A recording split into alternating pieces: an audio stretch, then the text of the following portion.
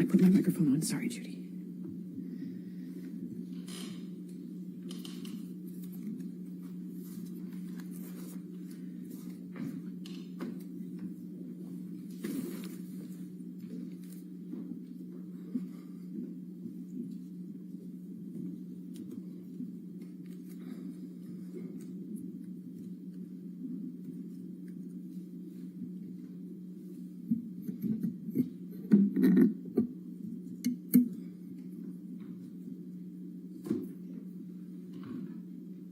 Are you ready for the jury? Yes. Okay, thank you. Appreciate it.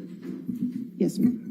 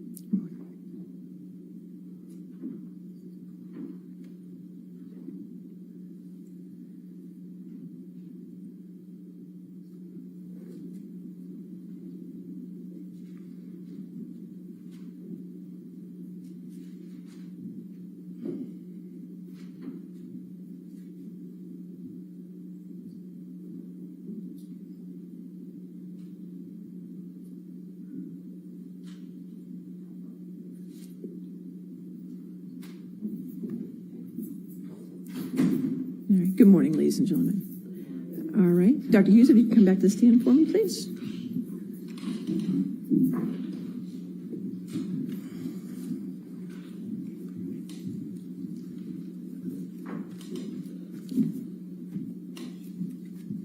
All right. Thank you. Good morning. Good morning. All right. Cross-examination. Thank you, Your Honor. Good morning, Dr. Hughes. I'm Wayne Dennis, and we haven't met before. No, good morning. Good morning. You testified yesterday that you have to give careful attention to gendered stereotypes. Correct? That is correct. When you're talking about intimate partner violence, you have to pay attention to gendered stereotypes. And during your testimony, you in fact paid attention to gendered stereotypes, correct?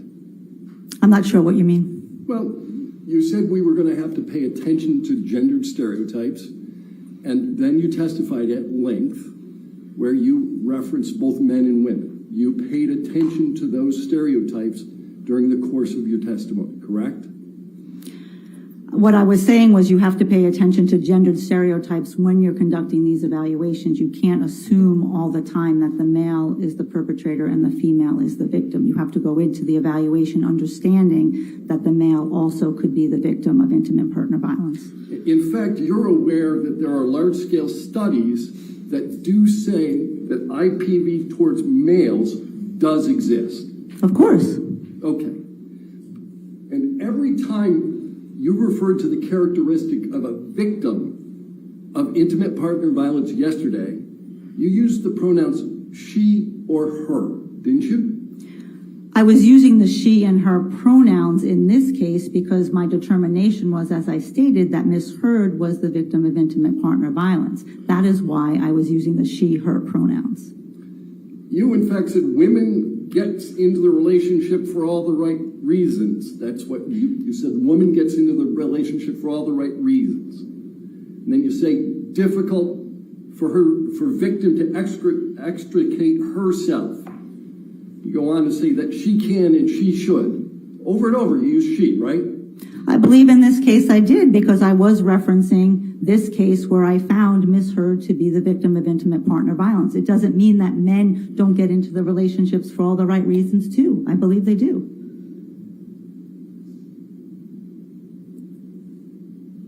Nearly every time you referenced the perpetrator of IPV, you used he or him, didn't you? And it goes back to the same reasoning as I'm describing my understanding and my evaluation in this matter. Of course, men can be perpetrators and victims of intimate partner violence. That's well established in the research, and that's well established in my clinical practice as well.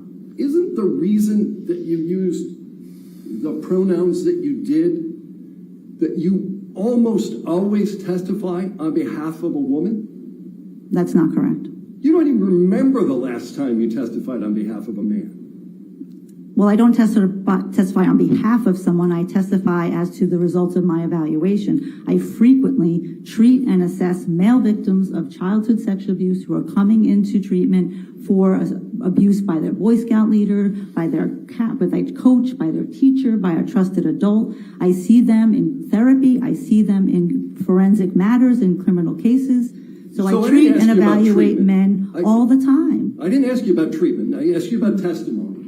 You broke out your practice between treatment and testimony. I'm not asking about treatment. When's the last time you testified on behalf of a man? I testified recently in a deposition on behalf of a man who was traumatized because he was wrongly convicted.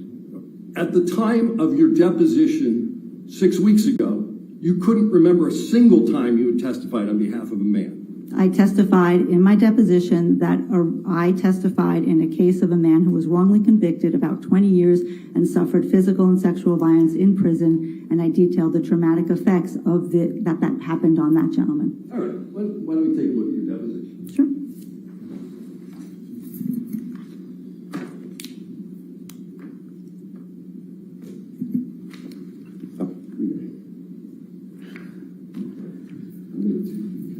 All right, thank you.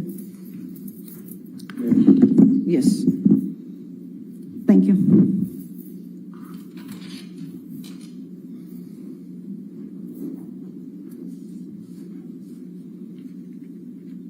All right.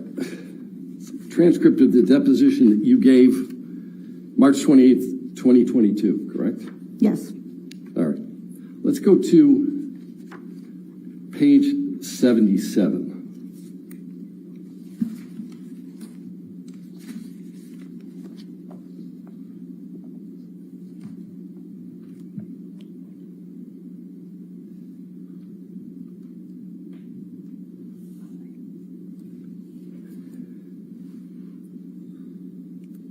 Let's look at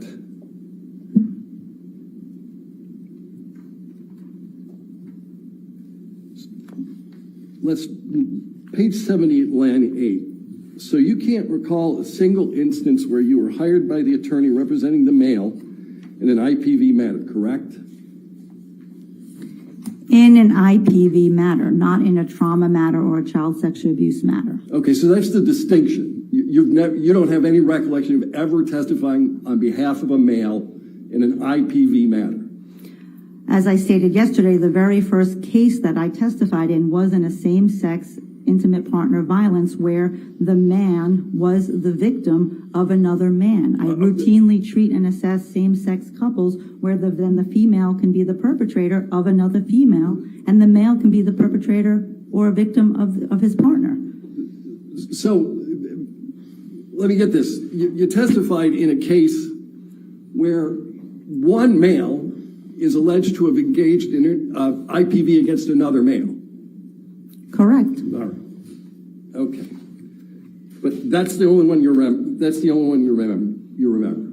No, I've done this frequently. As you well know, most cases don't go to trial. I've worked on hundreds and hundreds of cases. You've limited to testimony. Many cases don't come to trial, but I've issued reports and worked on many cases of same-sex intimate partner violence where men are the victims. But I did ask you about testimony, and I limited the question to testimony, and the only testimony that you remember is the same-sex couple, right? There were multiple same-sex couples, I believe, that I testified That you testified in court at trial. I believe so, yes. All right, but you didn't remember that in March. I did remember that in March. Okay. You're a professional witness, correct? That's not correct.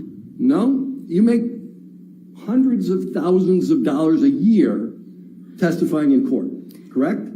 Not testifying in court. I conduct thorough, comprehensive psychological evaluations of individuals who are involved in a court case. The majority of those cases never show up in a courtroom. And half of my practice and half of my income is about my clinical work with people who are coming to me for therapy. I didn't ask you about the other half of your income. I'm asking you whether you made hundreds of thousands of dollars a year testifying as an expert witness in court. As you're phrasing that question, that's not correct. That would be the amount of income that I generate from my forensic practice. I testify perhaps maybe once or twice a year. Most of the work is done behind the scenes in evaluating individuals and issuing reports. But you'll agree with me that a big part of that practice is providing expert witness testimony. That's not correct. No? That's not a big part of your practice. If I testify twice a year, that's not a big part of my practice. All the other time is doing the work for the cases and evaluating the individuals and issuing reports.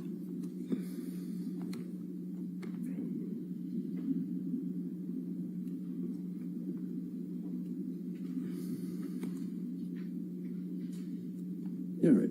What percentage of work do you devote to forensic psychology? As I stated yesterday, I say half and half clinical, half forensic, but I also have a substantial amount of time that I use in the professional activities and serving on professional boards. So what portion of your practice do you provide expert witness services? I think you're using the expert witness services synonymous with the forensic psychology part of the practice. So the forensic psychology practice, what I do here today is one part of it, and it's a smaller part as opposed to all of the evaluations and individuals that I'm assessing. Your practice is successful enough that you maintain your offices on Madison Avenue in New York, correctly? Correct. I've had that office since 2005. Right. And you're sufficiently successful at your forensic work that you're able to perform unpaid work at a hospital, correct? Correct, and I also do pro bono work as well. There. In fact, you actually instruct others on the use of expert testimony in court cases, correct? On the use and understanding trauma and violence abuse in the courtroom and how to, for advocates and people who could not have this level of training or experience, how to come into the courtroom and talk about very difficult issues of domestic violence, yes. All right, can we pull up PX 1241?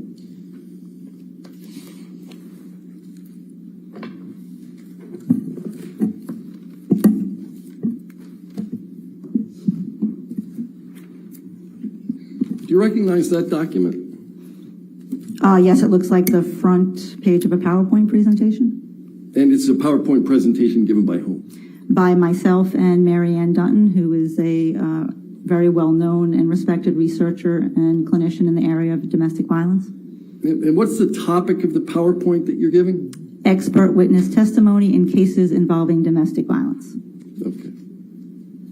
And who did you give this presentation to? That was to the National Clearinghouse for the Defense of Battered Women.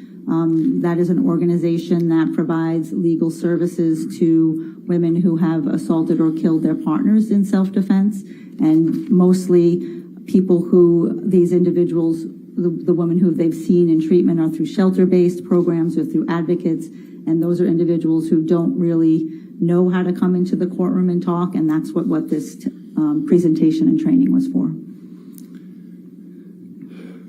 I'm going to move PX 1241 into evidence. Any objection? No. All right, 1241 in evidence. Do you want it published or? Yes, let's publish it to the jury. Thank you. Okay.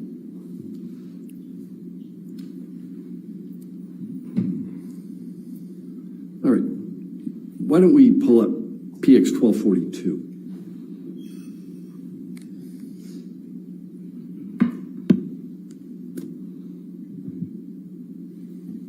Do you recognize this document? Yes, this also looks like a PowerPoint presentation that I gave.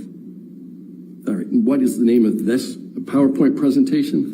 This is called The Use of Psychological Experts in Cases of Domestic Violence. It was presented to the Kings County Bar Association, which is in Brooklyn, And what this presentation talked about was some of the things that I talked to you all about yesterday, the myths and misconceptions in intimate partner violence, when women use force, what happens if they drop protective orders, how they present in court, and that's what this presentation was to attorneys at the Bar Association. Okay, but this is another presentation that you gave as to the use of psychological experts, and you gave it to a bar association. Right, they were prosecutors and defense attorneys in attendance at that Bar Association. At your deposition, you testified that you were going to be paid $100 an hour for your time in this case. I did not testify to that. You did not? That's an error in the transcript. Oh, that's not right. That's correct. So, and you corrected the transcript? We did not do an errata in the transcript at this point. So you knew there was an error in the transcript, but you didn't fix it? There were several errors in the transcript. But you didn't fix any of them? There was no time to fix them, that's correct. All right. So you're not being paid $100 an hour. How much are you getting paid? I'm being paid $500 an hour. $500 an hour. And that's what, and that's the bill you sent for your deposition, right? $500 an hour. Correct. Right. You submitted a number of disclosures in this case. You have not formed an opinion as to whether Mr. Depp committed intimate partner violence against Ms. Heard, correct? Correct. I formed the opinion that Ms. Heard's report of the intimate partner violence is consistent with what we know in the literature about intimate partner violence. You have a limited role here comparing individual data to group data and then just determining whether it's consistent, correct? I wouldn't say it's a limited role, but that's generally correct. You wouldn't use the word limited role? A limited role in terms of how we go about a forensic evaluation, you not know a limited role in this case. Do you remember whether you used limited role in your deposition? I don't. If you have it in front of me, you probably think I did, but sure. And you have no independent knowledge of the facts underlying the alleged abuse, correct? I have the knowledge of the plethora of documents that I've reviewed in this case. No, I'm asking you your independent firsthand knowledge. You have none of that, right? You mean whether I was there? Yeah, you weren't there. Of course not. Okay. And you're not testifying to the veracity, the truthfulness of any of the allegations.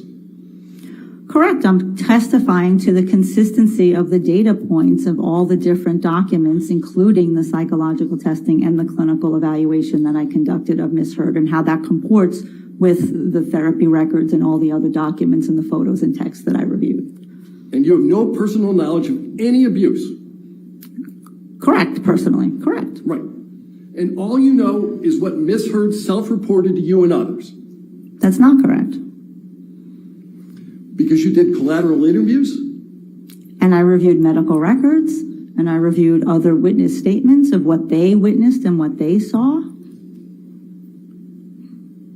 And all of those statements that you reviewed, those were statements that started with Ms. Heard, correct? Not necessarily. Well, the medical records did, didn't they?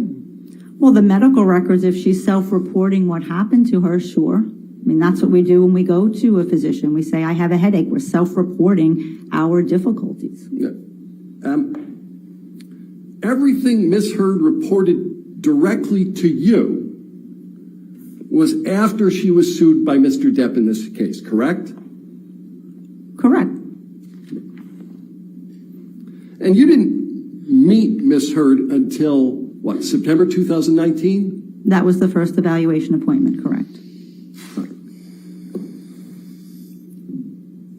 How'd you get engaged?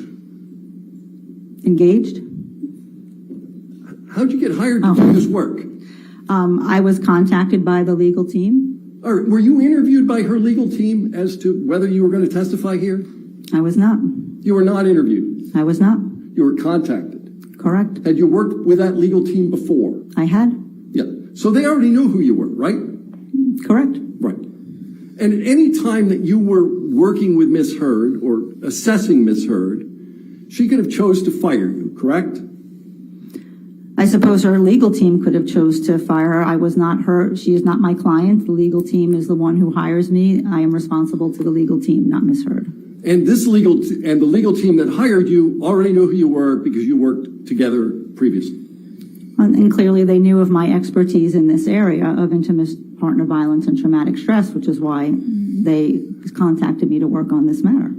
All right. Several times yesterday, you used language about assessing Ms. Heard's relationship with Mr. Depp. Do you remember talking about that? Sure. You can't assess a relationship without talking to both parties, can you? You certainly can get a lot of information from one party, absolutely. But and especially when it's buttressed by other documents, including 4 years of therapy records and couples therapy records, you can get a lot of information based on those documents and that contemporaneous reports of the relationship. Respectfully, I didn't ask whether you get a lot of information. I asked whether you can assess a relationship without talking to both parties. I believe you can. There are certainly limitations inherent in that, but you certainly can. You talked to Ms. Heard for, approximately 30 hours, right? Correct. How long have you spent with Mr. Depp?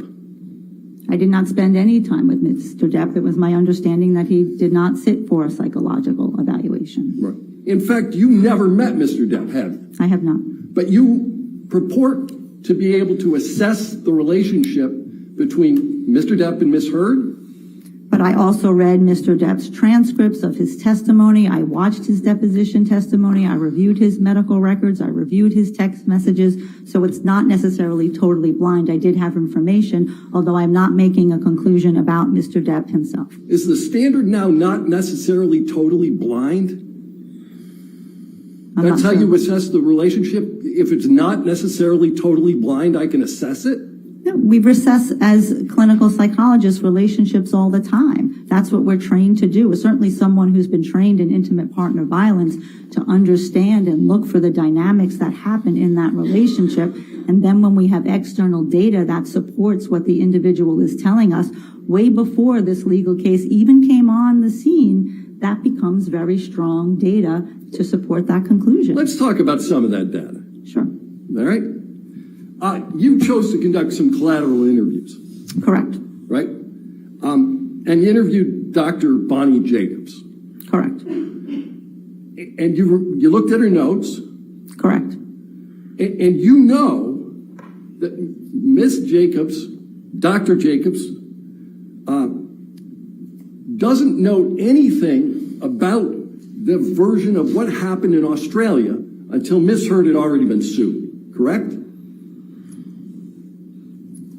I believe she was not in treatment with Dr. Jacobs at the time the Australia incident occurred. So that would be correct. She did reach out to Dr. Connell Cohen about Australia, who she was treating with at that time contemporaneously. All right, I'll ask you about Dr. Cohen. We'll get there. All right.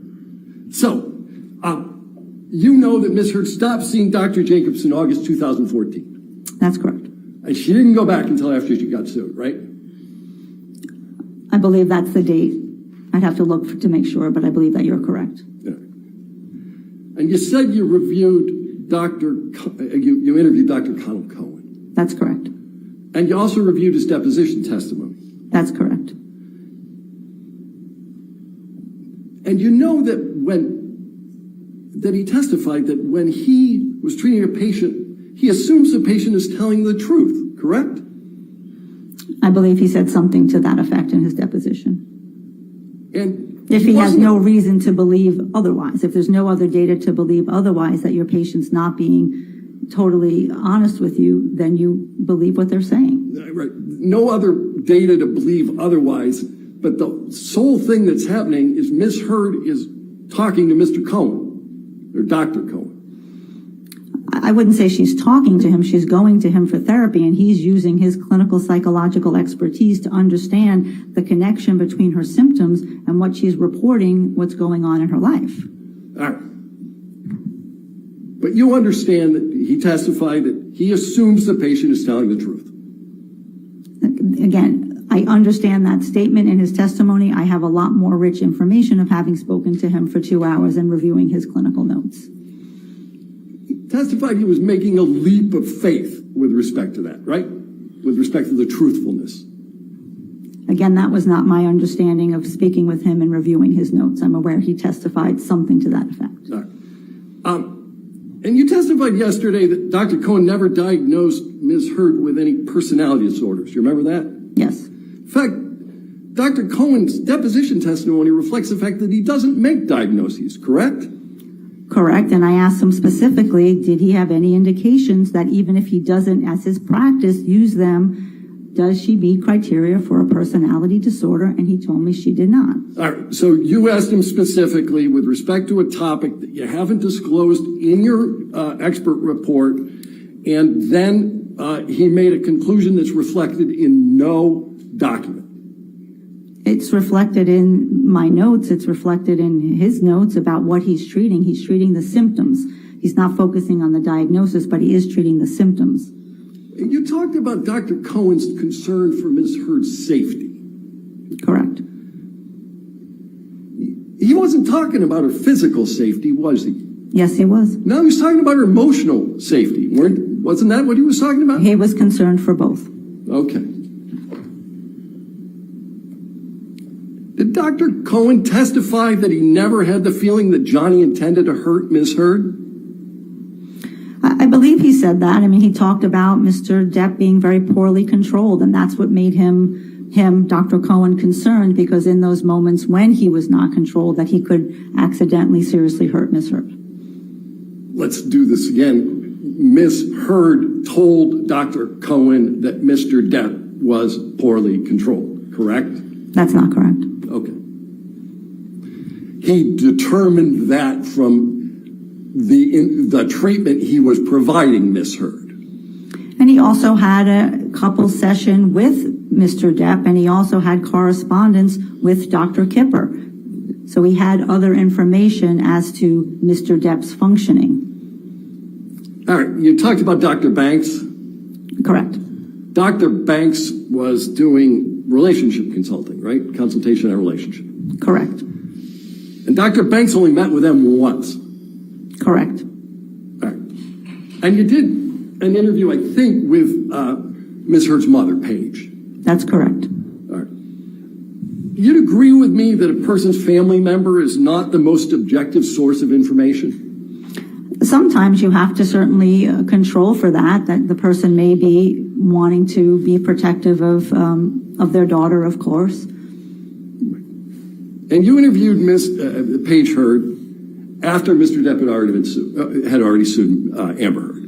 Right. The entirety of my work in this case happened, obviously, after the lawsuit. Did you review, in that context, any of Paige Heard's text messages with Mr. Depp? I'm not sure if I saw them with Mr. Depp. I do believe I saw some with Miss Heard.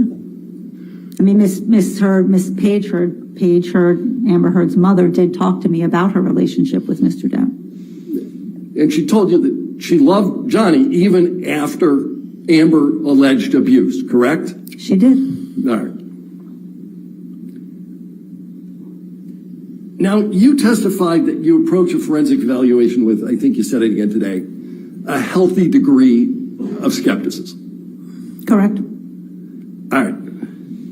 This skepticism didn't cause you to conduct interviews with, for instance, Laurel Anderson. Right, I did not speak to Dr. Laurel Anderson. And you chose not to speak to Dr. Laurel Anderson because you disagreed with Dr. Laurel Anderson? That's not correct. All right. What did Dr. Laurel Anderson do on behalf of Ms. Heard and Mr. Depp? She was a couples therapist that they sought. They had 4 couples sessions. As I stated yesterday, one of them in which Mr. Depp stormed out of. She did have a long, I guess, evaluation or interview with Mr. Depp individually and with Ms. Heard individually. And then she saw them intermittently after the May 21st, 2016 incident. and when they were filing for divorce. So you didn't interview Laurel Anderson, but you know what she did. How'd you figure that out? Because we had her redacted notes and her deposition. All right. And you understood from her deposition that Dr. Anderson didn't believe Ms. Heard to be a victim of spousal abuse? I believe those were her words, yes. And you also understood from her deposition that Mr. Depp had not had a very long history of being violent with any of his wife or women. That she said that as well. Yeah. But that's something about Ms. Heard significantly triggered him. She talked about that as well. And Dr. Anderson thought that Mr. Depp had been, her words, well controlled, I think for almost 20 or 30 years, correct? Up until this point, I believe she said. Right. I know that you testified that you reviewed medical records. Yes. All right. So, you know Ms. Heard had a personal nurse. Correct. Erin Filati. Correct. You didn't interview Ms. Filati either. I did not. You know she spent time with Ms. Heard on a regular basis during her relationship with Mr. Depp. Correct. I had her clinical notes that I reviewed. Right. And you reviewed her deposition testimony. Correct. Some of which the jury's heard, right? I believe so. Yeah. And you reviewed the nursing notes. Yes. So you know that Ms. Heard admitted to a history of eating disorders to Ms. Filati, correct? I know that's in the notes. That's nowhere else in any other record, so I'm not sure where that came from. But you relied on everybody else's notes. And there are some things that I disagreed with, like I disagree with Dr. Laurel Anderson about it being mutual abuse. Right. So the stuff you disagree with, you disregard, and the rest you keep, correct? That's not correct. But that's what you did. That's not correct. All right. You know that Ms. Filati saw Ms. Heard immediately after she returned from Australia. I'd have to look at the notes again to be sure, but I know she did see her when she came back from Australia. That's correct. Did Ms. Filati document any injuries to Ms. Heard in her notes? I did not see that in the record. Okay, so you looked at her notes, and there's no injury to Ms. Heard documented in her nurse's notes following her return from Australia? Correct. Okay. You talked about this concept, which you then defined, lethality. And you testified there are certain factors of their present relationship where a woman ends up murdered by her partner. Correct. And that's one of the ways you look as to whether a woman is in a very dangerous situation. Correct.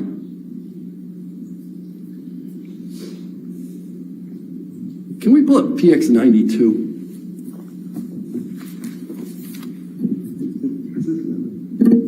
This is evidence. So It's an evidence. Published to the jury. Yeah, it will be published.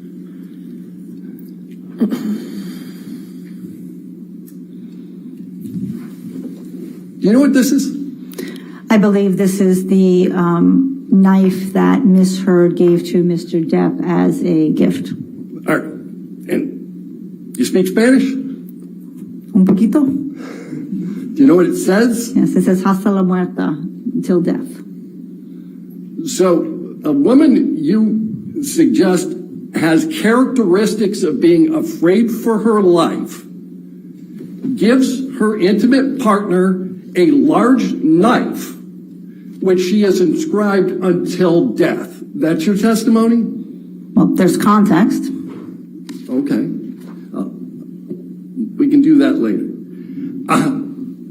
So we talked about, you talked a little bit about Mr. Depp purporting to demonstrate jealousy with Ms. Heard. Do you recall that? Yes, I do. And you specifically talked about Mr. Depp displaying jealousy regarding the actor James Franco. Correct. Yeah. Now, the very first time you met with Ms. Heard, she talked to you about Ms. Franco, Mr. Franco, James Franco, correct? I don't know if it was the first time, but I did ask about some other relationships. Okay, so why don't we do this? Let's go PX 1246. I just want to go to the first page.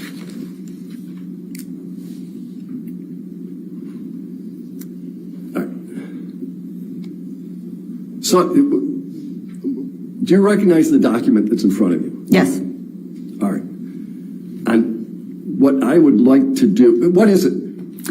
It's a top sheet of a background information questionnaire that I use to help guide the evaluation. Okay. So, now, this is, who filled it out? I filled it out. Whose form is it? My form. All right. I'm going to move just the first page into evidence because we're going to talk about other portions of it later. Could you back us so she can see the whole first page? Any objection? I would want the whole thing. Okay, I can't. All right, we will admit the whole thing into evidence. You want the whole thing in evidence? Sure. No objection whatsoever. All right, 1246 in evidence in full. Okay.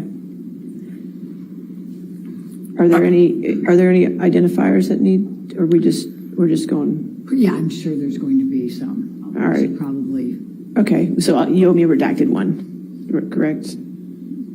Don't know what the nature of the redactions are going to be, but Okay, well, you can discuss We'll it. work with Okay, you on that, thank you. but I'm All right. positive there's identifiers on all right. 1246 has been moved into evidence. Can we blow up the bottom right-hand corner? All right, you want to publish to the jury? Yeah, let's publish it to the it. jury. I'm not comfortable posing to the jury if there's identifiers. I don't. Yeah, I'm happy to do it on a break to make sure that we. Well, we can, why don't you, I don't see anything on the first if page. you want to look at that, any objection to that? Is that the full page? I'm sorry. Well, that's what they're going to show. That's what we're going to show. Okay. All right, publish then. All right. All right. So this is the bottom corner. Your notes. And it's under the section of your notes that's entitled Intimate Relationships. Correct. Right. And one of the notes here on the right, it says JF, that's James Franco, right? Correct. Got close but really wanted to be with Johnny. Well, it says JF friends. They were friends. All right. Said friends, but you put him under intimate relationship. Well, there's a line there because I was asking specifically about other things that were allegations in this matter. There's a line there because you did not believe that they should go under intimate relationships, but it's on your form? She wasn't telling me that this was an intimate relationship. I queried as to what's going on with James Franco because that was something that was raised in this case. And there's a note for December 2015. When they became more friends, more friendly. Right. And that was a period of time in which Ms. Heard was married to Mr. Depp, correct? Correct. So she became close with Mr. Franco in December 2015, and at least you put it under intimate relationships. With a line differentiating another part of this document. Okay. Did you provide another header, like a header that says friends? No. No. Well, let's look at the next one. The next one says, I think it says Elon. Correct. It's Elon Musk, right? Correct. All right. May 2016. Correct. Met Ball. Correct. That's a big fancy party in New York, right? Yes, it is. All right. And she says she dated him after Johnny. Correct. She met Elon Musk in May 2016 when she filed a TRO. The last incident was May 21st. I believe it was May 26th, 27th. I'm correct? When did she start dating Elon Musk? Sometime after that. All right. Yeah, sometime after the TRO? I believe so, yes. Okay.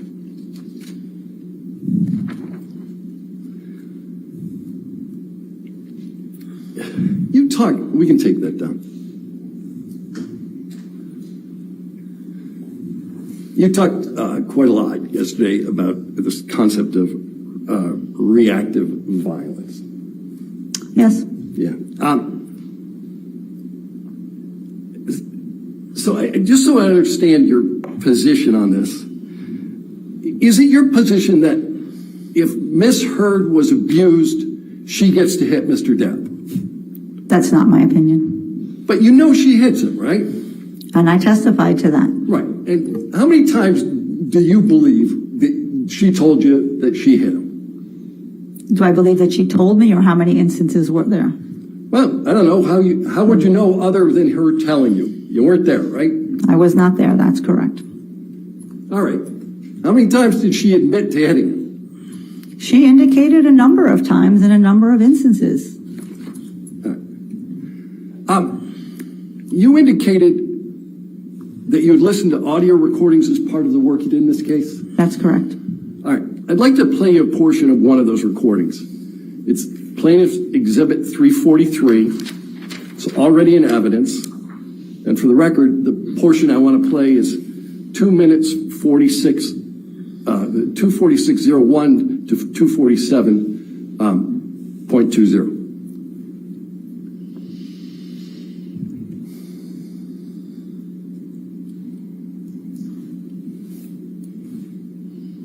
I said to Travis, I said to you, hey, tell Travis what just happened.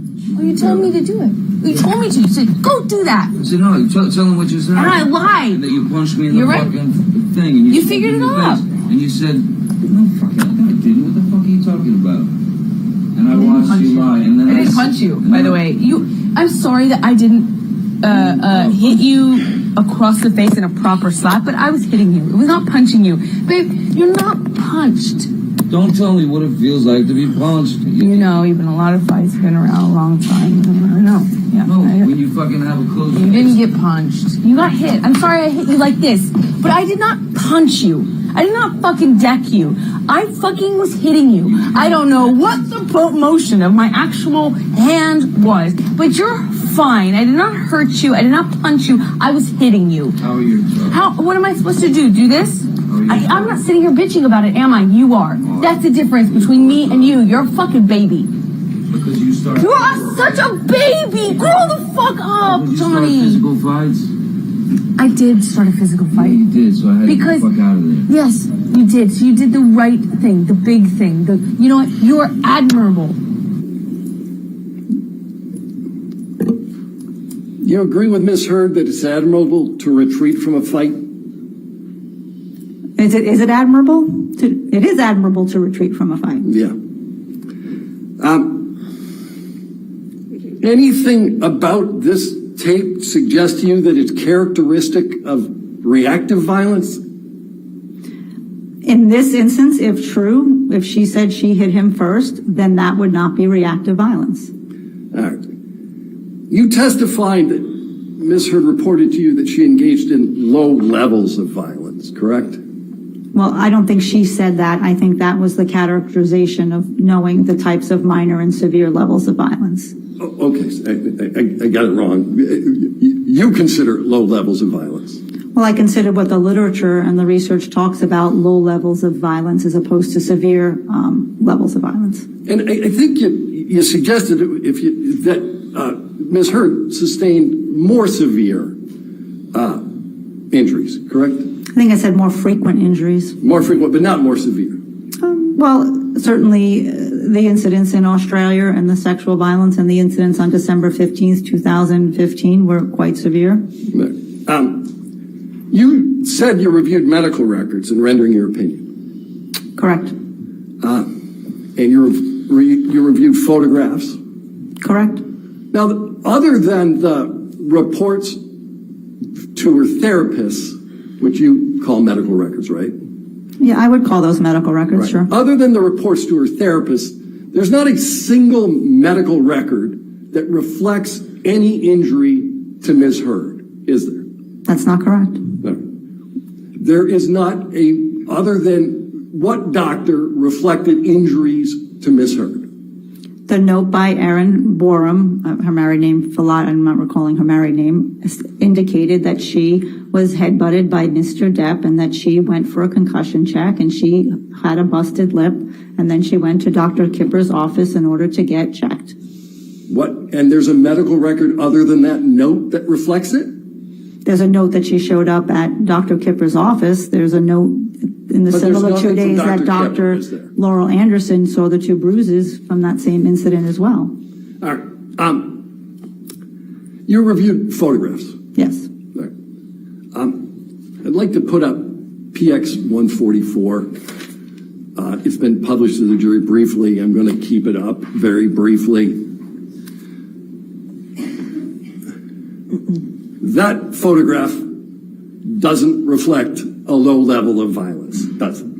Well, that reflects a severe injury, I would agree. Yeah. Why don't we go to PX 145?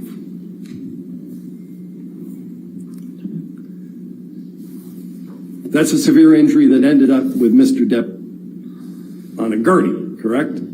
That is a severe injury, correct. Yeah. All right.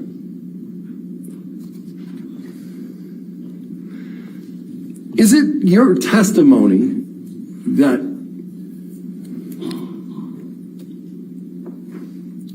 throwing a can of mineral spirits at your spouse is characteristic of reactive violence? If you are running away from your spouse who is trying to hurt you, yes. All right. So you can throw a can of mineral spirits. What about if you throw a can of Red Bull? Again, it depends on the incident I think that you're referring to. That was not necessarily reactive violence. That was in a state of frustration or anger. All right. So when you throw a can of Red Bull in a state of frustration or anger, that's not reactive violence. No. Right. What about if you throw a bottle of vodka because your husband fell off the wagon? Is that reactive violence? Are you asking me hypothetically? I'm asking you, would that be a characteristic of reactive violence? Throw a bottle of vodka because your husband fell off the wagon. If it's in the middle of an assault, perhaps. If it's independent of that, no. Right. So, for instance, if your husband was just having a couple of shots at the bar. Again, you would need more information and context to make that determination. All right. You don't think that's a reflection of reactive violence? And you'll agree with me that when you throw the second bottle, that's not reactive violence. If somebody's throwing multiple bottles, again, psychological violence and abuse is psychologically destabilizing, which destabilizes individuals' coping strategies. That is absolutely true. Lost what's true. Is it your testimony that once you've thrown one bottle and missed, when you throw the second one, now it's reactive violence? That's not what I'm saying. I don't think throwing bottles is acceptable in any context. All right.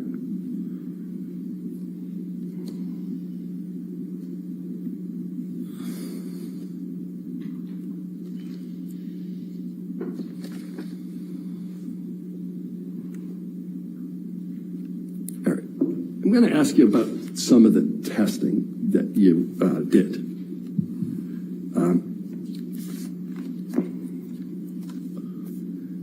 One of the things that you did was a form, looked like called a CTS-2 relationship behaviors form. The conflict tactics scale, correct. So CTS-2 stands for conflict tactics scale. That's correct. And this is one of the documents that you had with you on the stand yesterday. I had all my testing with me and all my clinical notes from my evaluation with Ms. Hurd. And you gave me a copy of it because you looked at it during your testimony. Because you asked me, so I gave it to you, yes. Right. All right. But you have a good recollection of what that test is about, the CTS-2 test. I have a very good memory and a very good recollection. I want to give the jury the most accurate and thorough information. After having done 12 tests with so many questions, I wanted to just be as accurate as possible. I'm sure my memory would miss some things that might be relevant. All right, so let's talk about the CTS-2. It's dated 9/26/2019. Correct. All right, 9/26/2019. And it goes through and it asks a whole series of questions about what you've done and what your partner has done. That's correct. There's tons of these questions. Correct. And every single one of those questions is preceded by the same question, right? How often did this happen in the past year? Correct. You knew that as of 9/26/2019, not a single one of the things that Ms. Heard identified happened to her in the last year.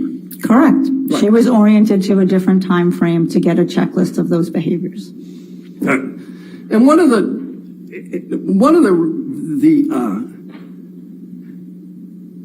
although it says, please, how often did this happen in the past year?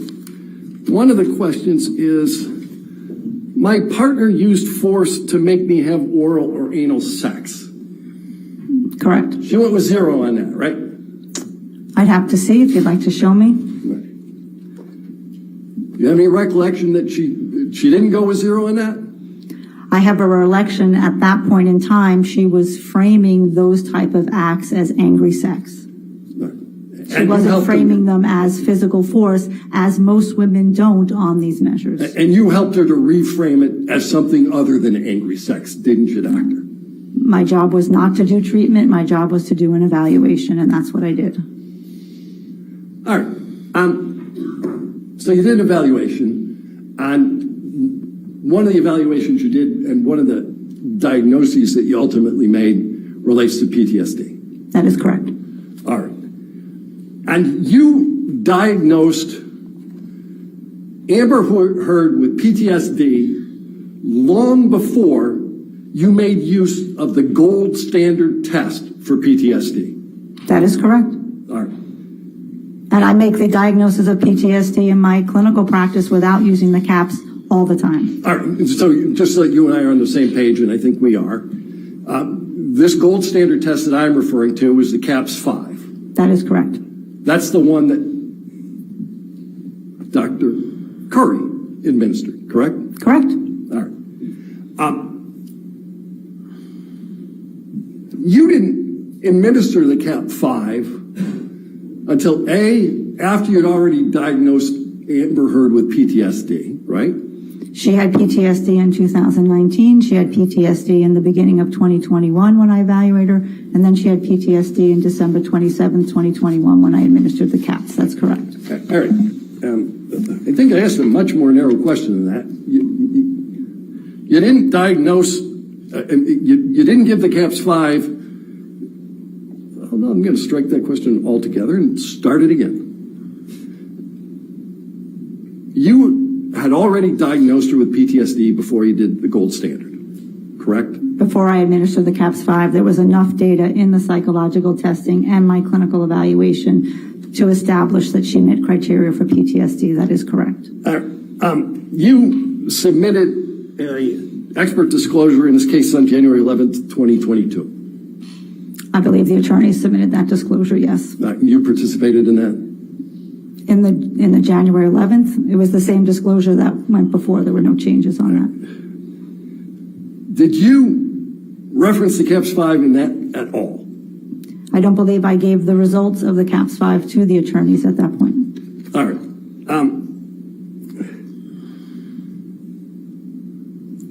You met with, I got dates here.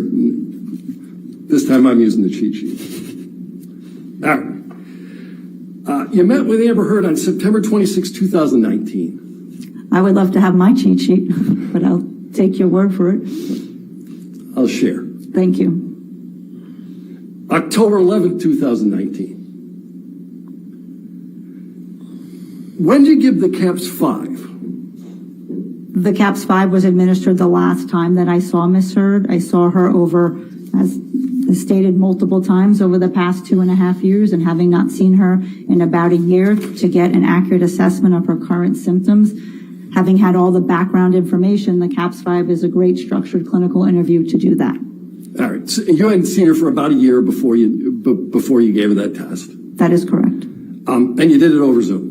That is correct. All right.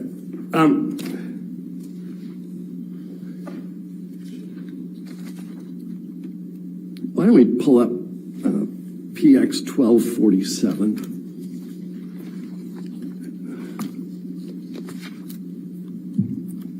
This may. I'm sorry, this is a new one, so we don't have it. I just need to know. I'll get you. Sure. It's just to the witness right now, so, okay, It would be nice to know how many pages. okay. Sure. You can, Dr. Hughes, you can actually help with that question. This is like more than 20 pages long. Right? It's about 20 pages. Right. All right. Let's get a copy of it.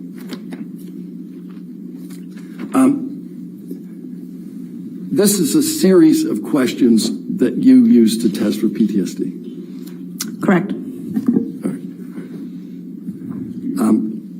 And you recognize the first page. This is the first page that you filled out. That's your handwriting. That's correct.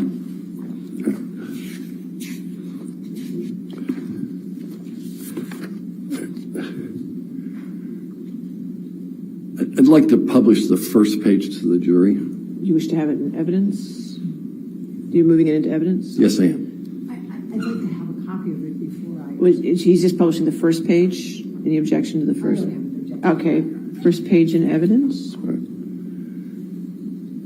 I think there are, in the future, they should, at a minimum, give us a copy of whatever they're putting in. I don't have the ability. Could you put your microphone on? I'm just having, I don't have the ability to scroll down, so I can't see the rest of this. And it's a brand new I'm exhibit. sure they'll get you a copy of it. Thank you. That's fine.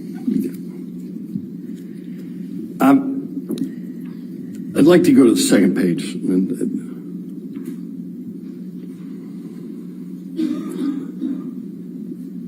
Can we put up the second page? Are you putting the second page into evidence? Not yet.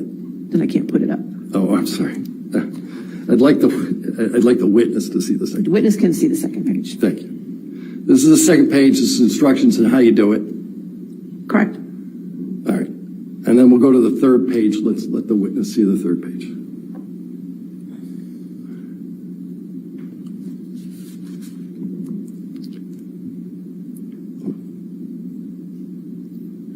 Now, this is entitled scoring. Correct.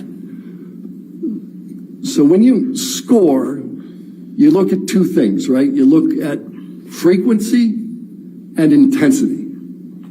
Correct. All right. Those are the two factors you use to score. Correct. All right. Can we go to the fourth page of this document and just show it to the witness? All right. So, Dr. Hughes, this is the first page of the CAPS B where, other than the identifying information, where there's any input into the document, correct? The CAPS 5, you said the CAPS B? Yeah, I misspoke. Okay. Yes. This is the criterion A, which means that in order to, as I said yesterday, to obtain a diagnosis of PTSD, you have to have sustained a very specific traumatic event. That's the first key to get through the door. All right. So,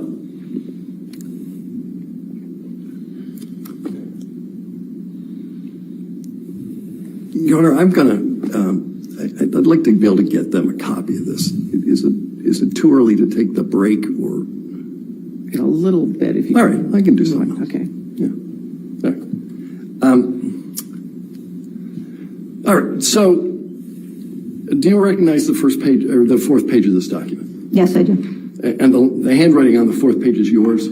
It's all my handwriting. All right. The entirety of it is yours. I'm going to move this document into evidence along with the first page. And that one is what number? think it is You're still on 1247. 1247. Okay, so you want to move the entirety of 1247 in. Yes. Do you have a copy of 1247? It's Exhibit 1247. I don't have the whole page in front of me. Well, I mean, do you have plaintiff's exhibits 1247?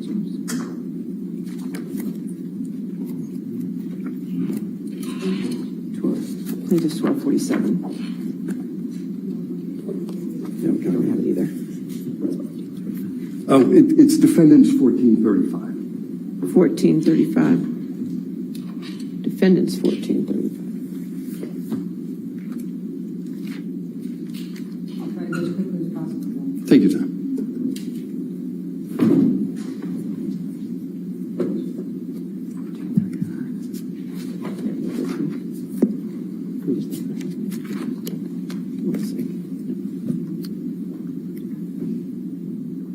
Did you want to take a look at the court's copy? Would that be easier for you? It's 59 pages. What is he moving in? I mean, I don't think. I think he's moving are you moving the entire document in? Yeah, I'm going to move the entire document in evidence.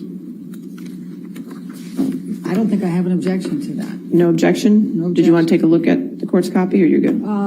Yeah, I would. Thank you. My apologies. That's fine. Thank you, Jamie.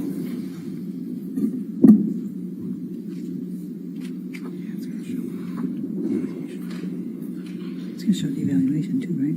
No objection, Your Honor. All right, so even though I pulled it from defendants 1435, we want to make this 1247 plaintiffs, correct? Yes, Your Honor. Thank you. Okay. Does Your Honor want to I back up? kind of need it. All right. Thank you. We'll just change the number on it.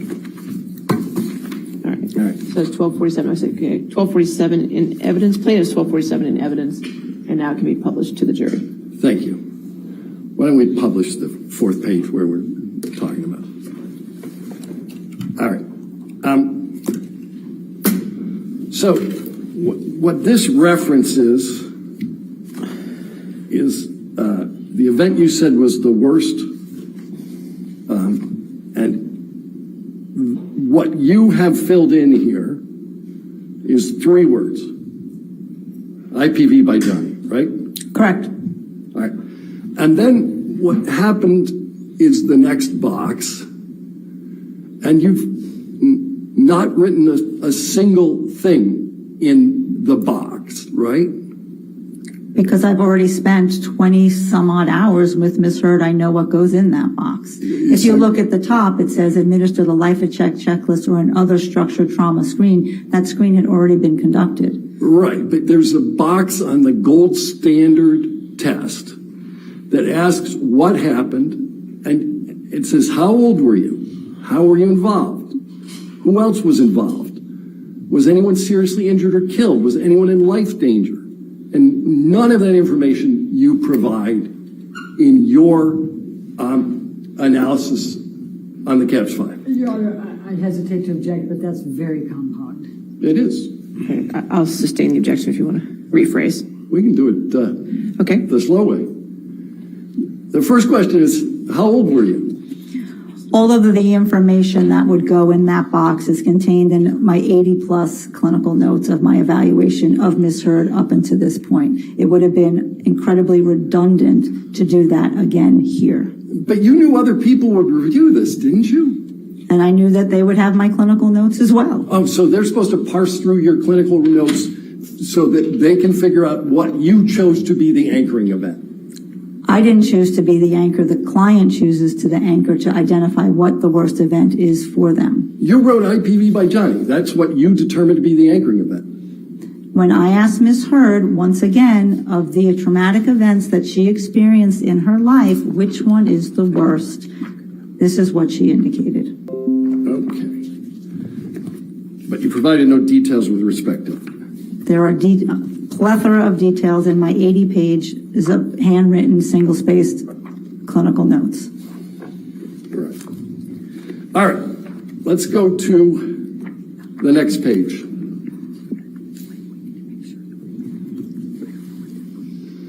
All right.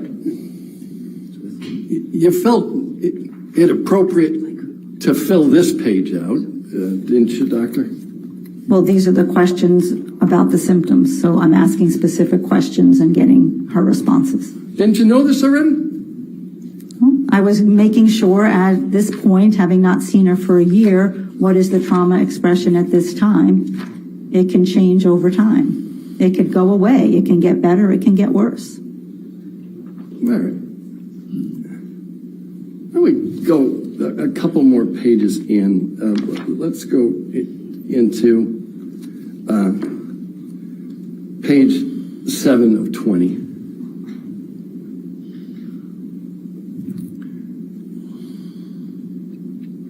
Now, there are a couple of boxes that you filled in on this.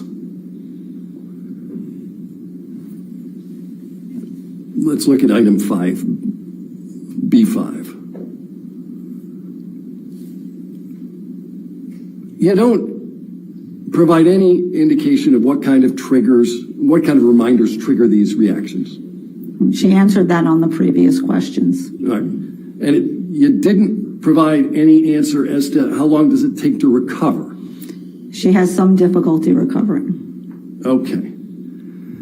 And then there's this question that says, how often has this happened in the past month? Number of times. Correct. And we talked about how these things are scored, and we looked at, you got to look at frequency and intensity, right? Correct. And you left the frequency box blank. Well, no, if she said several times a month, then that's what the frequency is. And you didn't fill that frequency box in at all. Because she told me it was frequently several times a month, which is one of the anchors encoding the CAPS. All right, let's look at the next one. The very next box. Again, this is scored by frequency and intensity. How often in the past month? Correct. Blank. Pardon? How often in the past month? You left that one blank again, right? She tells me it happens at least twice a week, so certainly I could multiply 2 times 4 and put in 8. And you certainly could have written the number 2. But it wasn't 2, if it's happening 2 times a week. All right, so 2 times a week towards times the number of months. Now you got 2 digits instead of 1, right? That's all it took to write that down. This is in a 1 month period, so it would have been a 4-week period. How often in the past month? That's what it says. Correct. You said chose months. not to answer that question. Let's look at the next page. Again, scoring is frequency and intensity. How often in the past month? Again, you left it blank. If you look on the right-hand box, that is where we are indicating the frequency and the severity. If you can see where I circled moderate, it's happening more than twice a month. That's where I am indicating the frequency of the symptom expression. Okay. But aren't you skipping a step? You're supposed to do intensity and frequency. And when somebody says it's happening more than twice a month, that is a frequency indicator. All right. Let's go to the next box. Again, we have, in the past month, how many of the important parts of event have you difficulty remembering? Number of important aspects. Didn't fill it out. Well, I listed 2 specific incidents of where she indicates she has important aspects that are missing. But all you had to do was put a number in here. You knew how to score this thing. Well, this measure actually doesn't get scored by the frequency. All right, you know something, you're right. Let's look at the next one. I know.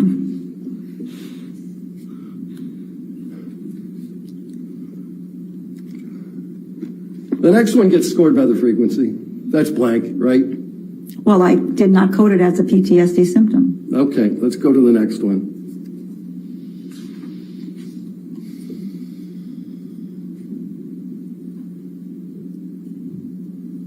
How much of the time in the past month have you felt that way as a percentage? Okay. So as you can see, I circled 20 to 30% of the time. Right. It's just as I'm putting it on the right side in the box where I'm coding the instrument. We're going to talk about the right side in a minute. You took issue with the way that Dr. Curry did this test, didn't you? Correct. Right. But your test, in every instance where you're asked the number of times and to fill in the blank, you leave it blank. They're on the right side of the document. All right. You want to talk about the right side of the document? Let's do that.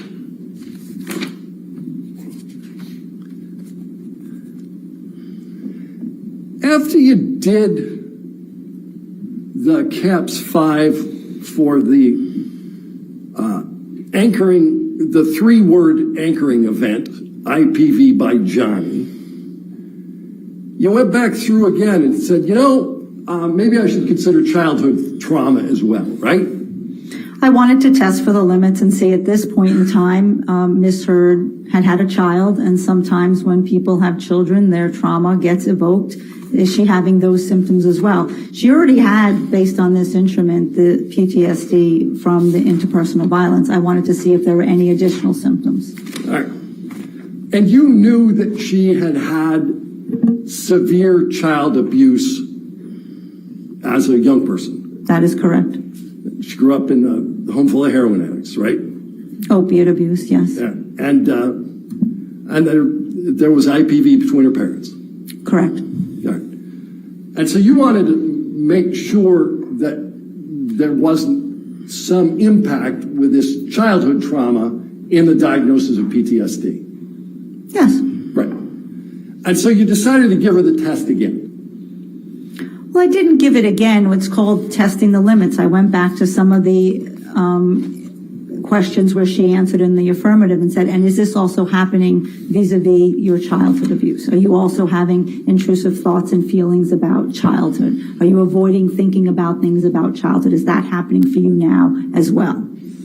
All right. So there are a series of notations on the right-hand side. Let's go to page 5 of 20 in the test. All right.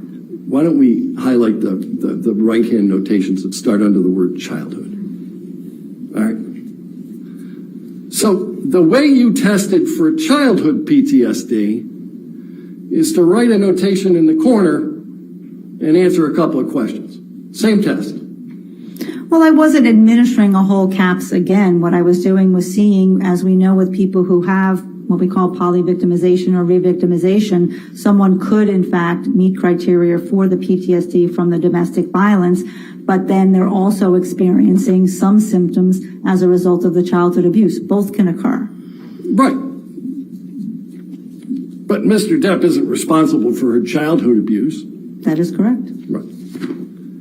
And the way you tested this childhood abuse PTSD is you made notations on the in the right-hand column of a form that you partially filled out for the IPV by Johnny, right? Well, I disagree with the partially filled out. The frequency was clearly filled out in the box where we score the CAPS. But yes, I did write about the childhood to the right of that box. Okay.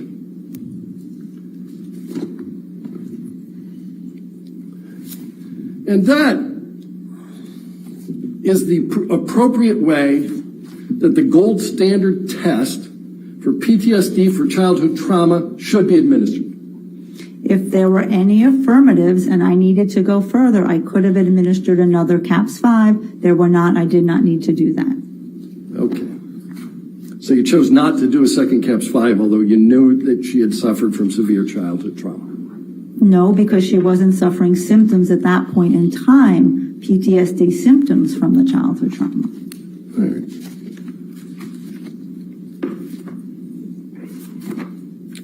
Mr. Dennison, are you moving to a different topic now? Okay, all right, this might be a great time to take our morning break then. All right, ladies and gentlemen, we'll take our 15-minute break. Please do not discuss this case with anybody. Don't do any outside research, okay? Thank you.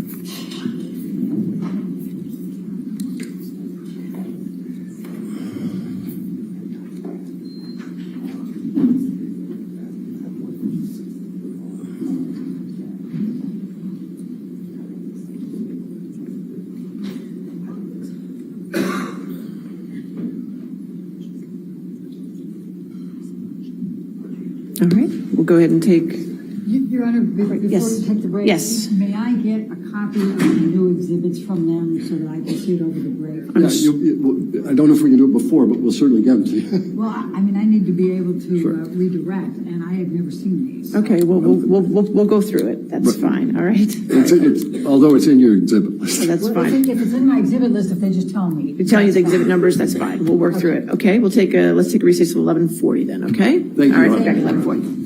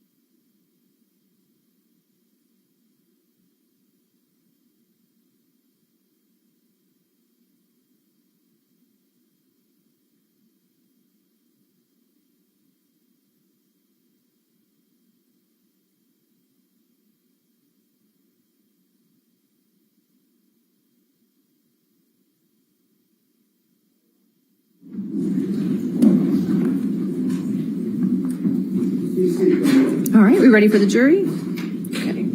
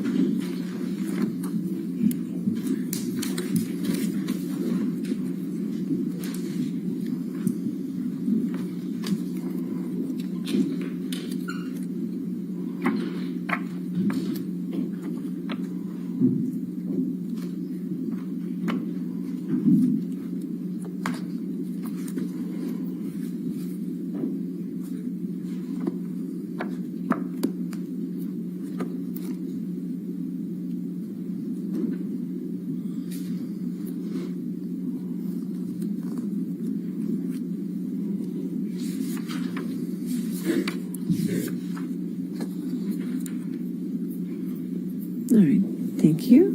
To be seated. Next question.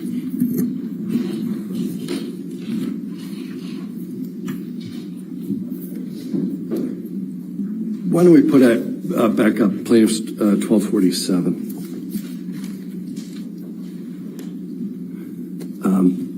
Again, this is the CAPS 5.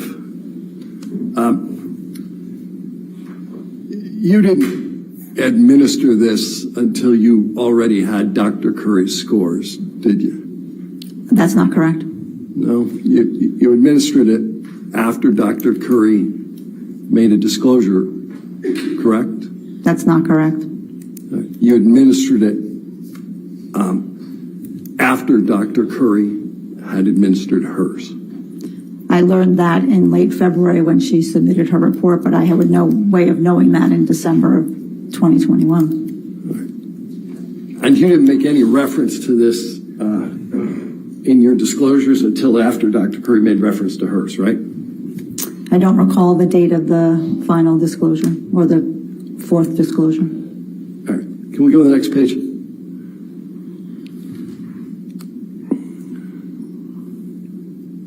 Let's go to the top of the page, we'll blow that up.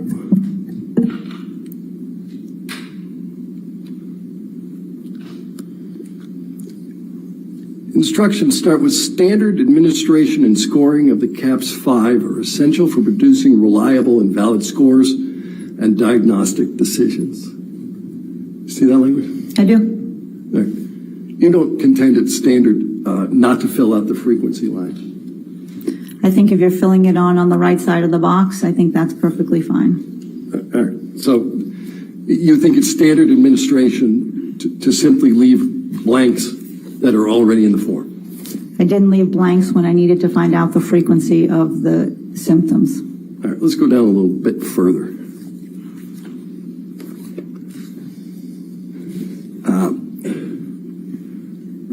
Let's go to administration.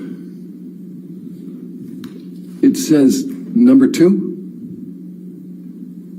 read prompts verbatim, one at a time, and in the order presented, and then has a variety of exceptions. With respect to the childhood trauma notations you made in the margin of the CAPS 5, you didn't read the prompts verbatim, did you? I read the first prompt. If there was a yes, then I would have made a decision, do I need to administer a whole nother CAPS? Right. And you ultimately didn't do that. You just simply wrote the margin of the last one. Because she wasn't endorsing those symptoms. Okay. You talked about endorsement of symptoms. Ultimately, what you're looking for with respect to PTSD is functional deficiencies. It's one of the things you look for, right? Well, with any DSM diagnosis, you're looking for what are the functional impairments as a result of the symptoms that the individual is experiencing. Okay. So, in fact, if you go to all the way to the end of the form, one of the things that we deal with is impairment in occupational functioning, right? Correct. All right.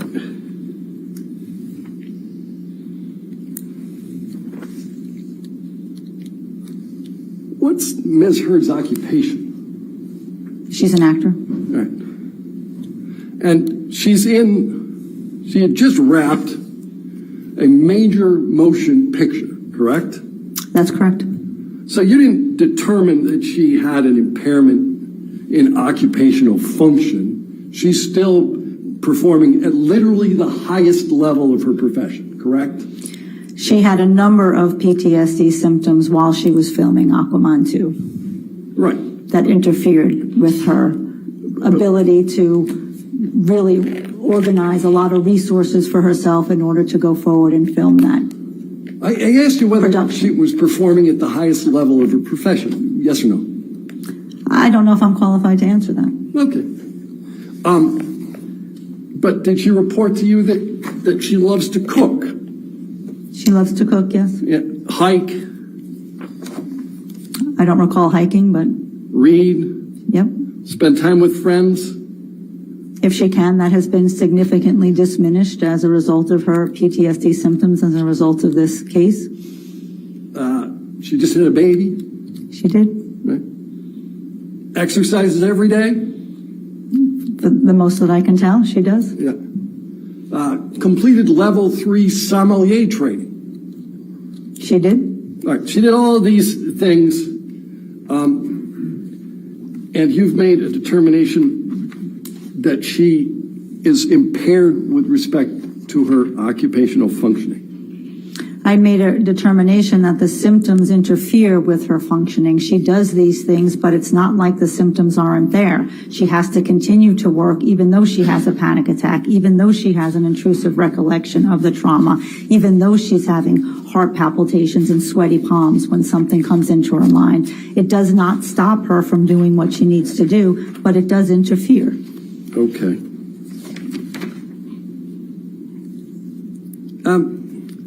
So I'm going to ask you about another test that you administered, and that one's called the PAI. Do you know that one? Yes, I do. That's the personality assessment inventory. That's correct.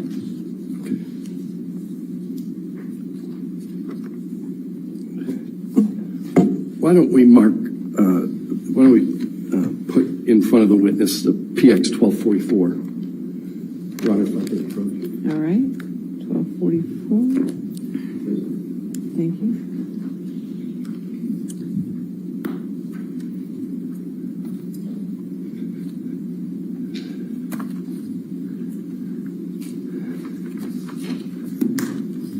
All right.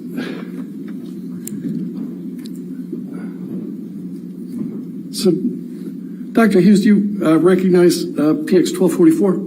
Yes, And it's a list of critical item endorsements, correct. and that's derived from the PAI? Correct. And this is the PAI that you gave 9/26/2019. I don't have the cover sheet in front of me, so Why don't we scroll down to the bottom, Tom?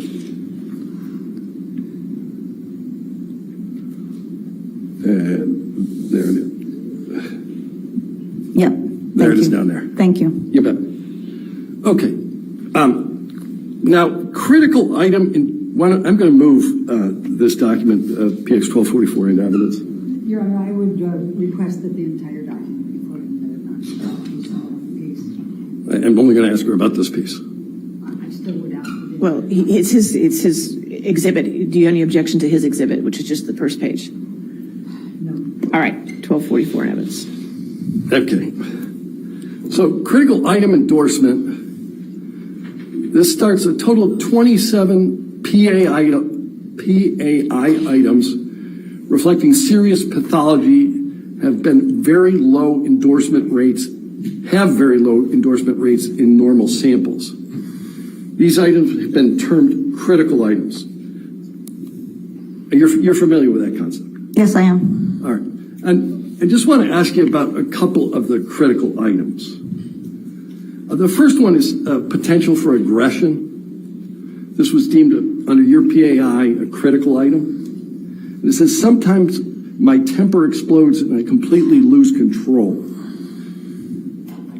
how did that potential for aggression bear on your analysis?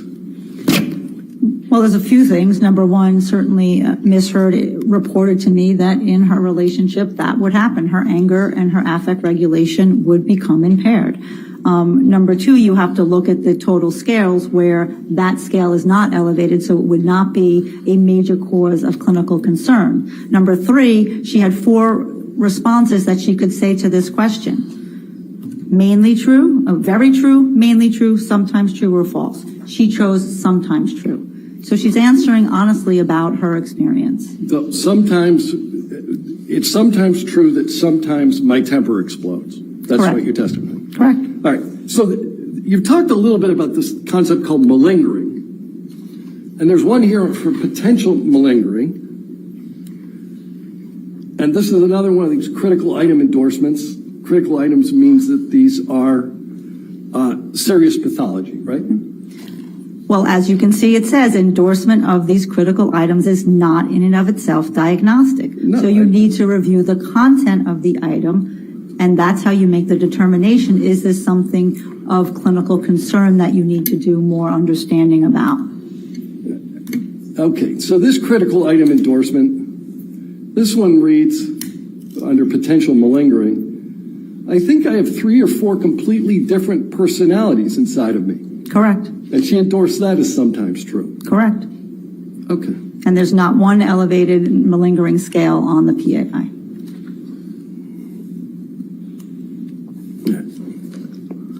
Let me ask you about another document.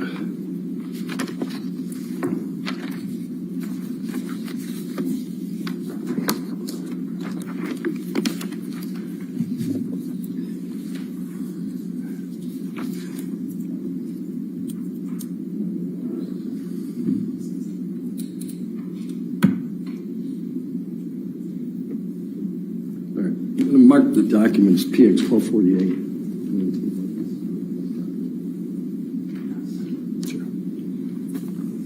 1248. 1248. All right, yes, sir. Okay.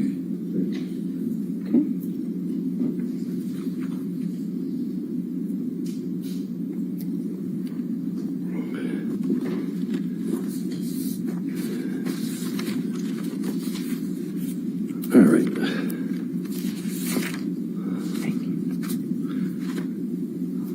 Can you put up PX 1248 just for the witness? Dr. Hughes, do you recognize this? Yes. All right. And these are critical items that were deduced on the TSI-2 critical items list. Correct. And what's a 0 mean? Means that she scored a 0 on that item. She said it's not something that's relevant for her at the time frame that the test was administered. And these are all self-reports, right? Correct. And so she scored a 0 on doing something violent because you were so upset. Correct. See that language? You knew Ms. Heard to do violent things when she's upset.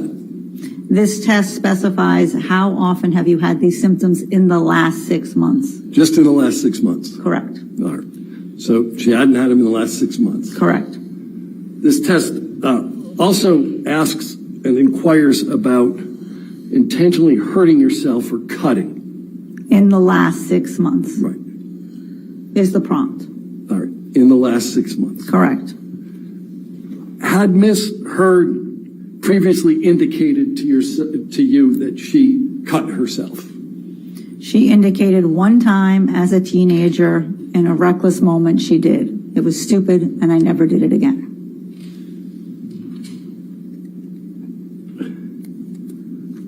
All right.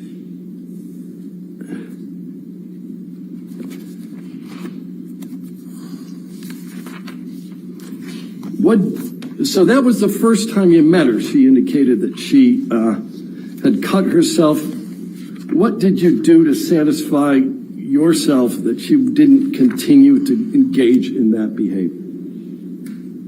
As with most things, I asked about the frequency of the behavior and had it ever occurred again. Had she ever engaged in suicidal behavior or suicidal gestures? That's part of that screen. Where did Ms. Heard cut herself? I'd have to look at my notes to be sure. All right. Why don't we do that? That's in your intake note, correct? I don't recall. Why don't we go to PX 938?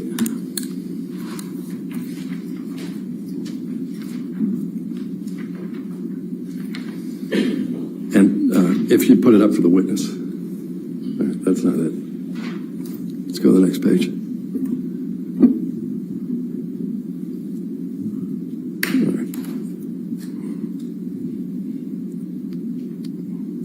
There we go. All right. PX 938, we're on the third page. This background information sheet has already been admitted into evidence. And there's a discussion here we talked about earlier about intimate relationships. I'm sorry, the question? Yeah, let's go back to the first page.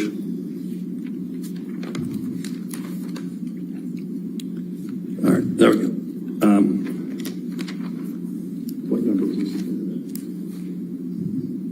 This is in at 1246. So this page anyway, I'll ask that it be published to the jury. I think it already was, Your Honor. They did it again. All right, we're going to do it again. What, you said 1246? 1246. All right. Okay, it's in evidence. There's supposed to be redactions though, but, okay. All right, that's in 1246. All right. So why don't we blow up the intimate relationships section? There's intimate relationships here relative to a variety of people, including a person called Tasha. Who's she? She was Miss Heard's wife. Okay. And that relationship preceded her relationship with Mr. Depp? That's correct. Did you say on direct that you saw no previous inter-partner violence? Just yes or no? I don't believe I did. You don't believe that you saw inter-partner violence, or you didn't say it on direct? I don't believe I said that yesterday. Okay.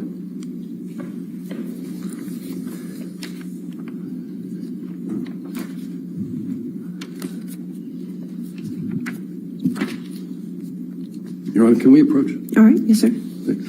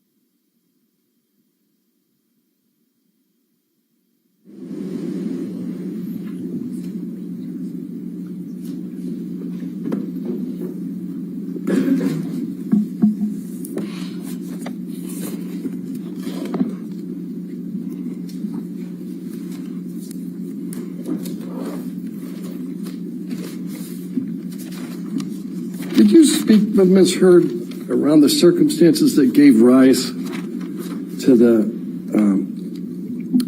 TRO? With, on May 21st? Yes. Thank you. Yes, I did. Okay. Did Ms. Heard ever tell you that James Franco spent the night with her at the ECB between May 21 and May 27? I recall, I mean, again, it would be helpful to have my notes so I can tell you exactly what, but I do recall that she did see him at some point. I do not know if he spent the night. Do you know if Elon Musk spent the night during that period? I don't know. All right.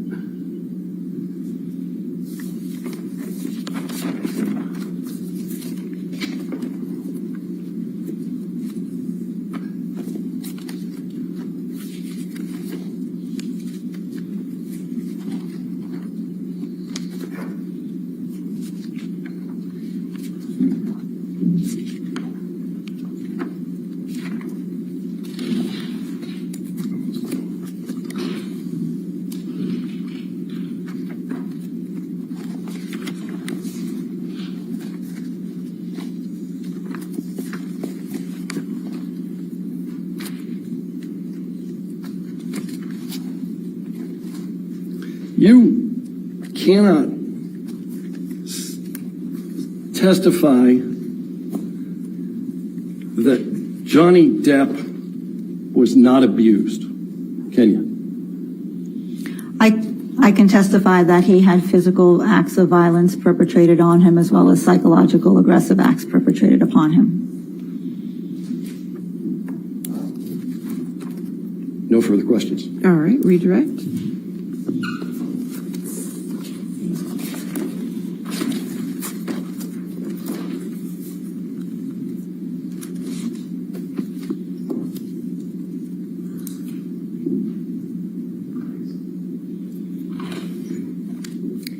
Dr. Hughes, you were asked about some presentations. I think plaintiff's 1241 was the first one. If we can bring that up.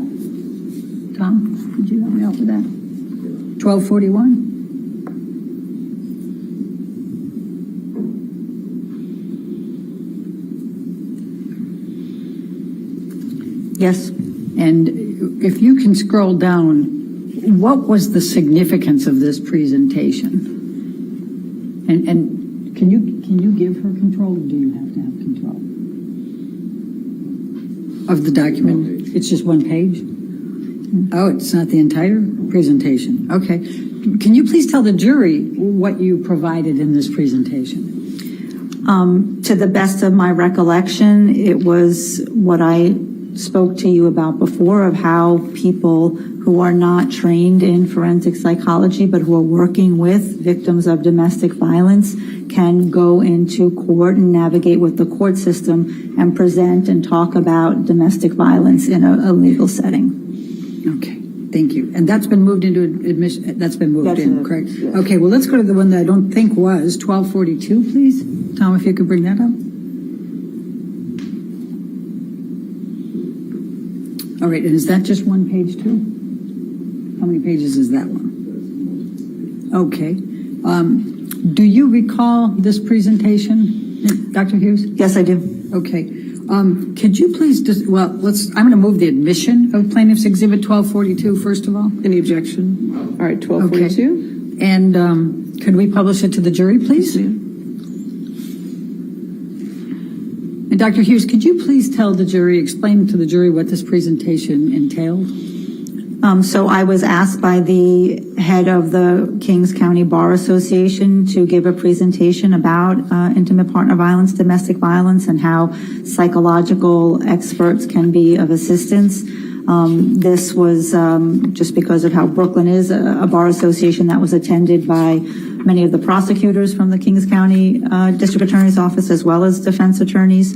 And as I stated before, this presentation was about how to really understand cases of domestic violence, how to understand what if she drops the restraining order, what if she doesn't call the police, what are the myths and misconceptions about intimate partner violence. And when she uses force, what does that mean? How do we understand that? How do we evaluate for that?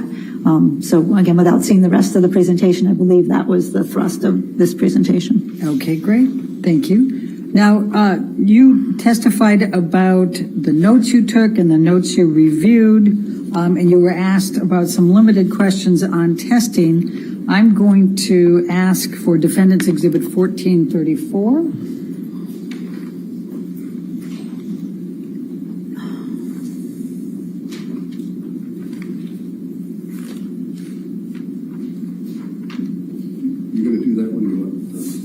No. Okay.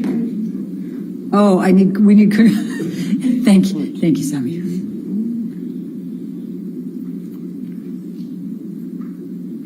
So you were doing a fine job, Tom. I didn't mean to take it away from you. Thank you, Michelle. Dr. Hughes, is this your CV? Yes, it is. All right, I'm going to move the admission of Defendants 1434.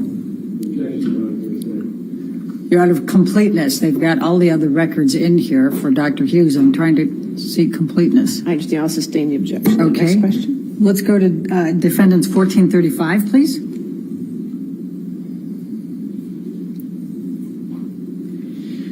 Now, Dr. Hughes, you've testified about the different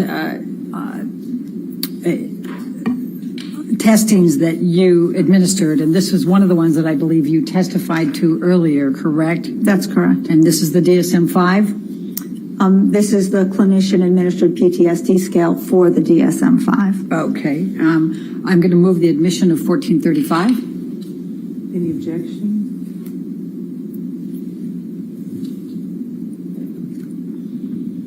We object, Your Honor, because it has a lot of other documents in it, not just the CAPS-5. It's not the CAPS-5, it's the DSM-5. But she administered all these tests, Your Honor, and they can, for completeness of record, they can't put in partials and then not have the rest of it. There was no objection to when they put theirs in. Now they're objecting to you putting. I would say rule of completeness, Your Honor, Virginia Rule 2:106, that they can't just put a partial in and then not have the completeness of the testing in the documents. Well, they put their test in. Now you want to put more tests in, correct? Correct. But that's not a completeness argument then. That's just a different test. Well, but what's the objection, though, that there's... Okay, all right, I'll sustain the objection. Next one. All right, well, then we'll go for the other ones. You did the TSI. Before we go on to the others, let's talk about, could you please tell the jury what you administered in this DSM-5 and why this is significant? Sustain. Can you tell us why the DSM-5 is significant that you administered? So the DSM-5 is the Diagnostic and Statistical Manual for Psychiatric Disorders. It's published by the American Psychiatric Association. That's where it has all the criteria and all the information for our major mental disorders like major depressive disorder or panic disorder or PTSD. What the CAPS is, the clinician administered PTSD scale, is it follows all of that criteria that's in the DSM-5 so that you can make a very accurate diagnosis. And what, if any, diagnosis did you make as a result of this DSM-5? Right. So not only on this, I mean, this instrument can stand alone where she meets PTSD criteria just by virtue of this instrument, pardon me, but also the other testing that I gave where she had elevated scales on PTSD measures which correspond with the DSM-5 symptoms of PTSD. So there are multiple measures that are consistent across time that she meets criteria for PTSD. Thank you, Dr. Hughes. Now, you were also given 1 page of the scoring on the TSI-2 and 1 page with respect to the PAI. Do you recall seeing that? It wasn't the scoring, they were the critical items on those respective tests. Okay, well, I'm going to ask to bring up Defendant's Exhibit 1858.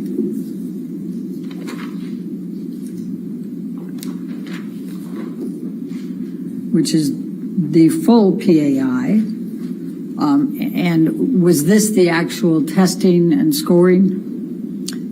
Yes, this is the profile, the scores that are generated from the 344 questions that Ms. Hurd answered on this test. And what were the results? What did you determine based on the testing of this PAI? Well, that the results were valid and reportable. There was no evidence of exaggeration or malingering on this test, and there were significant symptoms that correspond with traumatic stress and post-traumatic stress disorder symptomatology. And I believe you said again that there was no elevated scores. Can you explain to the jury what you meant by that? Objection leading. Overruled.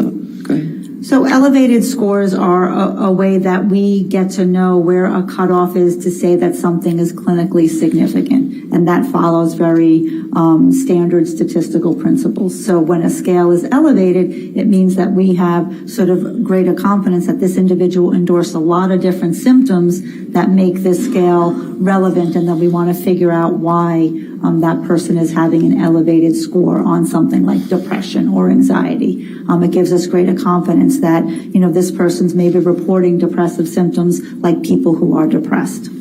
Okay. And what would constitute an elevated score? Well, on different tests, it's different things. Certainly on the PAI, it doesn't follow linear T-scores. It's a little different statistically, so you have to look at it differently. But certainly, it's usually about a T-score of a 65, and on some it's a T-score of a 70, which is a T-score is a normative curve, is a way of allowing us to compare people's scores, comparing your scores to the normative group of scores. And would it be at all helpful to have the entire test as opposed to a one piece of paper or one page? Well, certainly you cannot tell the entirety of how the symptoms that Ms. Hurd endorsed and the scales were elevated just by the critical items. All right, I'm going to move the admission of Defendant's Exhibit 1858. Objection, hearsay. And this is the completeness, Your Honor. I'll sustain the objection. Next question. Let's bring up 1859.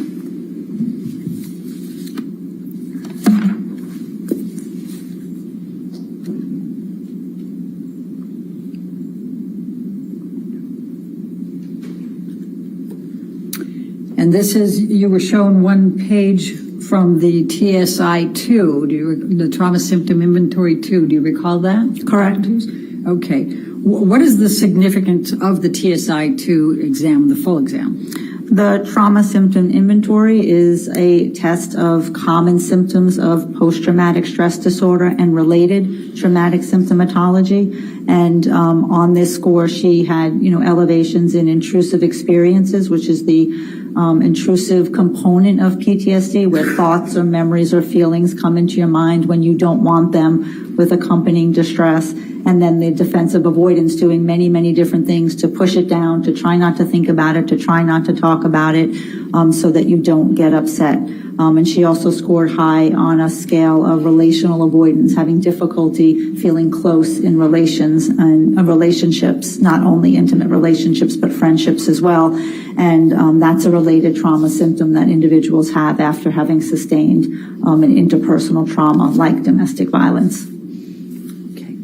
And would it be helpful to have the full exam as opposed to one page out of it? As with anything, seeing an entire profile gives one more information. Your Honor, I move the admission of Defendant's Exhibit 15 for 1859. Objection, hearsay. And I would argue the complete. If we could approach for this.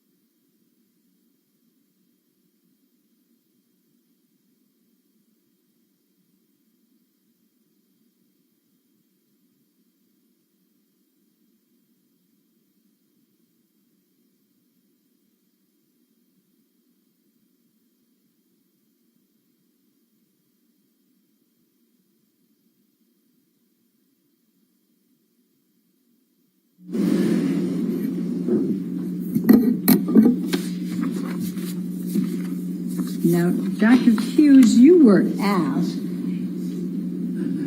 shown a couple of finger pictures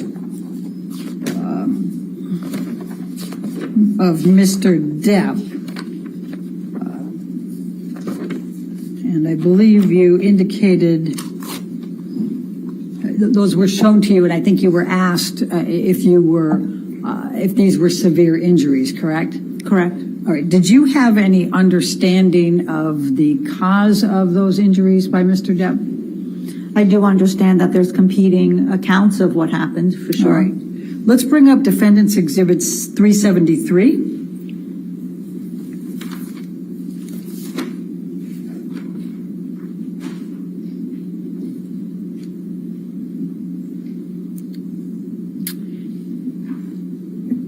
Your Honor, I think this is already admitted. I don't see it, and Jamie doesn't have it, so 373, I can mark it, but it's not admitted yet.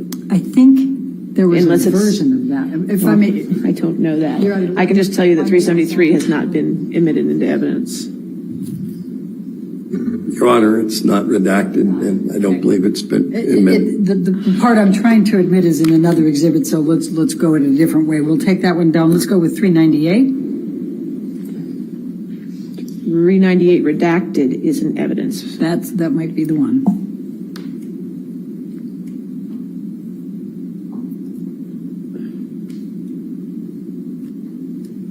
All right. If you could blow that up.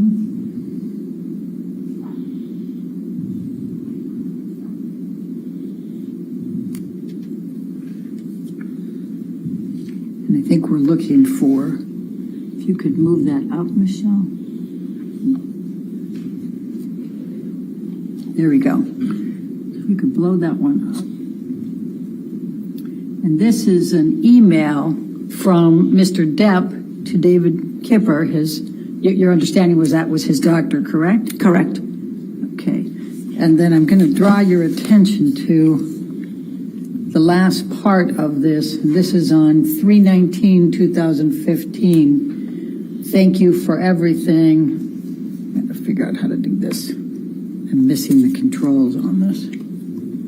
Thank you for everything. I've chopped off my left middle finger as a reminder that I should, thank you, Your Honor, that I should never cut off my finger again. Do you see that? Yes, I do. Okay, so that's Mr. Depp admitting that to Dr. Kipper in 3/19/2015. Objection leading. Okay.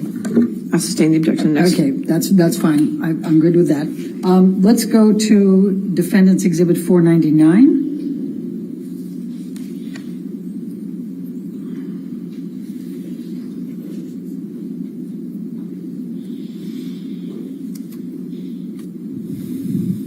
And Your Honor, I believe this one is in as well, or is it the redacted? It's a redacted one. Yes, that's the Okay. one. Thank you.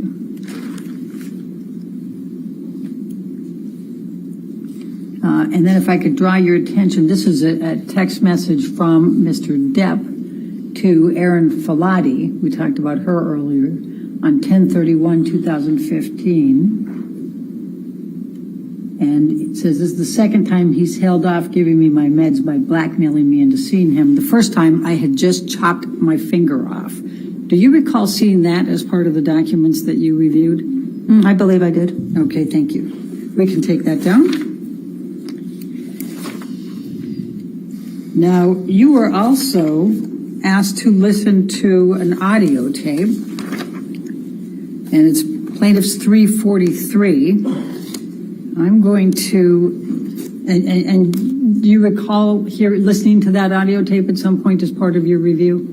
Yes, I do. Okay, I'm going to now pull up that same audio tape from the same date, and I believe that's June 2016. And if we could go to, and we're going to have a few different ones, so hold in there with us. We're going to start with 2 minutes 40 seconds 00, going to 2 minutes 40 seconds and 21.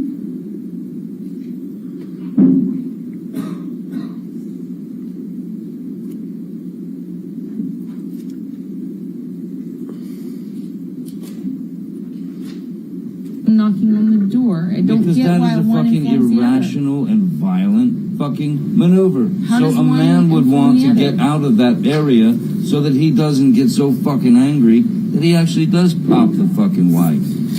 How does one inform the other? Oh man. Go home and listen to the tape. Now, that was just before the punching, hitting that was played. Do you recall that? Objection leading. Well, the tape recording that you listened to was at 2:46:01 to 2:47:20, and that was 2:40 through 2:40:21. Correct? I understand. Objection leading. Okay. Now let's go to after that. Overruled, go ahead. Thank you. Now let's go to after that, 2:52:00 to 2:52:34. Just yesterday. Because of how it's been lately. Like since Australia. And I have been on the road with you. I haven't been working. I don't know what else I could fucking do. Since Australia, we had a great time over there in the back. We had a fight for each other. Yeah. Physical. Yeah.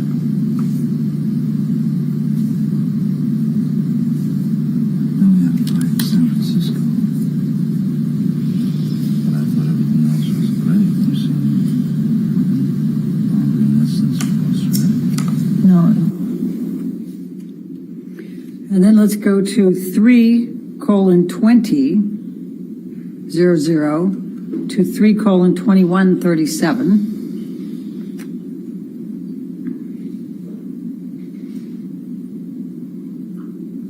And while they're getting that, I'll just ask you the question, Dr. Hughes, do you recall that Mr. Depp said that they had fights in the places that he listed on that audio tape? Objection leading. Sustained. All right. What do you recall Mr. Depp saying about fights that they'd had on that audio tape? Objection, no foundation. She just listened to it. Overruled, okay. Yeah, I think it was hard to hear in this one. I had listened to it previously, just acknowledging that there were fights previously. Okay. Thank you.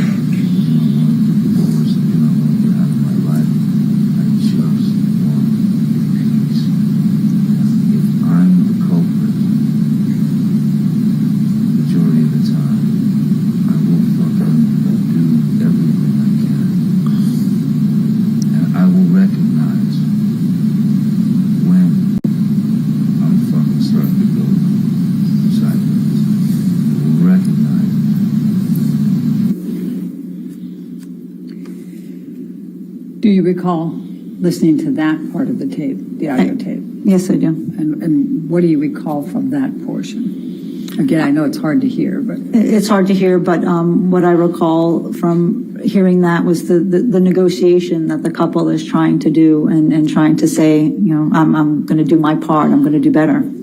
okay. Is it possible to turn that up anymore, or is it, I have one more? I'm just.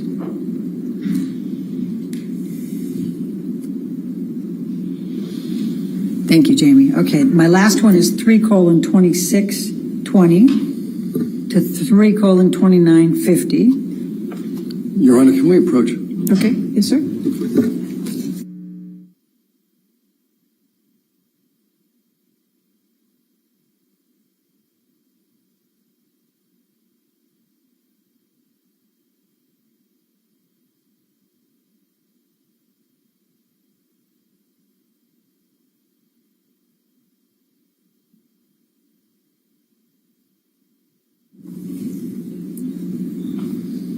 when you're ready.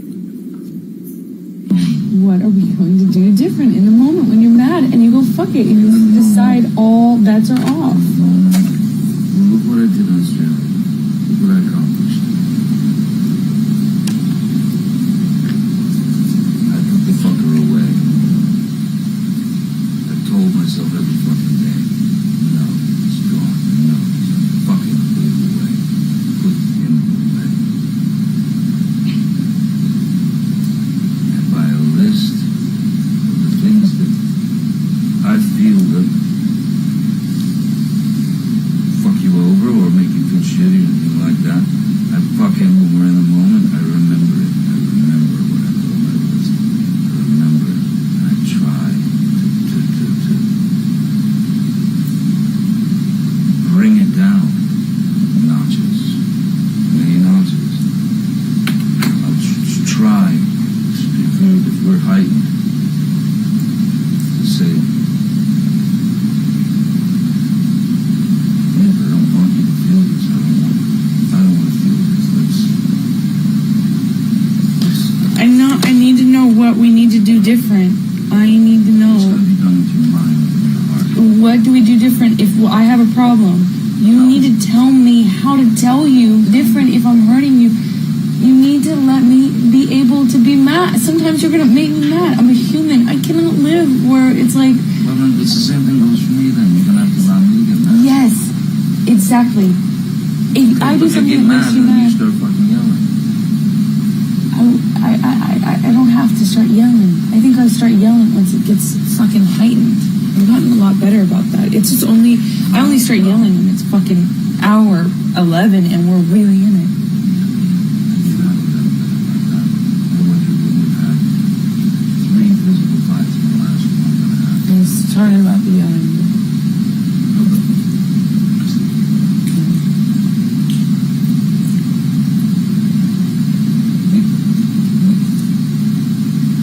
You witnessed it. You're the one that brought it up. Australia was fucking great. We just argued. Let's go back there. Let's go back there in our fucking heads and our hearts. Let's go back there. And know on your Is list. the monster gone? Did you put him away?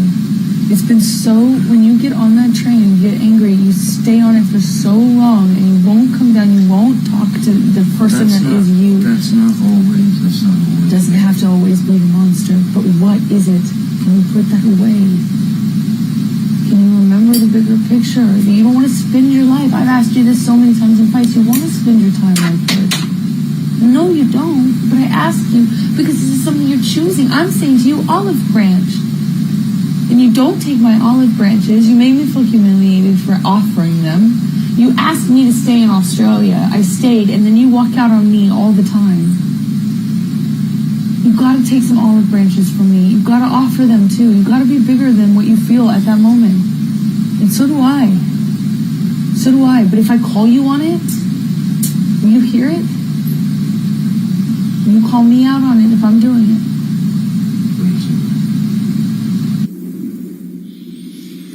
Do you remember listening to that, Dr. Hughes? Yes, I do. And what is your interpretation of that? What do you recall? Objection, Your Honor. Speculation. She's an expert. Overruled. I think this is more of how this couple is trying to negotiate in the face of all of the turmoil and the violence and the abuse. I think it's important pointing out, is my recollection is that there's 2 Australias. They're talking about the honeymoon Australia, not the Australia where the incident happens. They go back and that becomes a honeymoon time for them. And I think certainly hearing how this couple has talked about the monster and the person who comes out, as we talked about that cycle of violence where the person who, hurts her and hits her and controls her isn't the same person that she loves and she cares about and that she wants to be with. Thank you, Dr. Hughes. Now, you also were asked about Dr. Bonnie Jacobs and her treatment and her treatment notes. And did you review those treatment notes from Bonnie Jacobs? Yes, I did. I'm going to ask you to turn to, can we bring up Defendants 1059?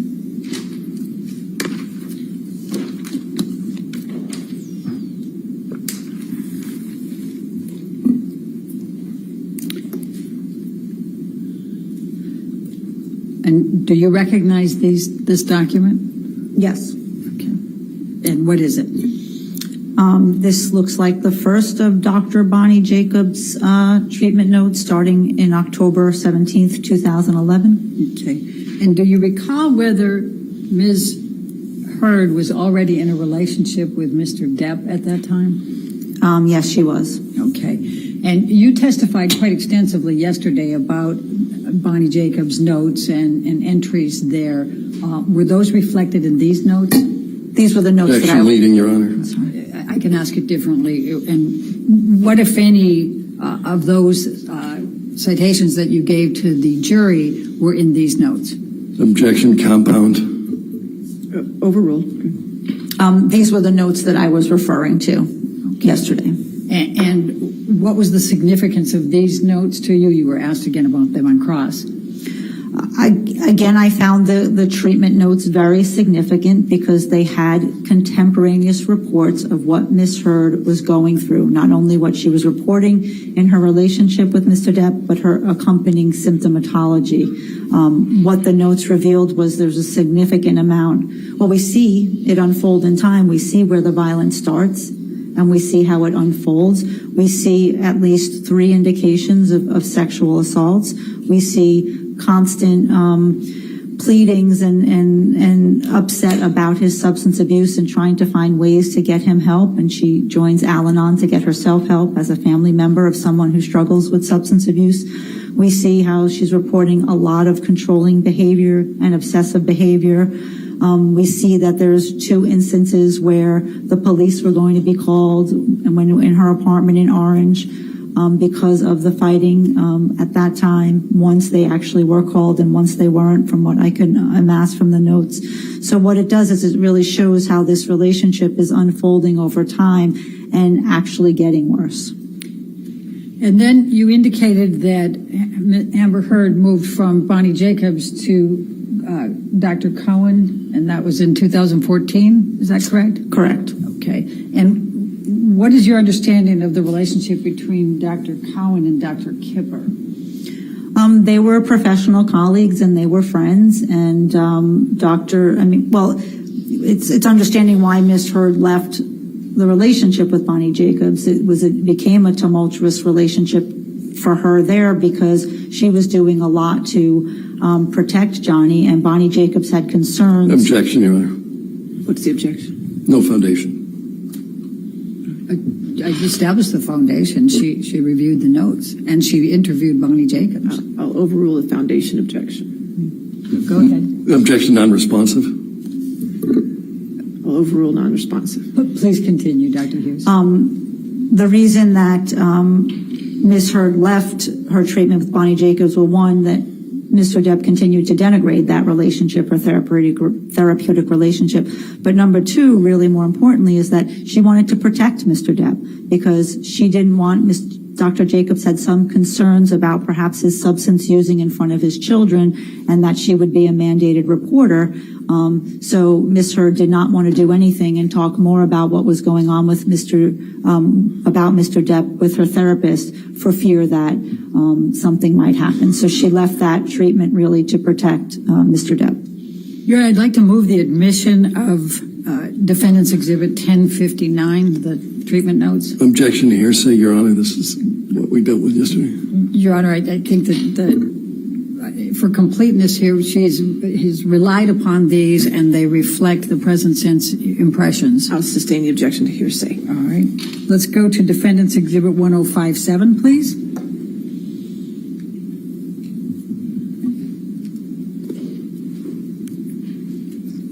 And Dr. Hughes, you also indicated that you relied on the treatment notes of Dr.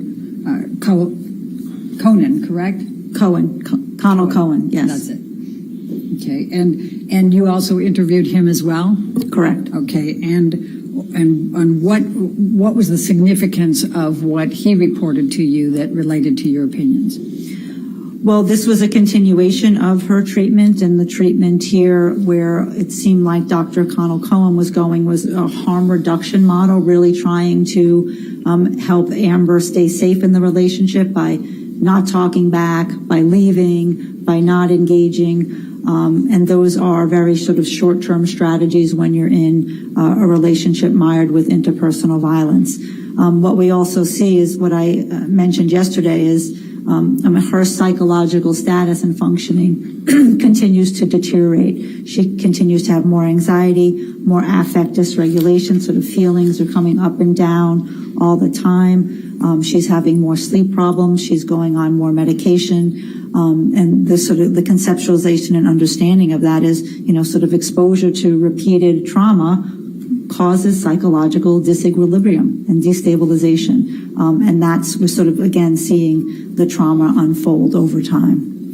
And also in these notes, certainly there are those contemporaneous reports that correspond to specific incidents, like I was speaking with you yesterday about the Boston plane incident. There are actual notes where she called him after Objection, Your Honor. she called Yes, him. what's the objection? Beyond the scope of the question. All right, I think I'll that- sustain the objection. Next question. Okay. What, if any, additional information did you get from Dr. Cowan that assisted you in your opinions? Well, certainly from the notes, as I was stating, that, there were times where right after an incident, Ms. Heard wrote, she contacted Dr. Cohen either by text or by email and saying, Johnny did a number on me tonight. I really need to see you. I'm safe. I'm hurt. but Objection, I'm safe." hearsay. I think she can rely on hearsay. Your Honor. Sustain the objection to hearsay. Okay. Well, Your Honor, I'm going to move the admission of the notes, defendants 1057. Objection, hearsay, Your Honor. I'll sustain the objections. Thank you. Move to strike the hearsay testimony as well. No, we'll continue on. Go ahead. Thank you. You were asked about a knife. You were shown Plaintiff's Exhibit 92 and a knife that's, I think, is till death. What is your understanding of the significance of that knife and that phrase as it related to Amber Heard? Objection, Your Honor. No foundation. He showed it in cross-examination. I'm able to ask about it and what her understanding was. He cut her off when she was trying to talk. I'm just letting her go back in. Her understanding of a knife? Let's pull up Plaintiff's 92. Tom, can I get you to do that, please?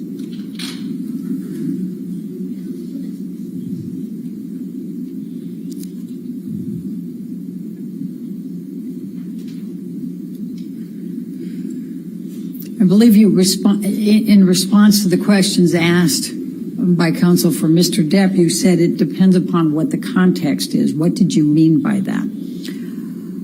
Well, first I believe that this is the knife that has a turquoise end. And this was a time when Mr. Depp was filming The Lone Ranger and he was in a turquoise phase. And she purchased him that because she thought it would be a kind gift. The phraseology is that Mr. Depp told her the only way out of this relationship is death. Objection, hearsay. I don't understand the objection. I think she was entitled to be able to speak to that. But Yeah, it's Mr. Depp's statement, a party opponent I'll admission. overrule the objection. Thank you. Okay. And what is your opinion? What do you think of that as a clinical psychologist in specializing in IPV and trauma? Objection, Your Honor. Can we approach? Sure.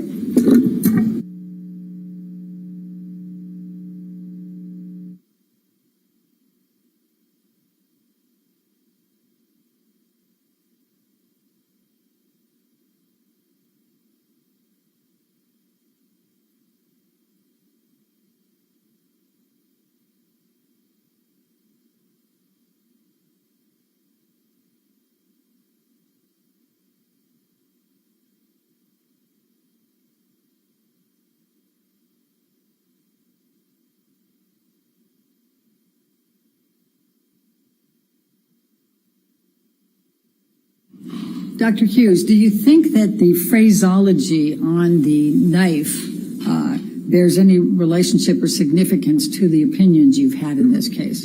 Objection, Your Honor. Leading. sustain the objection. What, if any, significance does the phraseology on the knife have to the opinions you have provided in this case? Objection, Your Honor, beyond the scope of the disclosure. He brought it up in cross. I'll overrule the objection. Thank you. So there are several things. I certainly am aware that at this time that Ms. Heard purchased this knife for Mr. Depp, she was engaged in her whole lot of denial and minimization about the extent of the violence in the relationship. There is a notation in Dr. Bonnie Jacobs' notes about when Mr. Depp uttered this to her was around the discussions of the prenup. And he said, I don't want one because the only way out of this relationship is death. Dr. Jacobs didn't think that was funny. Ms. Heard was taking it like, oh, maybe it's endearing, maybe this is okay. But it was definitely a clinical cause of concern at the time that phraseology was used. Thank you, Dr. Hughes. Now, you listened to an audio tape, and then we showed some additional ones from that. What, if any, photos did you review as part of your examination? Objection beyond the scope of cross. He was asking all the different authority. I'm just establishing that she also looked at photos. I'll sustain the objection. Okay. It's beyond the scope. Dr. Hughes, based on everything in the cross-examination and the redirect, what, if any, changes do you have to any of the opinions that you provided to this jury yesterday? Objection compound. Overrule. I don't have any changes to my opinions that I gave yesterday. Okay. And do you still hold those within a reasonable degree of psychological probability or certainty? Yes, I do. Thank you. I have no further questions. All right. Is this witness subject to recall? Yes, Your Honor. All right. Ma'am, you can't discuss your testimony with anybody, but you're free to stay in the courtroom since you base your expert testimony, okay? Thank you, Your All right, Honor. thank you. All right. I think we'll go ahead. Yes, sir. Okay.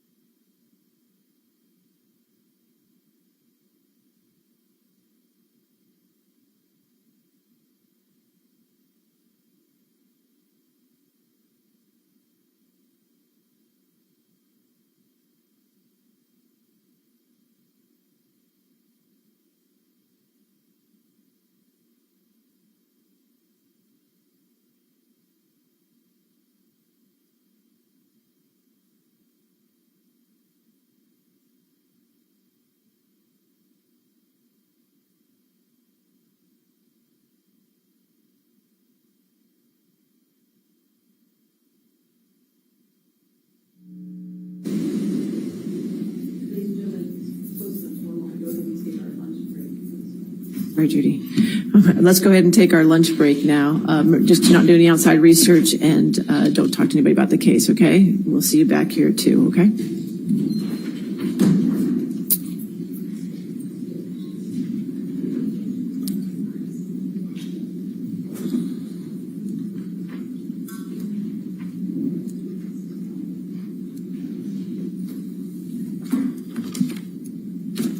All right, we'll be back at 2 then. All right, thank you.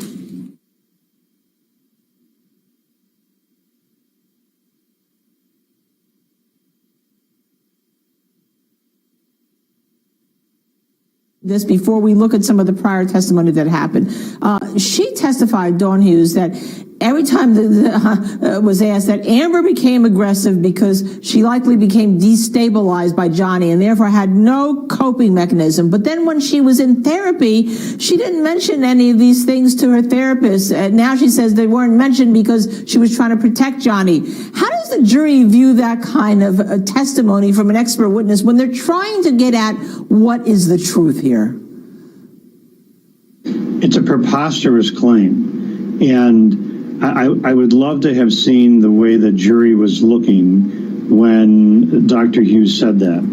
Because Amber didn't, according to Dr. Hughes, leave out just one thing. She left out, according to strategically, think about that. She chose to leave out, according to Dr. Hughes, all of this information, all of this that could have been damaging to Johnny Depp. So she excluded all of that. So according to Dr. Hughes, it was a way for Dr. Hughes and Amber Heard to just write off what we would call omissions. These are significant omissions that you would expect a person in therapy to mention. And she didn't mention them because she, according to Amber Heard and Dr. Hughes, she was trying to, what? She was trying to protect Johnny Depp. It's not just one thing, not like one scratch in the face. She's claiming that she excluded multiple incidents of aggression by Johnny Depp because she didn't want Johnny Depp to be embarrassed.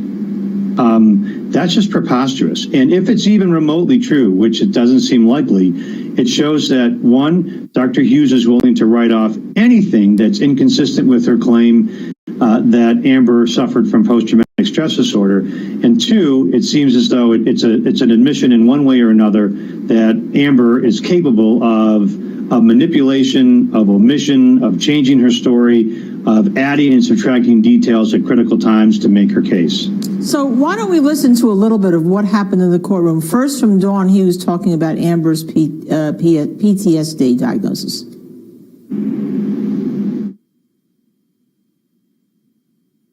There were 4 tests that supported that diagnosis. One was the PAI, which was that 344 question large scale personality inventory. On that test, her largest subscale, her highest subscale was the one that measures traumatic stress. So that was clinically significant. On the TSI, 2 of her scales were the intrusive experiences dimension and the defensive avoidance dimension, 2 of the classic scales of trauma and PTSD. On the PCL, which is the post-traumatic stress disorder checklist 5, that she scored in all 4 domains of PTSD, and that's an instrument that says how much are you bothered by these symptoms, and in all 4 clusters, which would be the intrusive experiencing, when things about the abuse or the trauma enter your mind when you did not want them to. Sometimes they're cued, sometimes they're uncued. She answered in the avoidance category, which is a second category of PTSD, that I do things to try not to think about this, to try not to feel this, to try not to get upset. Sometimes I avoid certain people because they become a trigger for me. She scored in the what we call the negative alterations in cognition and mood, changes in her thoughts and feelings as a result of the abuse and trauma, and also in the physiological hyperactivity, the hyperarousal, the hypervigilance, the startle response.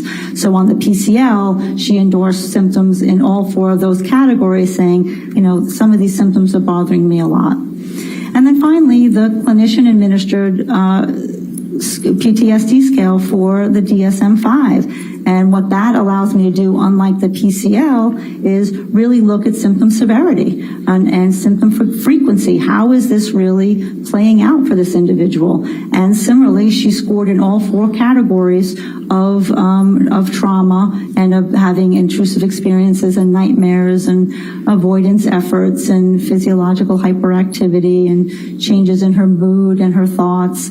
And her total score was a 28, which falls in the moderate range. So that means that she has experiencing a moderate degree of post-traumatic stress disorder symptomatology. And those tests allow me to make that definitive suffers from PTSD.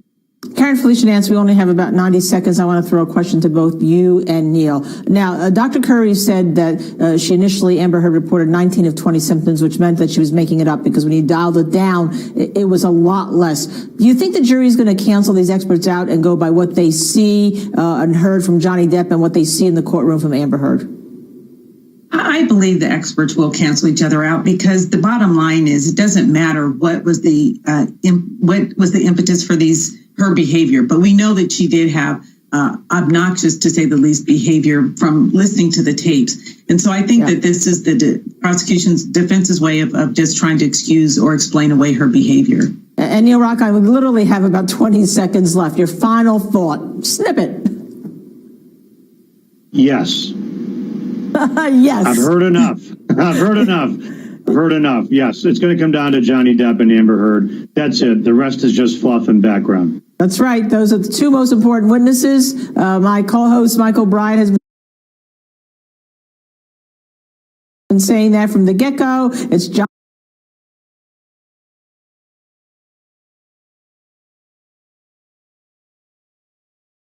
Depp, Amber Heard. The rest is just fluffer nutter, as you say, Neil.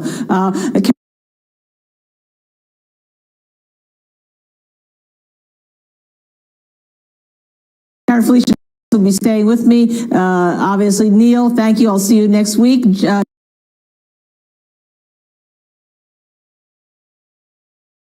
Jesse Weber will be on soon. Stay with us here at the Long Crime Web Network as we answer your questions.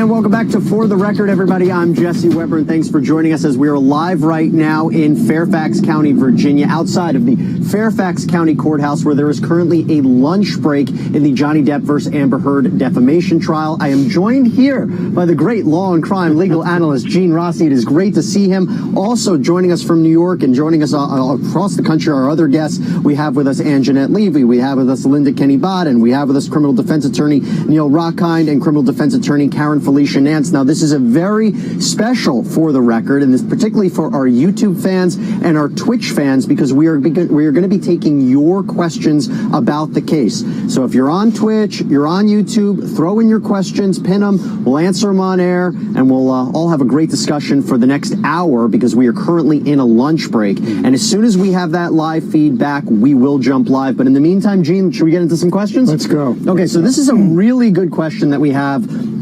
from one of our Twitch followers, N Moth, and this says, why is Dr. Hughes allowed to use such gendered language as an expert witness? She referred to victim as she and abuser as he the whole time yesterday. It's a great question because that was the first thing that Johnny Depp's side questioned her about. You know, you said, Dr. Hughes, well, you said it's very important to talk about gender and gender stereotypes, and you're not going to assume that the male is always the abuser. Right. And yet yesterday, you kept referring to the victim as she and the perpetrator as a he. And she said, well, you know what, I'm saying that because in relation to this case. Absolutely. But what do you think about that? Oh, I think the expert answered that properly. When you testify as an expert, you are looking at the file and you're looking at the facts for a particular case. And I think when she said she and was focusing on the gender of Amber Heard, I think that was totally appropriate. I really do. Well, Linda, let me ask you this. We have another question here from Wild Wolf. Great name. Can't even make that up. How did half of Hughes' testimony not count as hearsay? Was it the scope of her testimony as a therapist Was it the scope of her testimony as a therapist to be hearsay? That name, in case you're on Twitch, it's actually wonderful. But as an expert witness, she is not a treating doctor. Therefore, she can rely for her opinion on hearsay, as many doctors do and expert witnesses do. It is the only person in a courtroom, an expert witness that is, who can use hearsay to rely on an opinion and get all this extraneous material in from people that the jury may never even hear from. Yeah, that's a great point, and these are great questions. Again, we can't thank you enough for bringing them on. So if you're on YouTube, you're on Twitch, keep throwing them up. We're going to answer them for the next part of the hour. But clearly people have a lot of opinions about Dr. Hughes' testimony, the first witness called by Amber Heard's side. So let's play today when she began her testimony. It was cross-examination by Johnny Depp's side. Let's take a look. And every time you referred to the characteristic of a victim of intimate partner violence yesterday, you used the pronouns she or her, didn't you? I was using the she and her pronouns in this case because my determination was, as I stated, that Ms. Heard was the victim of intimate partner violence. That is why I was using the she, her pronouns. You, in fact, said women gets into the relationship for all the right reasons. That's what you said. Woman gets into the relationship for all the right reasons. And then you say difficult for victim to extricate herself. You go on to say that she can and she should. Over and over, you use she, right? I believe in this case I did because I was referencing this case where I found Ms. Heard to be the victim of intimate partner violence. It doesn't mean that men don't get into the relationships for all the right reasons too. I believe they do.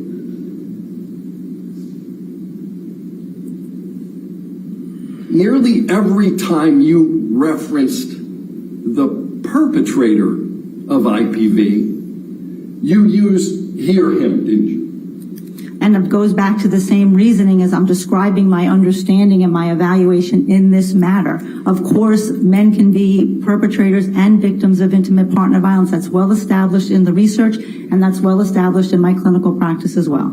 Isn't the reason that you used the pronouns that you did that you almost always testify on behalf of a woman? That's not correct. You don't even remember the last time you testified on behalf of a man. Well, I don't testify on behalf of someone. I testify as to the results of my evaluation. I frequently treat and assess male victims of childhood sexual abuse who are coming into treatment for abuse by their Boy Scout leader, by their coach, by their teacher, by a trusted adult. I see them in therapy. I see them in forensic matters, in criminal cases. So I treat and evaluate men all the time. So Karen Felicia Nance, it was kind of an interesting morning, a lot of it the cross-examination, and I have to tell you, I was watching people in the gallery and they were kind of getting a little zoned out from it. Do you think it was too much cross? Do you think it didn't make the point? Well, I think that Dr. Hughes doesn't present as well as Dr. Curry did. I felt that Dr. Curry was more engaging. She seemed more comfortable, and she wasn't as defensive. She wasn't defensive at all, if I should really honestly answer. And I think that she was much clearer in her presentation. When you get mired down into these tests and the test results, which Dr. Hughes did, I think that it just becomes more cumbersome and less interesting. And I think that was the downfall of just going through a test. Did you answer this question this way? Why was there a blank? And I think it just tires not only the jury out, but the rest of us that are watching as well. Well, here's the thing. I think a lot of us were also so eagerly anticipating the testimony of Amber Heard that we're kind of like, okay, when is this finishing up? When is this finishing up? Or we're looking at the clock. Are we going to go to lunch before she comes? Okay, so we're still taking more of your questions on YouTube and Twitch. I want to go to one right now. And Jeanette Levy, this is for you. This is from Sissy. Could Dr. Curry, who was a witness called by Johnny Depp's side, could Dr. Curry come again as a witness? Is it allowed? Most certainly. And actually, Gene Rossi and I were discussing this just the other day. And it's possible that Johnny Depp will be allowed to present a rebuttal case. I go to you, Linda, on that question. Can Dr. Curry come again? Can we come again as... Actually, you know what, Linda, stand by. I think we got Anjanette back. Anjanette, coming to you on that question again. From Sissy, could Dr. Curry be called again as a witness? Is it allowed? It most certainly is. And I was actually talking with Gene Rossi about this the other day. Dr. Curry could be recalled as a rebuttal witness should Judge Ascarati allow Johnny Depp's legal team to present a rebuttal case. So we see that in criminal cases, and Gene and I were discussing this the other day, that it could be allowed, and that would be why Dr. Curry is sitting in there, possibly to talk with the Depp legal team about it, but also to prepare for some type of rebuttal. Yeah, and that's a good point. And look, I want to ask you this, Linda, because we're getting some really great questions on YouTube and Twitch right now. This one's really important. I think some of the testimony we heard about the knife today, you know, Amber Heard gifting Johnny Depp a knife. So this is from Moni C. Why would she gift Johnny Depp a knife if she was so fearful? Even if you were in denial, fear overpowers denial, in my opinion. And any domestic violence victim could tell you that.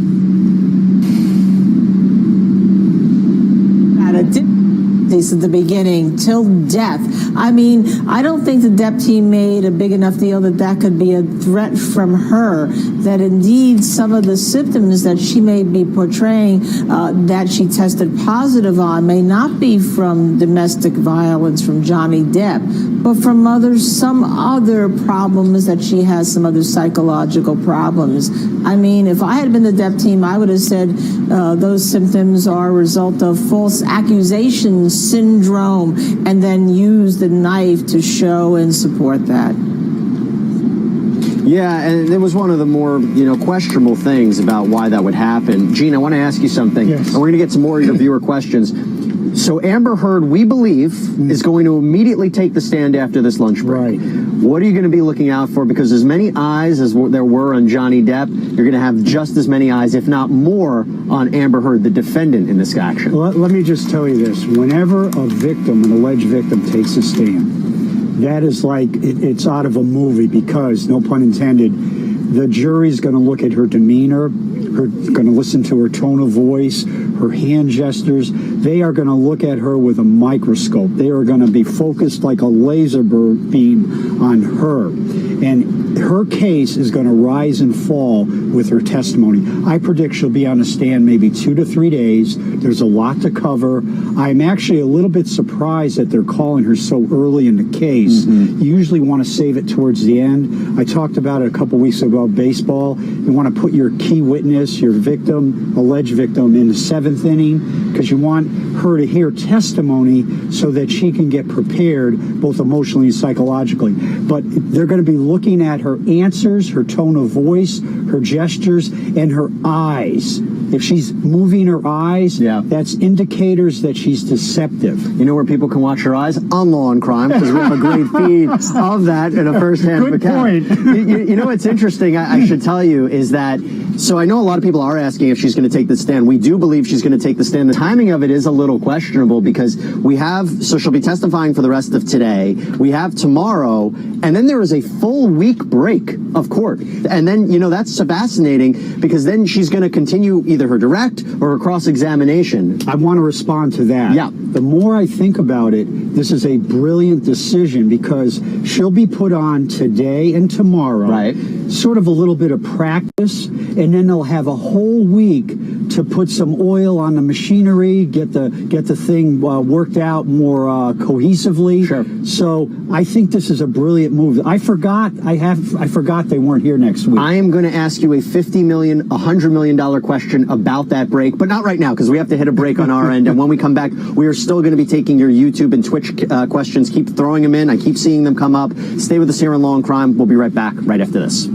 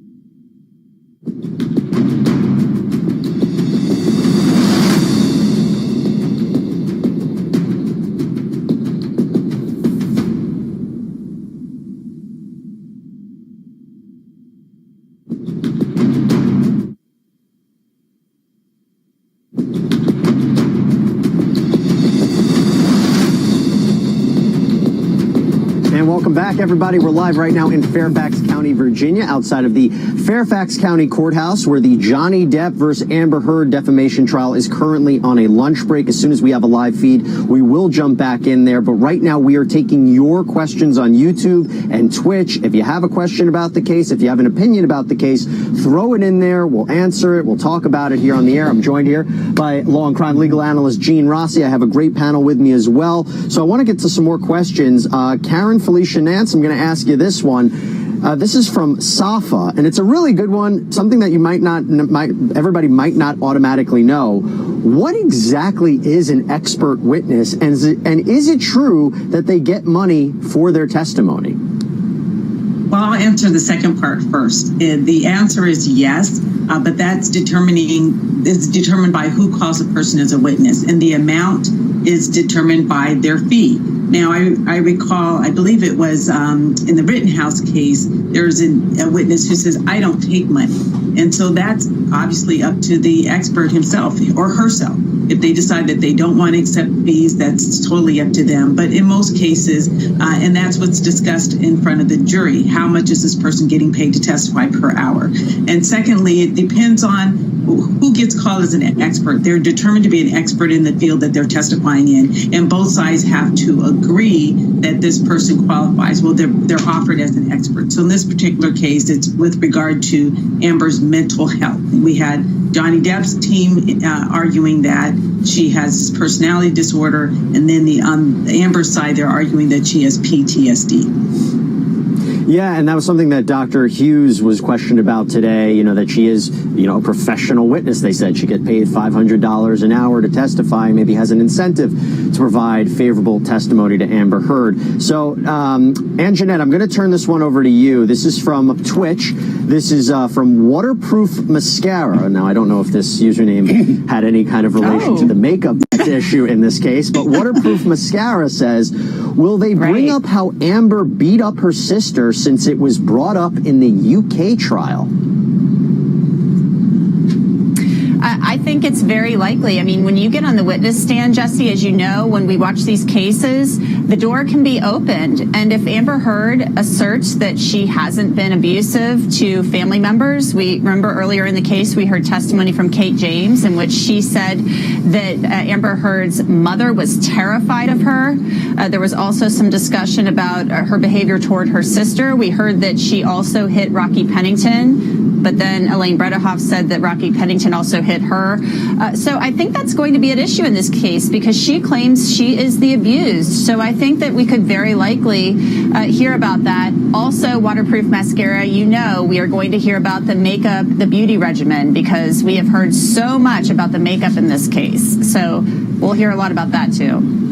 Yeah, it's all an issue about whether or not Amber Heard used makeup to cover up her bruises. And then, of course, during the course of this trial, Milani Cosmetics came forward and said the makeup brand that Amber Heard claimed to use, we didn't even come up with that one yet. So it's an interesting part of this case. Now, Linda, I'm going to go to Epic Lauren. And Epic Lauren asks, how do you think how Johnny Depp's lawyers did so far in their cross-examination? Now, I will throw that out to you as a general term right now, okay? Because their cross-examination we've seen of other witnesses through tape deposition testimony, but now we are seeing it really here of Dr. Hughes. How do you think it's coming off? Well, Jesse, my style is a little bit more one fact for a question to keep control of the witness. I think there was some issues about controlling Dr. Hughes. Are they on the right track in the cross-examination? Absolutely.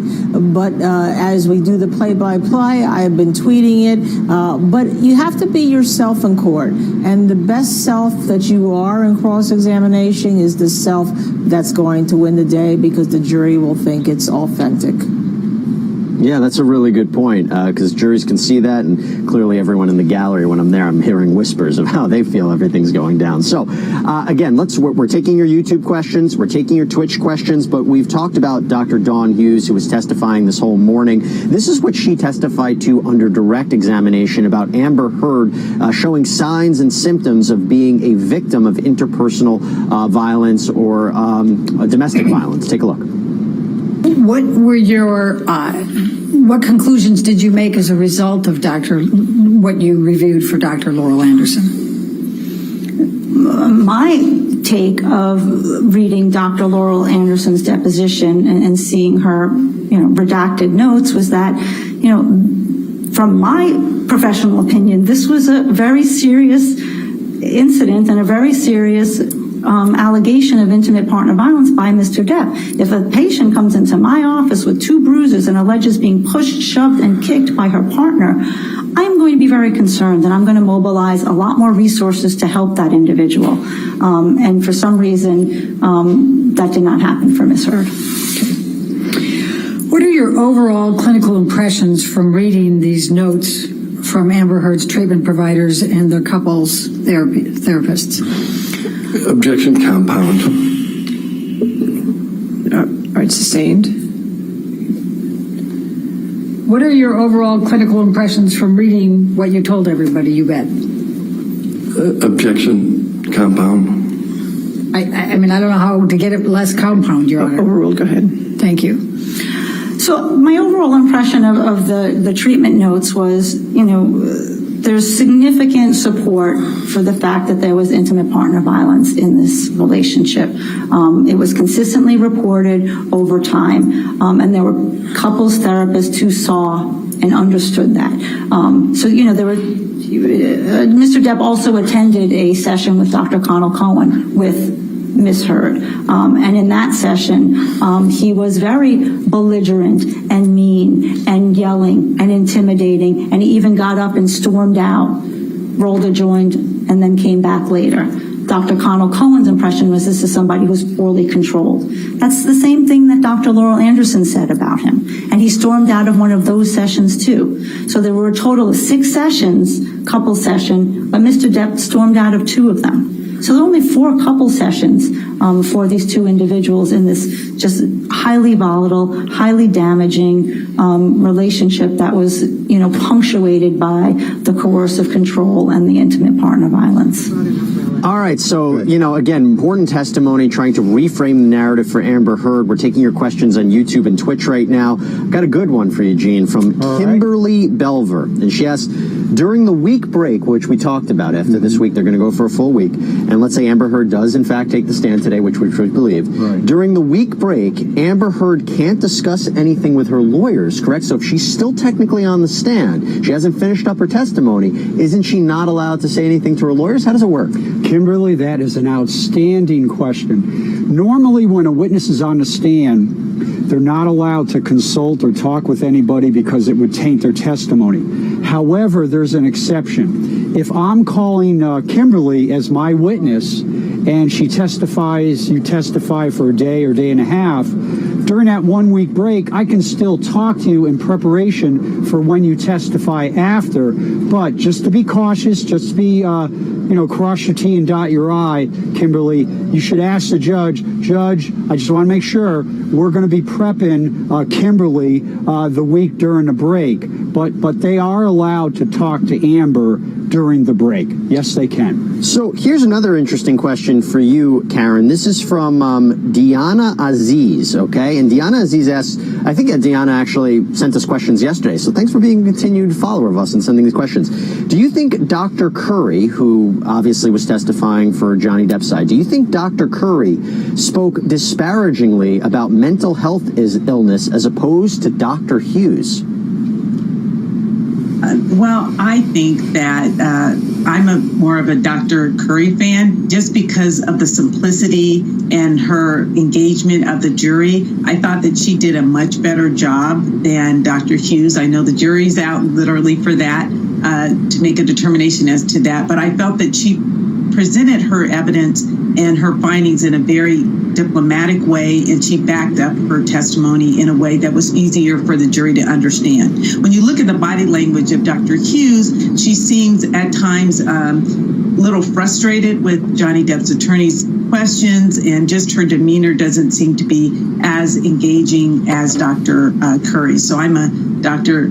Curry fan as opposed to a Dr. Hughes fan. All right, that's fair. It's curious to see what the jury will actually say. And I should let everybody know, Gene, the judge did tell Depp that he couldn't, discuss his testimony with anyone, even his lawyers, which just kind of puts, Amber Heard in a very interesting position here. And, I want to ask you, Anjanette, an interesting question. This is kind of, you don't even have to be a lawyer. This has been a question that has been for everybody who's been watching this case. This has been a question that that the jury is going to have to decide. This is from Lindsay Smith.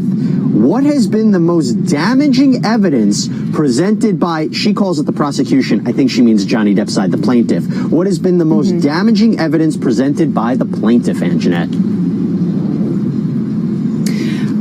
I think that there has been quite a bit. I think that one recording that was played at the end of Johnny Depp's testimony on redirect, in which they're on the phone, Johnny Depp and Amber Heard, at the after she had filed for the restraining order and filed for divorce. They're on this phone call and she's saying, you guys pushed me, your team pushed me, I had to go on defense because of what they did. And he was like, why did you put that out there? And she basically said, go ahead, Johnny, tell the world, who do you think a judge and jury is going to believe? Tell the world, Johnny Depp, I too am a victim of domestic violence. And he said yes on the phone call. And so I think that, coupled with the photographs and her and that audio recording in which we heard it again today, where she called him a baby and said she admitted to starting physical fights, I think those are very damning pieces of evidence. I 100% agree with you, Anjanette. That is going to be something difficult for Amber Heard's side to overcome. Linda, before we hit a break, I want to ask you this question from Luis Sanderson. If there was a clinical fear for Amber's personal safety, which is something that we've heard from Dr. Hughes, why didn't the clinicians involve the police, regardless of whether Amber consented? More so if there was fear for his children's safety. Amber Heard or Johnny Depp, well, let's focus on that. Johnny Depp was around his children a ton. Yeah, Luis, that is just such an incredibly good question because it's unanswered. Absolutely. If you think that his children were in danger and there was some indication Amber Heard said they could be, you're simply not going to protect them. You are required to report that. You're required to call the police. None of that was done, and it leaves a gaping hole in the sense of someone claiming to be a victim of Johnny Depp's abuse and to say that Johnny Depp is an uncontrolled character, not in his movies, but in real life, and is endangering everybody. The police needed to be involved. And it also makes me think about, somebody would say, well, why didn't anyone get involved? Well, if you believe Dr. Dawn Hughes' testimony, she talked about the bystander effect and how people might be around domestic violence but not actually get involved themselves. They might find a bias towards protecting Johnny Depp, and that could have been what happened here. But that's if you believe Dr. Hughes' testimony. We're going to take a break. When we come back, we're going to take more of your questions on YouTube and Twitch. Gene, the rest of the panel will answer them. Stay with us here on Law and Crime. We'll be right back.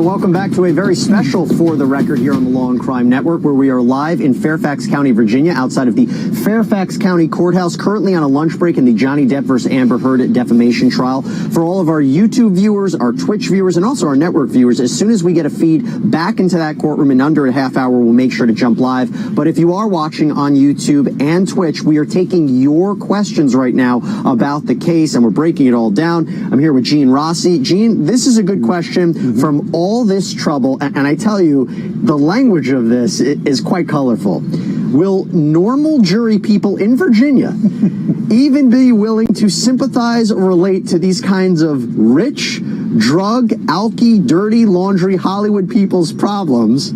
Has there ever been a similar case?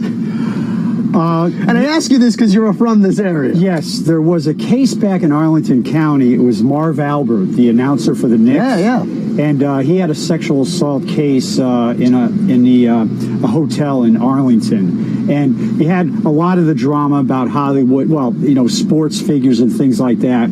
But that was a short trial, didn't involve this. There has never been a case like this in Virginia or in the United States of America with such drama and such vitriol between two people who took vows and at one time really loved each other. This is an amazing case to me. It really is. It is what we call a unicorn. You don't usually see this that often. And given the details of what we're hearing, maybe, thankfully so, this is really disturbing allegations throughout the course of it.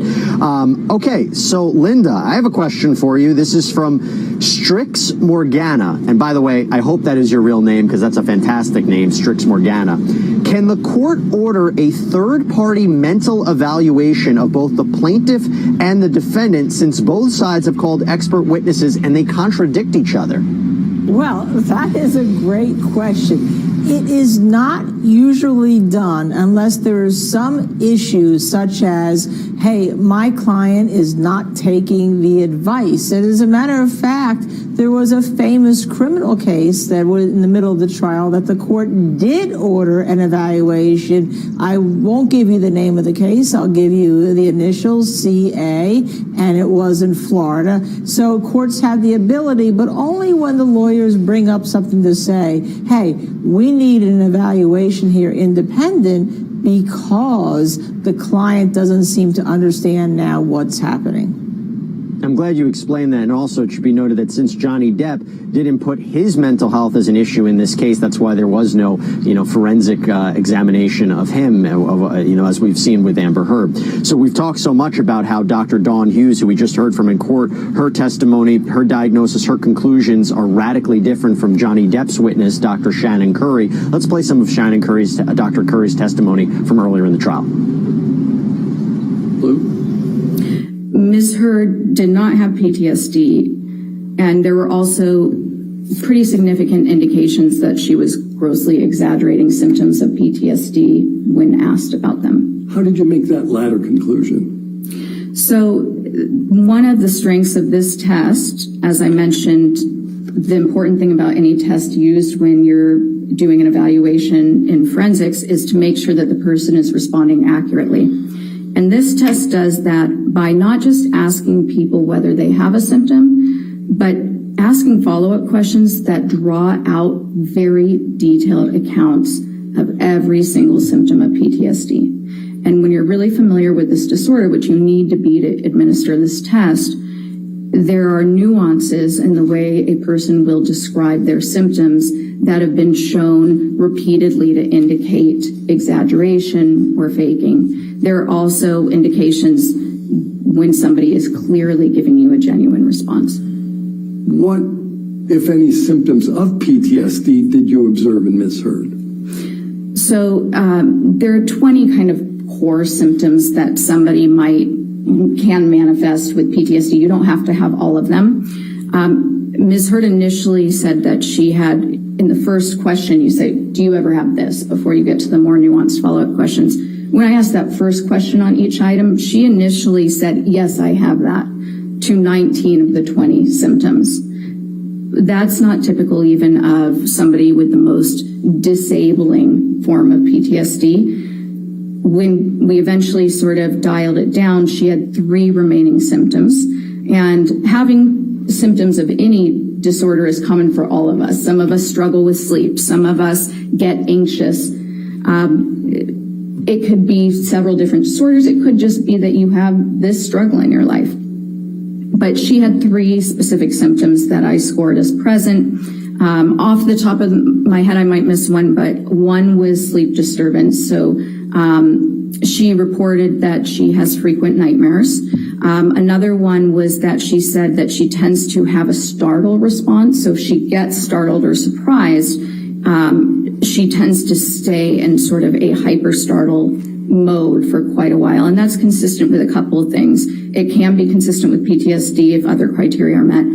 It's also consistent with childhood complex trauma, which is something that can occur when your brain is forming. If you constantly feel unsafe, if your parents are abusive, or if they're not present, if you're neglected, you can develop certain physiological responses that can stay for a long time in your life.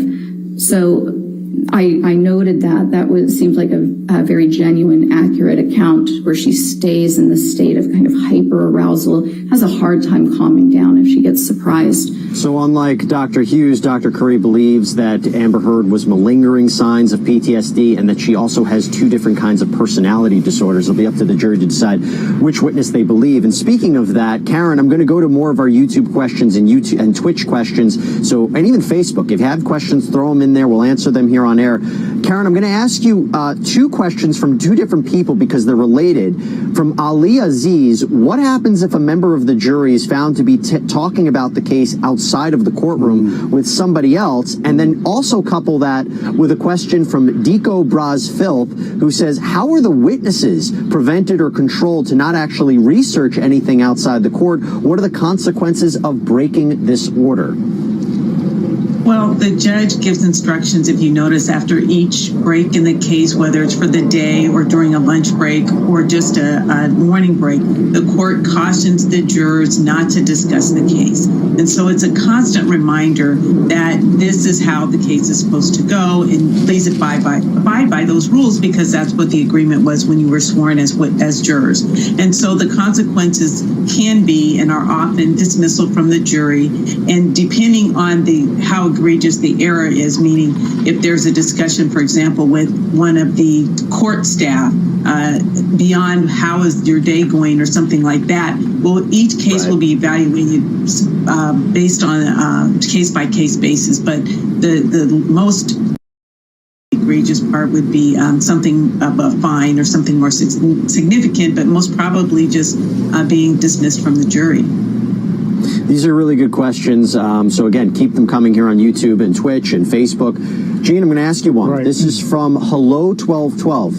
Hello 1212. What would you start with if you were questioning Amber Heard? What would be the most damaging questions? I assume that this is if you're cross-examining Amber Heard. Right.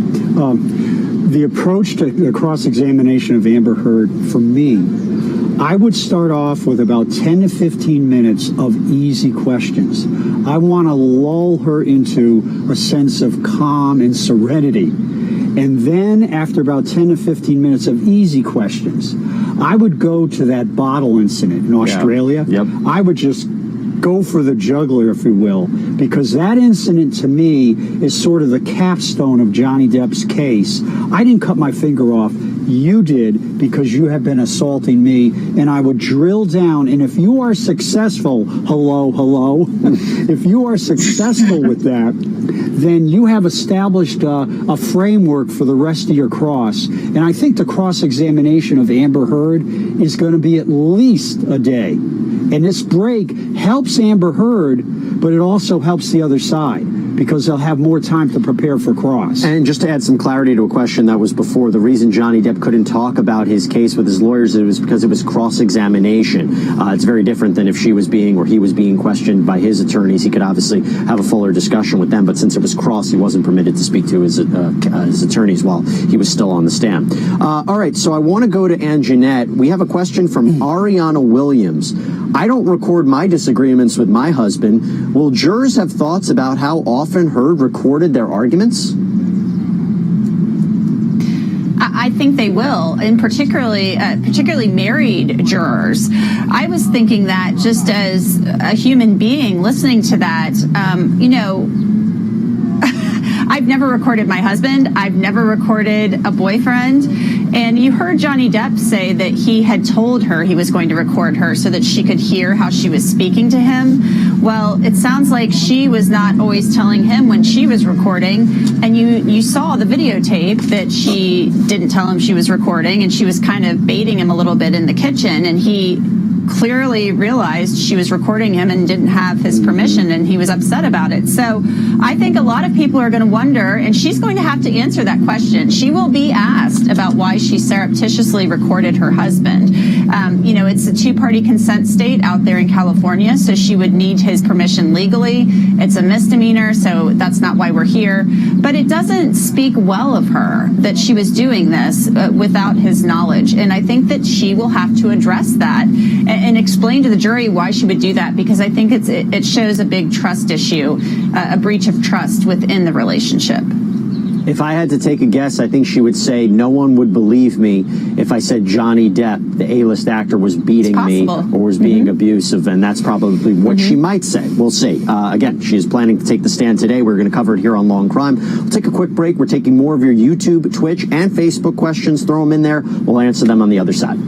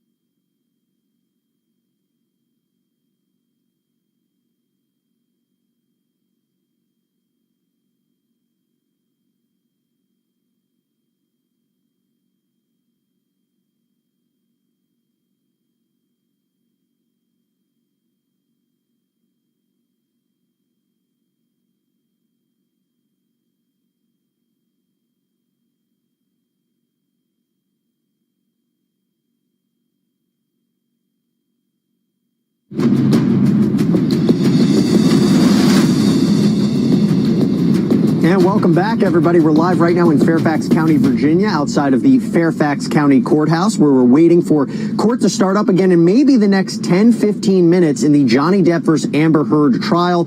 As soon as we have a courtroom feed, we will jump back live. But in the meantime, we are actually answering all of your questions on YouTube, Twitch, Facebook. If you have questions, throw them in. We'll hopefully answer them in the next 10 minutes or so. I'm here with Gene Rossi. I'm here with my panel. And I go now to you, Linda. We have a question from Raj Shrikar.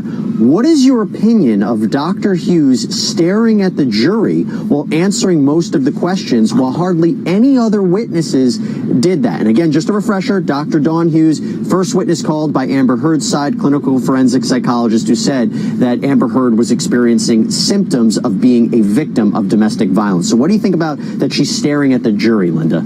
Oh boy, Jesse, this is a question that lawyers debate all the time, right? Trained professional witnesses don't look at me, you know, they turn, they look at the jury. And in some instances, it can be very good. But in other instances, juries can be uncomfortable. And if she's leaning in as she was all the time and only looking at them, then they can feel targeted. So I would have had her mix it up. I thought that today she then turned towards the attorney who was doing the cross-examination. So you can kind of argue that in summation. You can say, remember Dr. Dawn Hughes? You get on the stand and then you just point at that jury and bring back that discomfort. So I don't like that look. Yeah, I mean, it's every witness kind of testifies in a little bit of a different way. And so it'll be very interesting also to see what Amber Heard does. If, you know, I should tell you, being in that courtroom, the distance between the witness box and the jury is so close. So she's going to be speaking maybe directly to them. Got a question for you, Gene, from Christina Palmieri. What will happen if Amber is caught lying on the stand? And will she have to go through more mental evaluations after the trial? Okay, that's from Amber? This is from Christina Palmieri. I'm sorry. Amber Heard sending us questions right now. She's interested in the case. I know. Christina, that's an excellent question. Let me do the second part first. If she is caught in a plethora or a bunch of lies, I'm not a psychologist, psychiatrist, but that experience probably will affect her because it's embarrassing to be caught in a lie in front of a jury or a judge in front of millions of people. So that's one issue. But going back to catching her in a lie, I will say this. If the attorneys catch her in a lie, and it's a big lie, it's not she's lying about her favorite ice cream, and that is early in her cross-examination, that jury is going to tune out the rest of her cross or her testimony because they're going to say if she lies about this, she's lying about everything else. What the defense is going to, the plaintiff's attorneys are going to do is try to get her to lie about 4 or 5 significant things, try to, and then in closing, use those 4 or 5 lies, Christina, not Amber, to use that and say, listen, she was untruthful about 4 or 5 things. All these other things, you can't trust what she says. So that is an excellent question. And, to couple that, Karen, Ultra Gaming asks, all of this Dr. Hughes' opinions derives from information from Amber. So if the jury feels that Amber is a liar, does it not taint Dr. Hughes' ability to properly diagnose or give an opinion?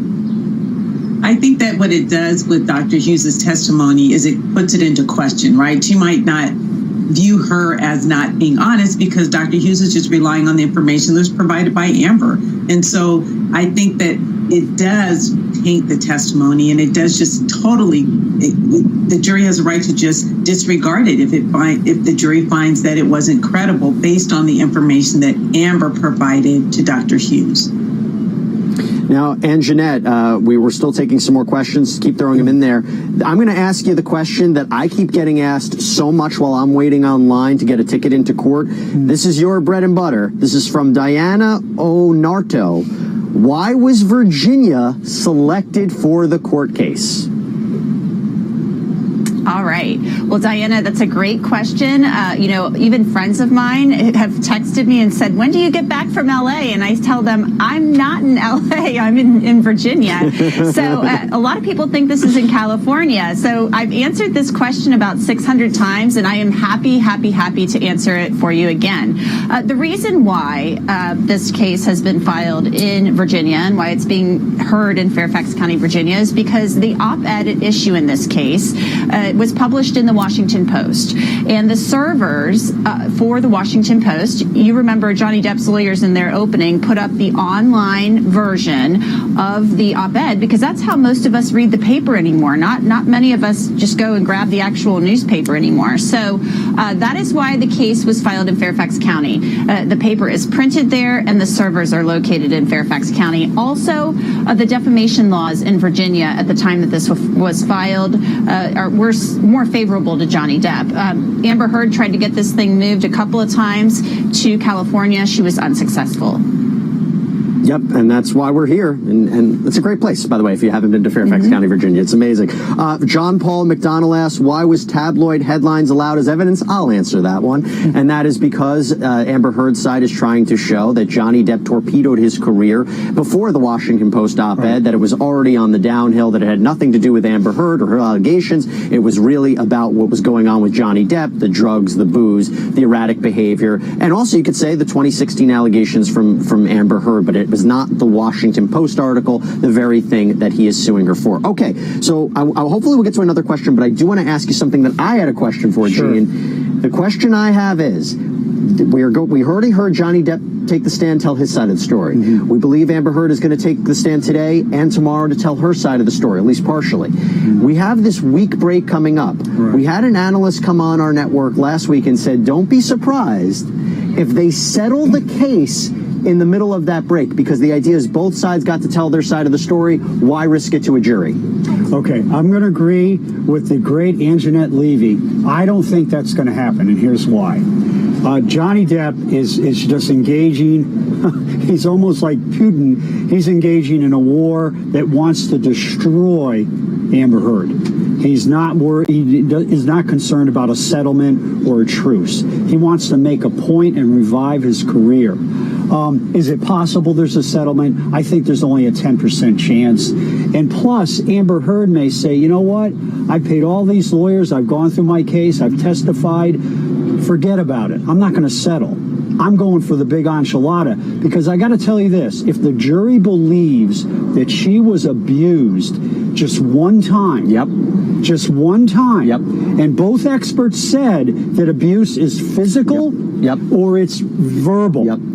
Emotional, psychological. Absolutely. So if they think it happened one time, Amber Heard wins her case. That's so important that you mentioned that, and really that's something that's being stressed by Amber Heard's team. So we will wait and see how she testifies. Gene Rossi, thank you so much for coming on. Thank you. Everyone, thank you for coming on. And you too, and first of all, Karen, I know we have to sign you off. Really appreciate your insight as always. Anjanette, Linda, fantastic. Everyone out there, YouTube, Facebook, Twitch, thank you so much for your questions. I am signing off. Linda is jumping back in. Stay with us here on Law and Crime as we wait to jump back live in court. Stay with us.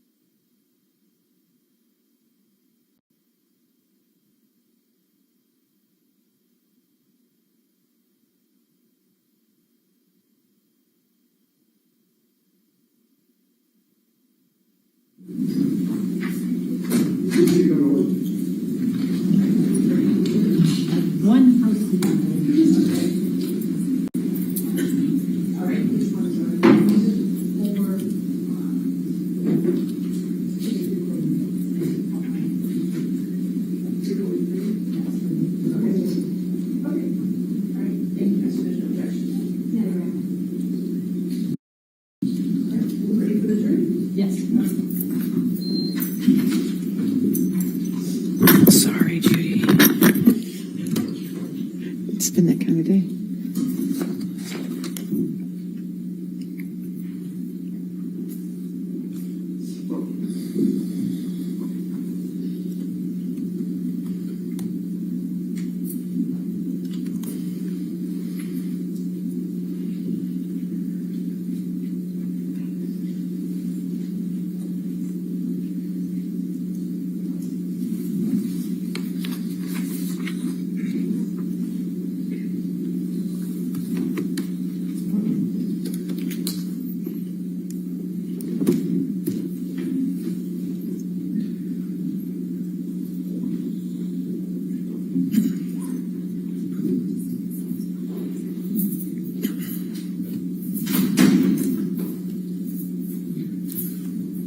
Thank you, ladies and gentlemen. Be seated. All right, your next witness. Your Honor, we'd like to call Laura Amber Heard to the stand. All right. Amber Laura.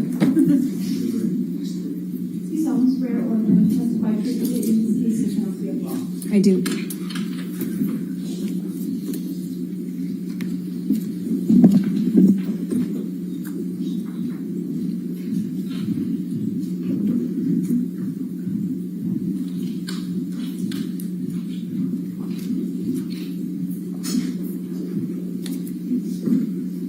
All right, thank you.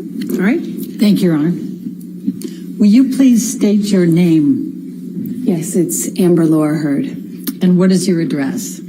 I live in Yucca Valley, California. And how old are you, Amber? I am 36. I just celebrated. Okay. And do you have a daughter? I do. She also celebrated her birthday recently. She's 1. Okay. And what is your profession? I am an actor, mostly. Okay. Now, why are you here? I am here because my ex-husband is suing me for an op-ed I wrote. And how do you feel about that?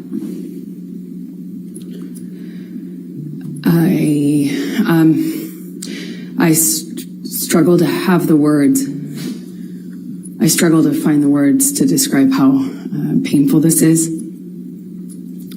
This is horrible for me to sit here for weeks and relive everything. Hear people that I knew, some well, some not. My ex-husband, with whom I shared a life,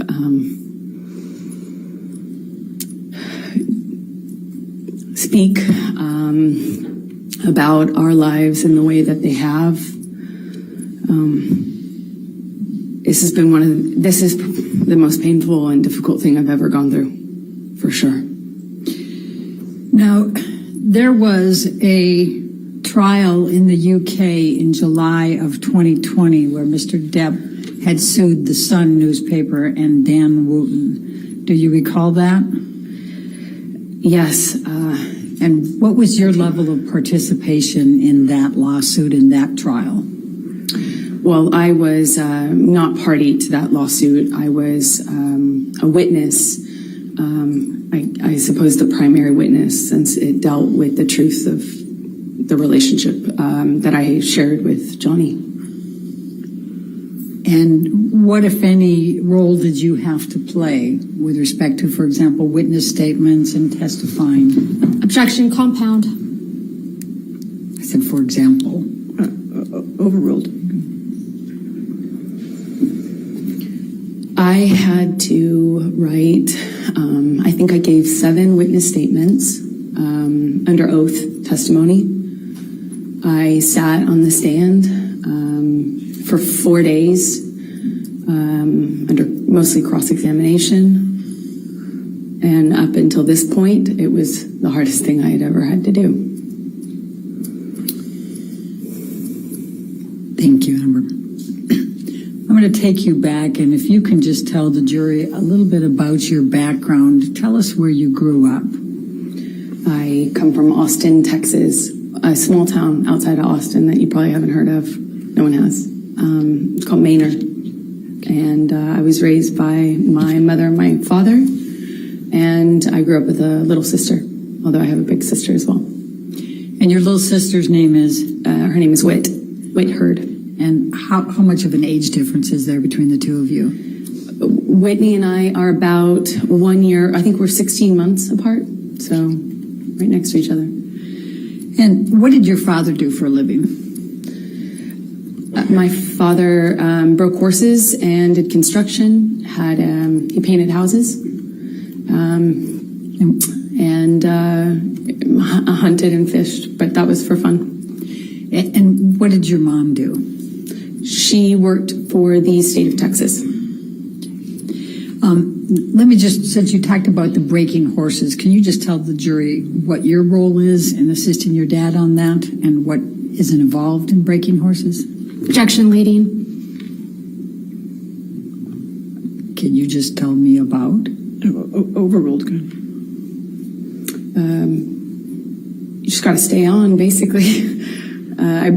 I would help him. I was more of a crash test dummy. You know, when you train a horse, it's a wild animal. It doesn't necessarily like to be ridden.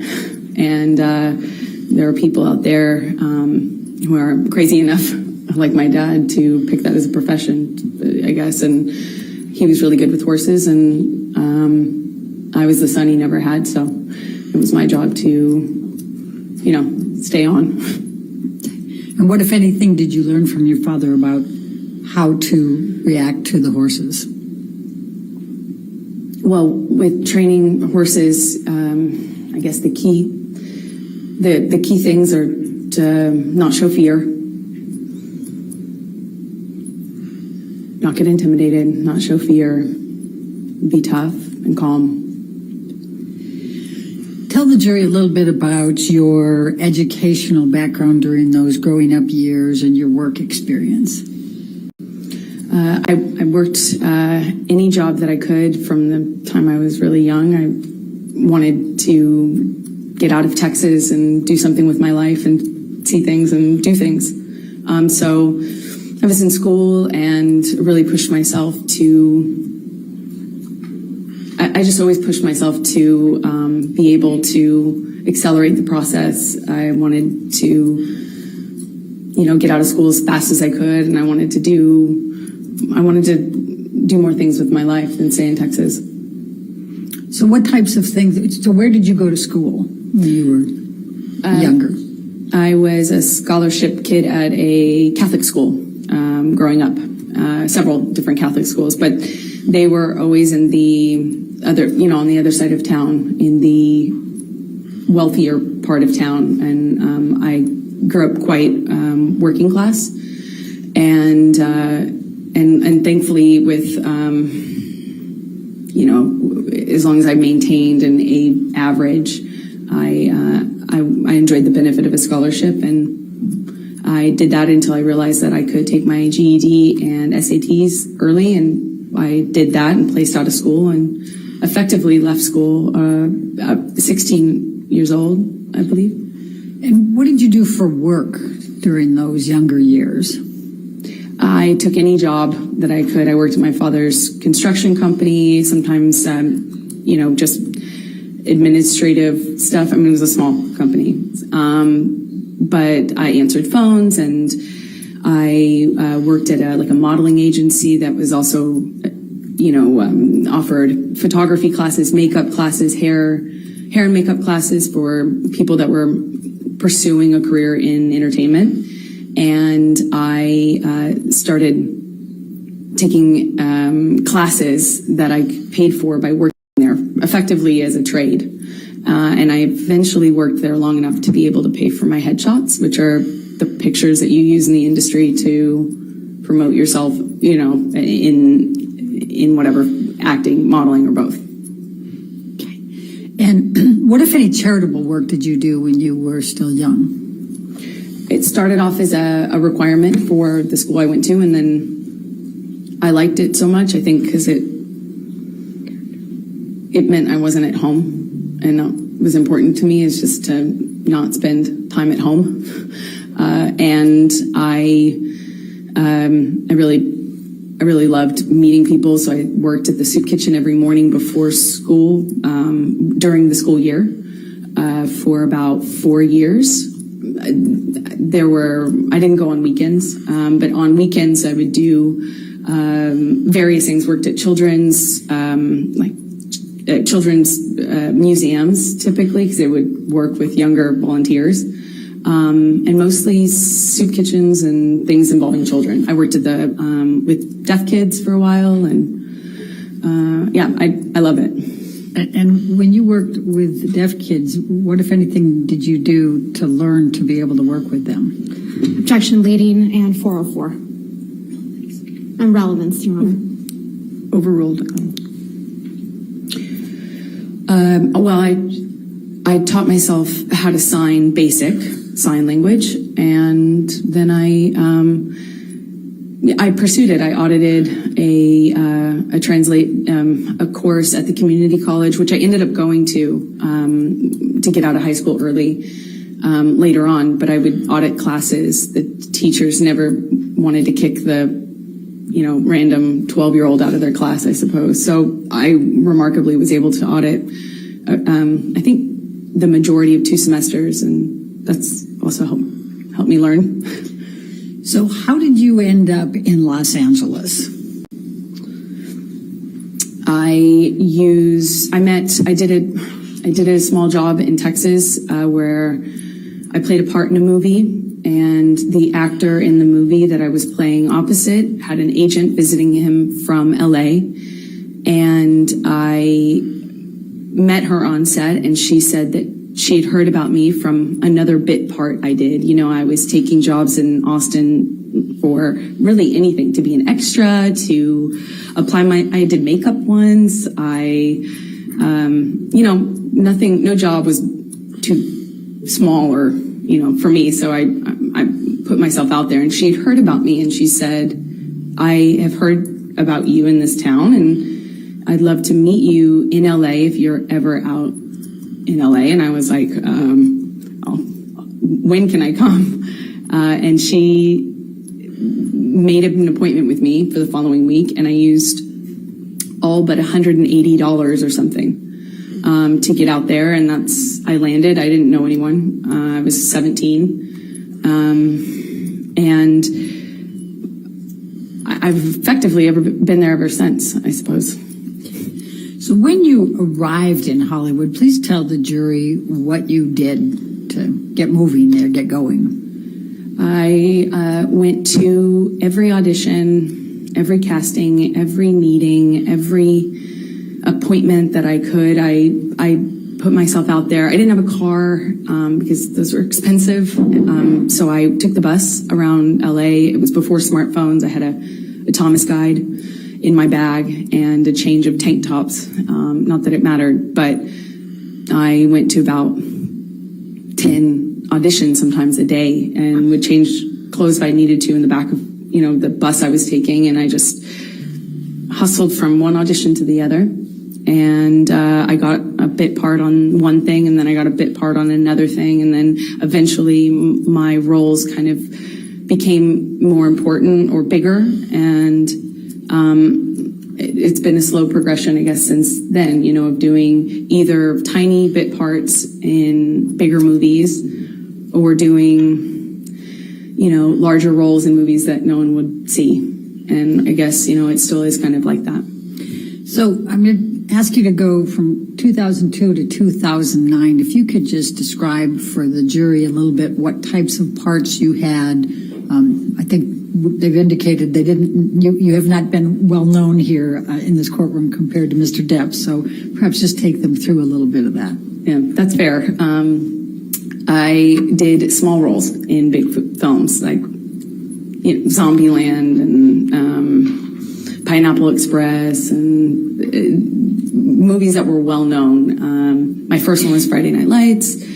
But again, I had small roles in those bigger films. And then I would do larger roles in kind of smaller films. Like I did a project where I was the lead in a John Carpenter film, and he came out of retirement to do that. And that's kind of how it was in terms of my career for those that first initial 10 years or so. It was just going from slightly bigger role to slightly bigger role, and just working my butt off.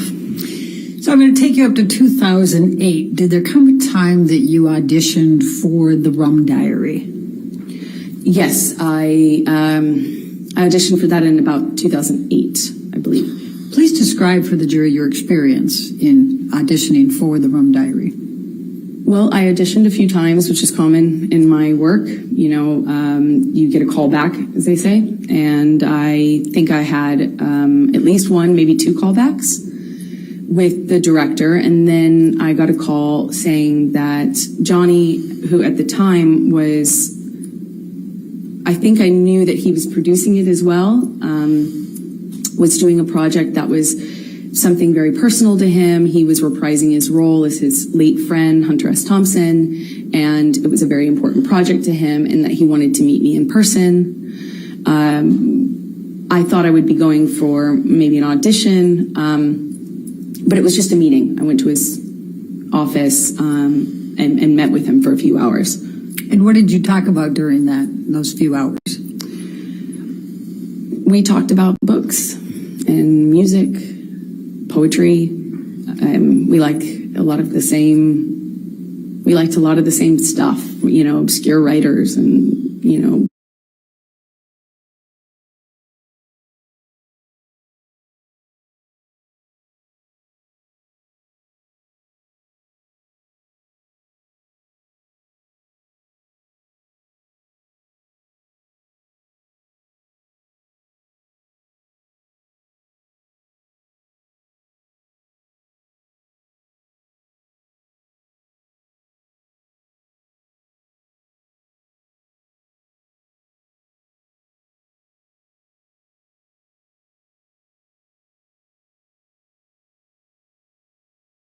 interesting books and pieces of poetry that I haven't heard anybody else reference or know or like. And he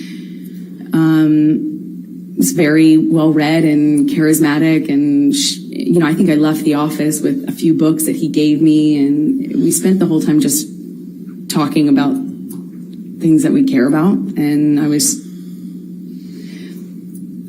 so surprised that somebody, I knew who he was. I wasn't familiar, I wasn't a fan of his work. I wasn't familiar with him, but I knew who he was. He's one of the most famous people in the world. So it was already a weird thing to go and get called into his office. And, I'm a no-name actor. I was 22, I think. And I thought it was unusual. It was weird because he was twice my age, and he's this world famous actor, and here we are getting along about obscure books and weird, old blues, and I thought it was remarkable. I thought it was unusual and remarkable. I left there just feeling like, wow. So did there come a time that you learned that you were going to be cast for the role in The Rum Diary? Yes, a few days later, my agent said that Johnny's going to call you. We gave him your phone number. I was like, oh, okay. And shortly after, my phone rings, I pick it up, and I hear, this like deep voice on the other line, and he said, "You got you're it, kid. You're the dream. Hunter wrote this part, and you're the dream. You're it, kid." I was like, amazed. Please describe for the jury what that means. What was The Rum Diary and this Hunter Thompson? What was the concept here, and what role were you playing? Well, it was my understanding that he was bringing to life his late friend. And what he told me was that this character is supposed to be the dream woman, like the dream, American dream. And so I knew what he meant. He indicated to me when he told me I got the role that I was that, you know, that I was the dream kid. That's what he said. So did there come a time that you started filming the Rum Diary? Yes, I'm not quite sure how much. I think we started filming in maybe March of 2009. And where did you film the Rum Diary? We shot it in Puerto Rico. And describe, if you can, the events of the filming and your interactions with Mr. Depp during that time. It was a bit surreal, you know, filming in a place like Puerto Rico. It was beautiful. It takes place in the 50s, so everything really looked beautiful, you know, cars and clothing, the music. It was a very colorful shoot in general.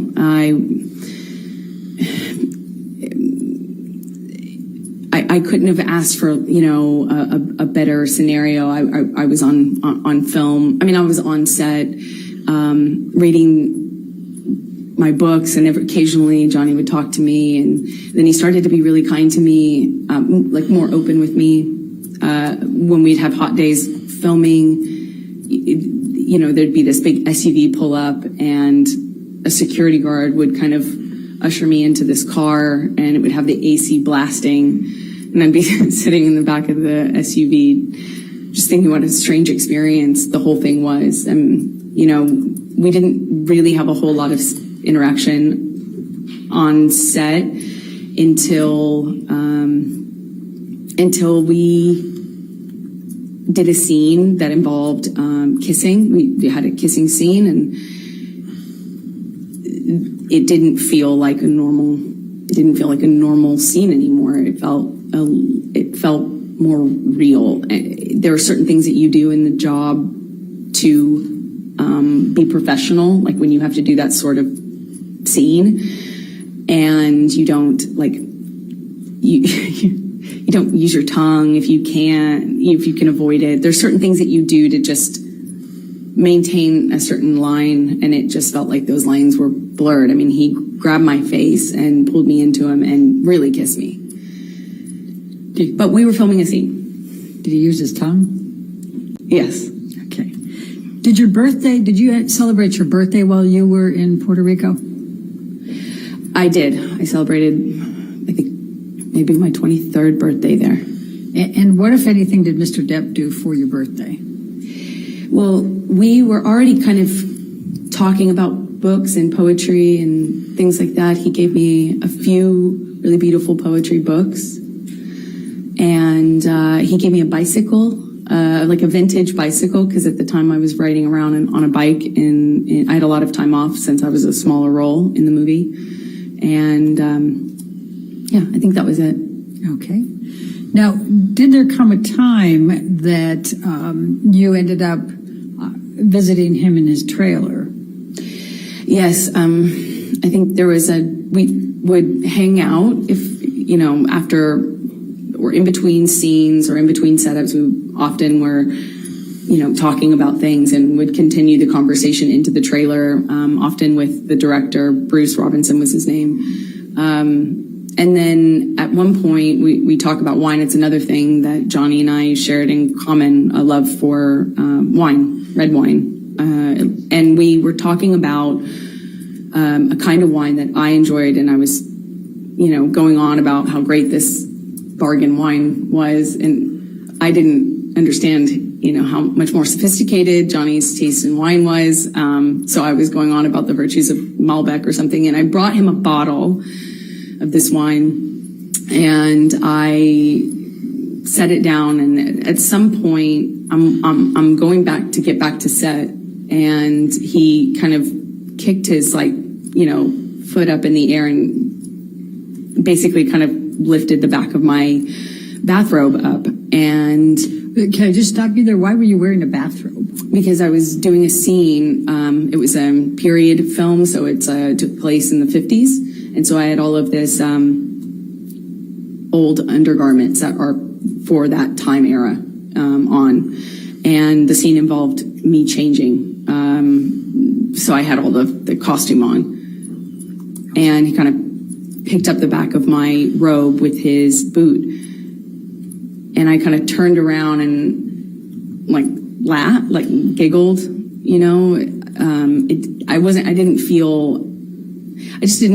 didn't know what to make of it at the time. And I just kind of giggled and batted it away playfully. And he kind of playfully kind of pushed me down on this like bed sofa that was in his trailer, just playful and flirtatious. And he said, yum. And he kind of like lifted up his eyebrows like that. And I just giggled, laughed it off, kind of batted him away, and, you know, moved on, went back to set. And were you in a relationship at that time? I was. Okay. And was Mr. Depp in a relationship at that time? That was my understanding, yeah. Okay. And did anything else of significant happen during that time period while you were filming with Mr. Depp, other than what you've told us? We just had this, you know, it was a friendship, a flirtatious thing. I felt chemistry. I felt this other thing that went beyond the pale of my job, for sure. Johnny clearly felt that way about me, had indicated to me that that's how he felt in many different ways. But at the same time, you know, we were both in relationships, and it is a job, and, you know, it was intimidating. And I just remember feeling kind of intimidated and a little nervous about that. And I also was in a relationship, so we went our separate ways, and I didn't hear from him for a long time.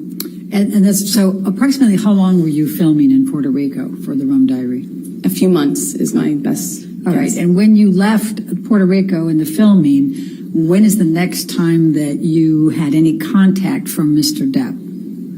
And contact could include anything, communications, written communications, as well as telephone or otherwise. We had no contact until Johnny called me on the phone one day, and I was driving, and he invited me over to his home in California, in Beverly Hills. And I it was out of the blue. I didn't even have his phone number. So it was quite unexpected. He called me a second time, but I don't think we actually connected, or we didn't stay on the phone, because we didn't really speak. But the first time was the only time I actually spoke to him, and he invited me over to his house, under kind of he said that, you know, we could get Bruce, who was the director, to come over, something about the movie, but it was clearly not about the movie, if you know what I mean. It was, so I said, I said, my friends are in town, and I'm busy with that, and kind of hung up, feeling really startled, you know, that didn't know what else to do. What, if any, gifts did Mr. Depp send you during that time period after you filmed the Rum Diary? He sent me several gifts. He sent me a beautiful dress, one that I wore in the movie, with a beautiful handwritten note, said happy wrapping, and made a reference to the dress being wrapping paper. He sent me a few gorgeous, expensive, what I can only assume are expensive, collectible books, items. And then when I was away filming on a different job, he he did send me some guitars. I know one delivery, I was informed about one delivery, and my partner at the time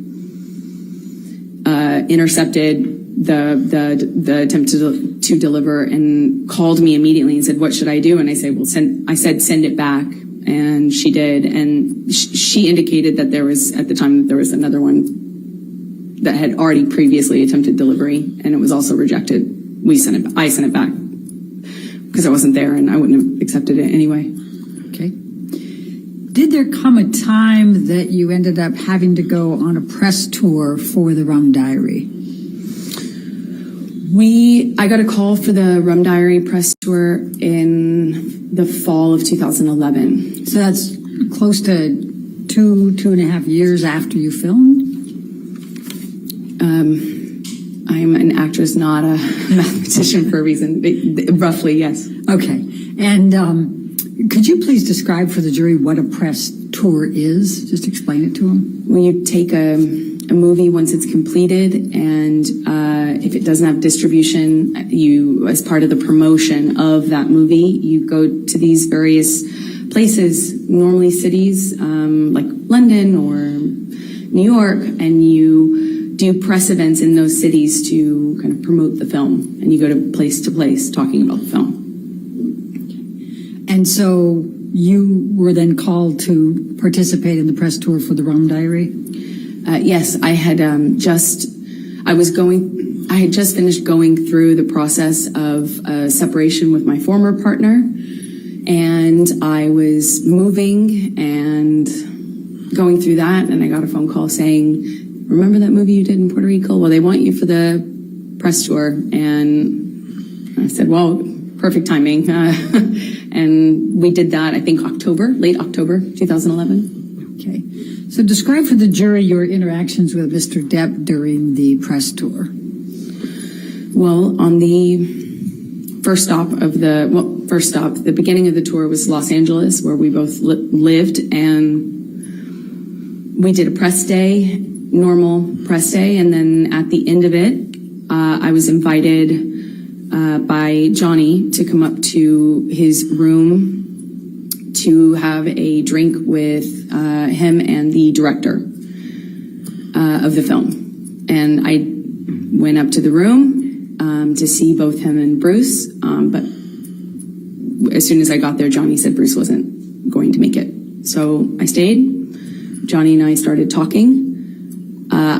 He asked me about my relationship. I said, well, I'm going through it. I'm going through the separation right now, and it's been, rough couple of months, but that's normal. And he said, well, that's same with me. It's been, I can't remember exactly how long he said it had been, but that he had split from the mother of his kids, and said that he understood. All right. And then what happened next? Then we drank red wine and continued to talk, and the talking became us, reconnect. It was like reconnection was almost instant. It was just chemistry. It's hard to explain that, but we sat on the couch and we talked, and it felt like there was it felt like there was an electricity to the room. And it's how I felt when I was alone with him anyway. And it was instant again. I was like, whoa. So on the couch, we talked, finished some wine, and then I got up and left. And as I went to leave, he grabbed both sides of my face, similar to what he did in Puerto Rico when we were filming that scene. And he kissed me, and I kissed him back. And what happened next with respect to any relationship with Mr. Depp? Well, then we fell in love. We went on this press tour, and we went. It was a beautiful and strange time. We were flying from one, not together, but going from one city to the next, Europe, New York, Los Angeles, as I said, and we're just traveling around talking about this movie that we did together, that we participated in together, and we were falling in love. I mean, it was just, at the first dinner in London, he sat me next to me. He produced the film and was a part of controlling the film and was responsible for different things than I was as an actor having a small part in it. And we went on this press tour, and I think in London he had me sat next to him at a dinner, and then we ended up spending the night together in my hotel room. And for the rest of the press tour, we were, it was on. I'll put it that way. All right. And how long approximately did the press tour go? I don't know exactly how long it lasted. I think, there were press engagements in this city for a few days and then another city for a few days. And then there was a break and then there was another press opportunity, I believe. So it was kind of spread out over maybe a month, if I'm guessing. So when you returned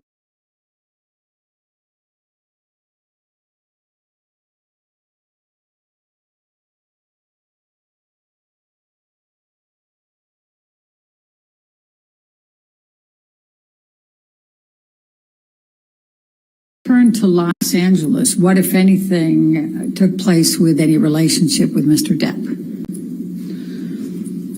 Well, once we were back from the press tour, we had this, whirlwind romance kind of just in these like beautiful places all over, and we're falling in love and not able to really show it because he wasn't, that the world didn't know about the split between he and his former partner.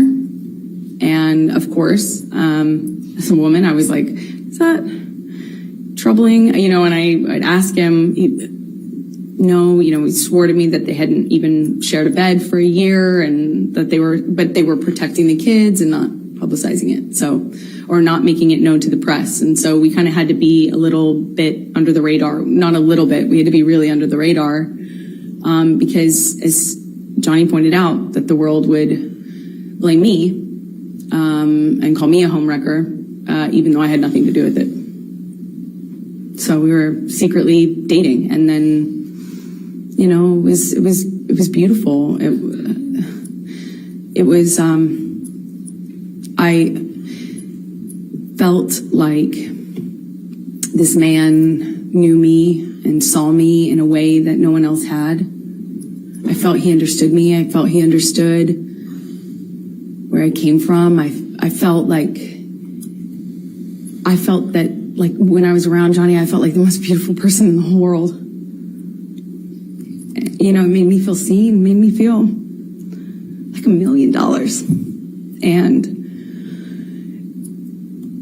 that kind of feeling where, he's just lavish gifts and lavish expressions of love, and how he had never met a woman like me. I remember he took the foil off of this bottle and put it on my ring finger, and I had only been with him like days, or maybe it was weeks at the time. Yeah, it was probably about a few weeks, but it just felt very intense. But we weren't doing normal life stuff. We weren't like stuck in traffic with each other. We weren't going to the grocery store and doing life. We were like hiding in these places around the world. He has so many homes.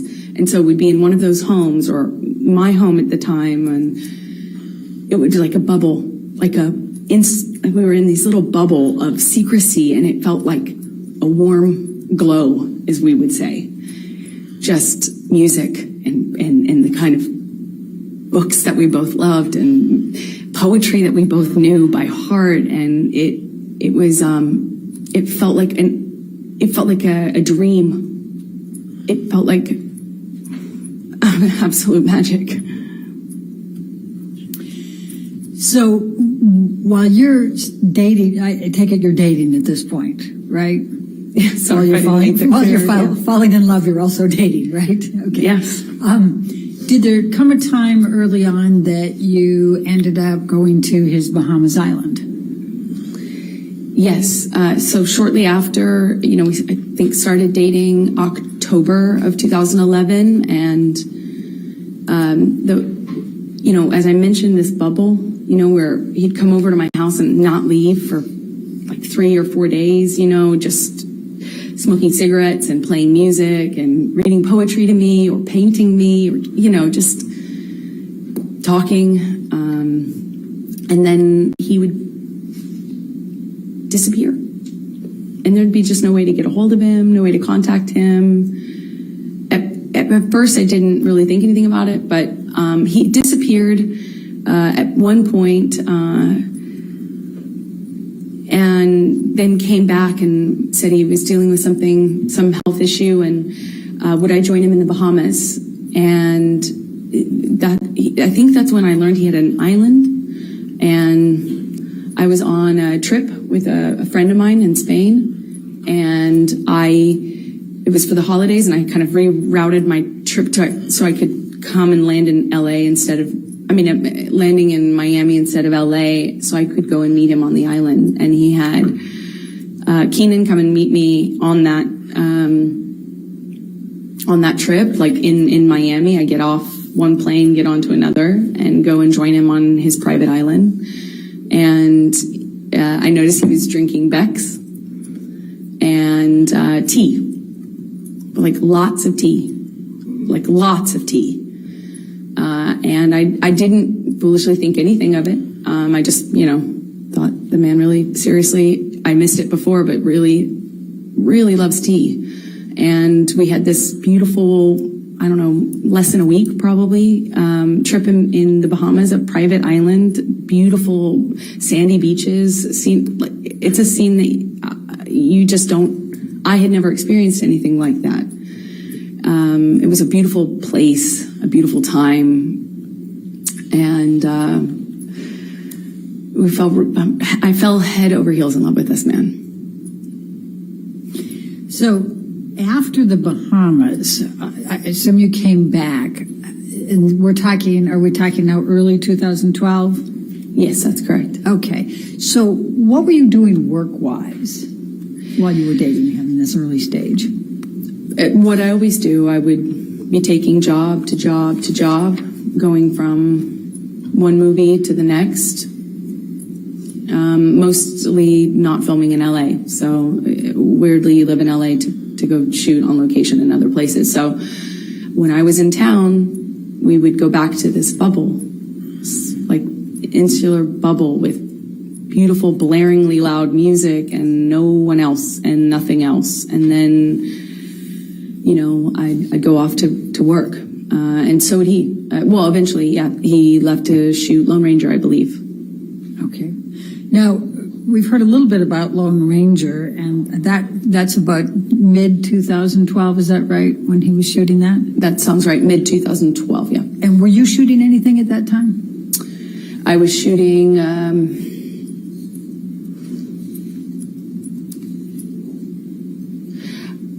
Machete Kills? I believe I was shooting Machete Kills in Austin. I had a small part.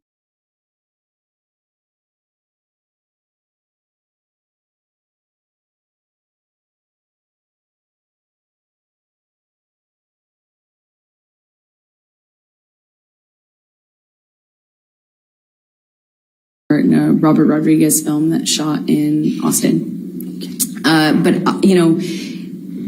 I think Johnny was shooting and then having some time off, and there was just a lot of travel, a lot of movement. So, and so, what if any visiting did you do with Johnny while he was on his set for Lone Ranger, and where was he?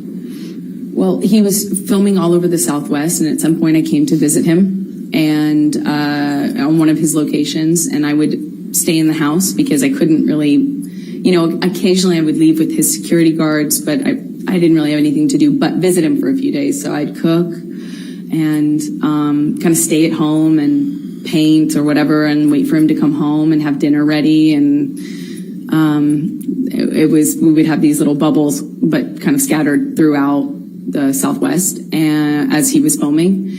And at the time, Johnny had, when I first arrived at one of these locations, it was the first time that Johnny told me that he had a health issue. Something with his liver, and that he wasn't, that's why he was not drinking. He was drinking a lot of tea.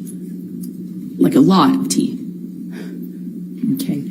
And so we've heard a little testimony about boots. What, if anything, did you do to help Johnny with his boots? Well, I suppose that I took off his boots, and it made an impression on him, and I was happy to, anything I can do to show love. Certainly how I felt about him. But if he wanted to take off his own boots, he certainly could. Did you buy Mr. Depp any knives during that time period? Objection leading. Sustained. What if anything did you do with respect to knives during the time period you were with him in the Lone Ranger? Objection leading. What if anything? Overruled. Johnny had a thing for turquoise, and that eventually, you know, being in the Southwest, it can happen really quickly. I also too really love turquoise, and he has he loved knives. He loves a lot of things. When Johnny loves things, he does it a lot, lots of it. So he had these daggers that he had given me that they were beautiful in design. And they're, you know, long curved daggers. And he just talked a lot about knives, had a knife and gun collection, and was quite proud of it. And at some point, I don't really remember exactly when it was, but at some point I picked up what I thought was a really beautiful turquoise handled knife. And I had it engraved with a saying that Johnny would say to me all the time.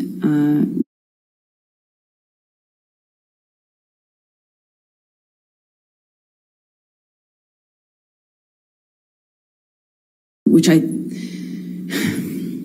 you know, thought was romantic, as funny as that is to say now. And what was the expression?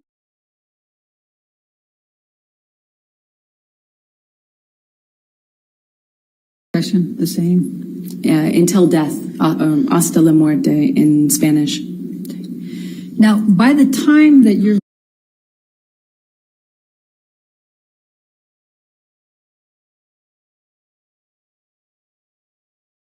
came a little bit later as they got to know each other, but he did the same thing with my sister and just really found a bond with them that, you know, was you know, he tried to do anything and everything he could to make them feel like special, and they did. You know, my mom, my dad, and my sister. And what, if any, relationships did Mr. Depp form with your friends? Well, Johnny's so generous and can be this really, like, overly generous almost, you know, like showering you with gifts and compliments and just, I mean, like, you know, and he has access and means to really, you know, we're not talking about giving you a card. We're like talking about just these like extravagant trips or these extravagant gestures, and it's a lot. And he did that with my close friends. I relied heavily on my friends, and had a pretty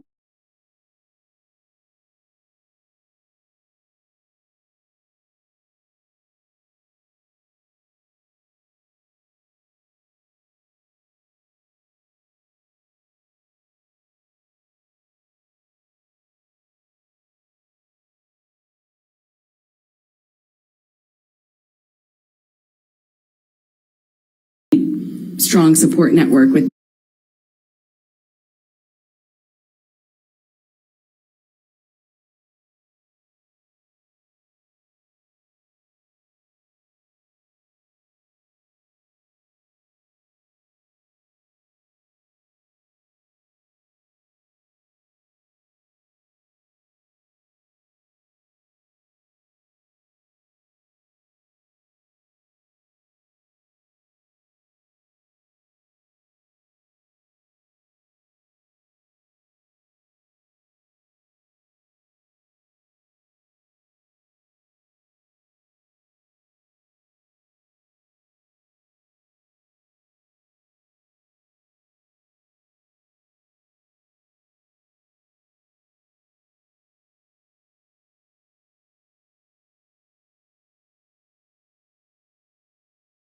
them, and he really just showered showered them with generosity and love and light and invited them to come to these exotic places and flew people here and there. I mean, it's incredibly, incredibly generous. So going back to the filming of the Lone Ranger, what, if anything, did Mr. Depp do with respect to a horse? Objection leading. What, if anything? Overruled. Johnny at one point insisted on buying me a horse, and I, of course, said that's extravagant.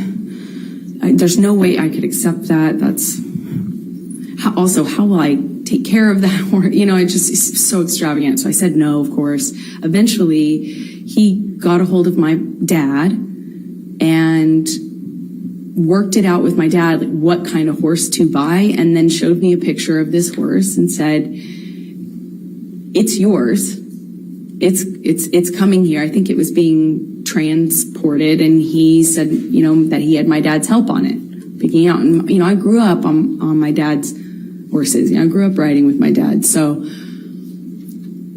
you know, I had resisted for I think about like a month and a half or something of him kind of bringing up the idea and me saying, that's a crazy gift. No, thank you. No, that's incredibly generous, but I couldn't accept. To all of a sudden I had a cult. So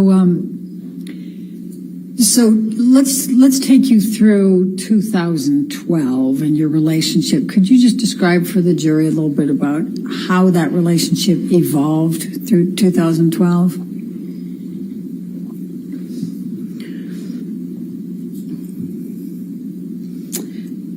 It was always intense. It didn't become intense. It almost started that way. When I was with him, you know,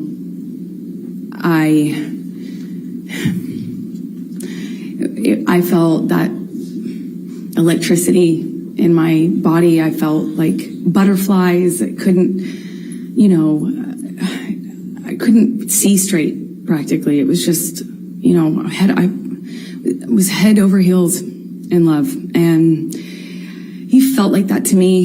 He felt like he was also in love. I didn't feel like he was faking it. I felt like what we had, it felt like to me at the time there wasn't any love like that, you know. I mean, and then he started to kind of do this thing again where he'd disappear and he'd come back. And I remember at first when he first started drinking, I didn't really think much of it, but all of a sudden the behavior kind of started to go in line with the disappearing, and he'd come back and he'd just be different. And I'd say something and he'd accuse me of saying something else or saying it in a different way, or he would, it was mostly my clothing at the time and me working. That was the main thing. Like, I found myself trying to not talk about auditions because it would change the mood so dramatically. I tried to, you know, he would make these comments about, you know, whoring myself out, but do so in the context of me acting, you know, and he would talk about other actresses who do my role in this way where they were worthless whores, that they were, you know, fame hungry, you know, expletive, you know, just this. The point is, it felt really dirty to be an actor. Never mind that he was one. It was dirty that I wanted to do this job that I wanted to do, and I was doing the job of an actress. It was every time I was walking out of the house, he would ask me, "That's really what you're wearing, kid? Oh, I see." You know, I wore a dress to an event once, and I felt beautiful in it. Like, stupid as that sounds, I felt pretty in this dress I picked out, and I showed it him because you know, it's a carpet, it's red carpet, so it's like, you know, publicized, and I kind of thought it was weird. He wasn't saying anything about it. You know, I left him to go do this red carpet, and I was like, "Did you see the the event I went to, basically I felt pretty and I thought, like, did you see that? I wanted him to say something about that, I guess. And he said, well, this is after he stopped talking to me for some time, didn't tell me why. When he came back in my life, he wouldn't explain why he was acting different. He just kind of acted mad at me, didn't know what I had done wrong. And when I brought up the dress and the event, because it was an event to support a charity I was really involved with at the time, and I said, did you see that thing? And he said, yeah, I think the whole world saw that kid. That's how they'll remember you. That's how the world will remember you. And I was like, oh, come on. I mean, it's like, but I felt good in it. I felt good. And he said, yeah.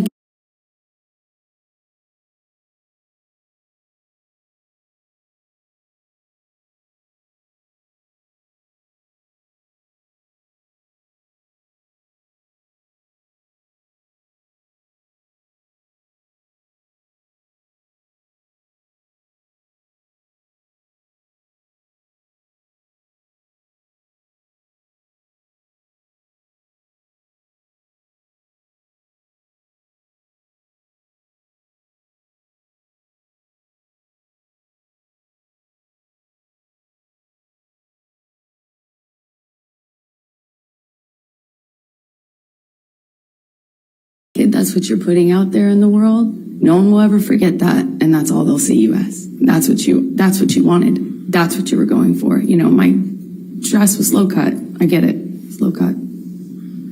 But I felt, I felt really embarrassed and horrible that I wore that. I felt like, how could I have made that choice? Of course, he's right. You start to believe it. I started to believe that made a lot of sense, of course. But it didn't stop with that. It was clothing in general. And when I walked out of the house, it wasn't just like, hey, you're not allowed to wear that. It was like, oh, really? That's what you're wearing. No wonder you get cast in those roles. No wonder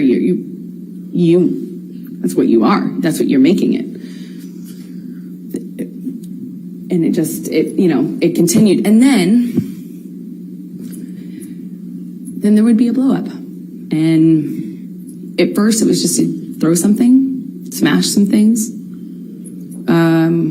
It loves to smash up a place, an apartment, furniture. That's what it started with. Glass.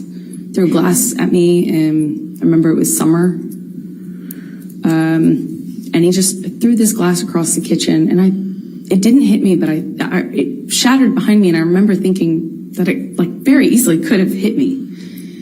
And that calling me a whore. It didn't start with using the whore word. It was just comments until it would escalate.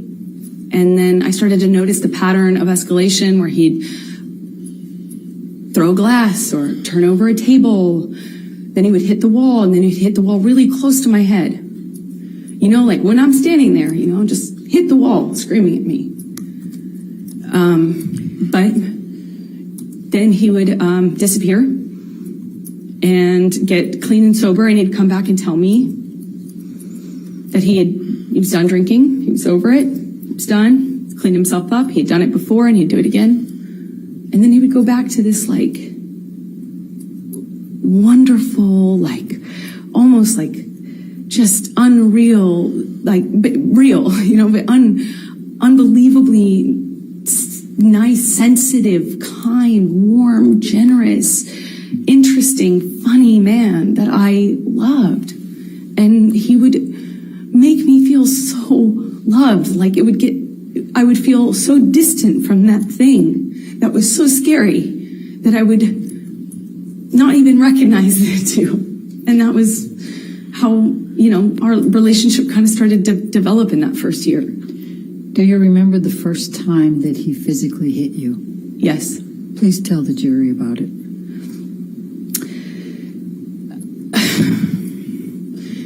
It was it's seemingly so stupid, so insignificant. Oh, never forget it. It changed my life. I was sitting on the couch And we were talking, we were having a normal conversation, you know, just, there was no fighting, no argument, nothing. And he was drinking, and I didn't realize at the time, but I think he was using cocaine because it was like there was a jar of cocaine out on the table. I realize that sounds weird, but it was like an actual vintage jar of it. But I didn't see him use it at the time, so I didn't really factor that in. I just, you know, he's drinking and we're talking, and there's music playing, and he's smoking cigarettes, and we're sitting next to each other on the couch. And I asked him about the tattoo he has on his arm. And to me, it just looked like black marks. I didn't know what it said. It just looked like muddled, faded tattoo that was hard to read. And I said, what does it say? And he said it says wino. It says wino. And I didn't see that. I thought he was joking because it didn't look like it said that at all. And I laughed. It was that simple. I just laughed because I thought he was joking. And slapped me across the face. And I laughed. I laughed because I didn't know what else to do. I thought, this must be a joke. This must be a joke. Because I didn't know what was going on. I just stared at him, kind of laughing still, thinking that he was going to start laughing too to tell me it was a joke. But he didn't. He said, you think it's so funny? You think it's funny, bitch. You think you're a funny bitch. And he slapped me again. Like, it was clear it wasn't a joke anymore. And I stopped laughing, but I didn't know what else to do. You know, I didn't know what to do. You would think you would have a response, but I, as a woman, had never been hit like that. I'm an adult, and I'm sitting next to the man I love, and he slapped me for no reason, it seemed like, and I missed the point. It was that stupid. Second slap, I know he's not kidding, but I don't know what else to say or do, so I just stared at him. I didn't say anything. I didn't react. I didn't move or freak out or defend myself or say, what are you doing? You're crazy. I just stared at him because I didn't know what else to do. And he slaps me one more time. Hard. I lose my balance. At this point, we're sitting next to each other on the edge of the couch, or I was on the edge of the couch. And I'm all of a sudden realizing that the worst thing has just happened to me that could possibly happen to you. I realized that I wish so much he had said he was joking. Because it didn't hurt. It didn't physically hurt me. I was just sitting there on this carpet, looking at the dirty carpet, wondering how I wound up on this carpet and why I never noticed that the carpet was so filthy before, and I just didn't know what else to do. I didn't know what to say. I didn't know how to react. I just sat there thinking, how much time do I have till I figure out what I need to do? Because, God, did he just hit me? No, I didn't want to leave him. I didn't want this to be the reality. I didn't want to have the man I was in love with. I know you don't come back from that. You know, I'm not dumb. I know you can't hit a woman. You can't hit a man. You can't hit anyone. You can't just hit somebody because I knew it was wrong, and I knew that I had to leave him. And that's what broke my heart, because I didn't want to leave him. I thought if I got up out of that room, I would leave the best thing that ever happened to me. And I wish I could sit here and say I stood up and I walked out of that house and I drew a line and I stood up for myself.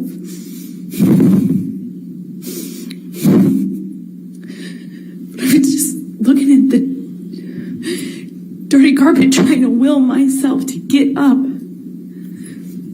to walk out of the door because I knew I needed to. And I really slowly, I stood up and I remember looking at him in the eye and just looking at him, frankly, because I didn't know what else to do. And before I know it, he starts crying. And, you know, like I had never seen an adult man cry. I didn't even really see my dad cry at my grandma's funeral. You know, it's weird. And he's crying. Tears, I mean, just falling out of his eyes. He gets down on his knees and he grabs my hands and he's touching my hands and he's saying to me, I will never do that again. I'm so sorry, baby. I put the fucker away. I thought I killed it and it's done. I thought I put the monster away and I've done it before. It's done. But on his knees. And I didn't have words. I didn't know what to say. I just remember thinking that it was just, he was crying. He seemed so sorry, but I knew I couldn't just forgive him because right? That means it will happen again, no? You know, like I've seen the health class videos, like everyone else. And I got up in my car. I walked to the car. I didn't say anything. I made a point to not say, oh, it's okay or anything like that. I just didn't say anything. I got up, I went to the car, I sat in my car, and I felt like I sat there forever. I didn't want to turn the key. I just leaned my head up against the window, and I remember just seeing my breath on the windshield, you know, on the glass of the window of the door, just seeing my breath and trying to will myself to have the strength to know what I should do in this moment, because I was heartbroken. And I sat there for a long time, and I eventually turned the key and drove home.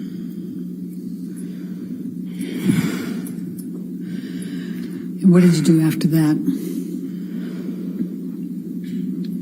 I don't know.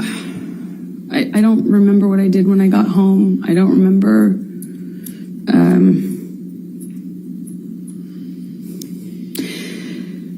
I went to my therapist.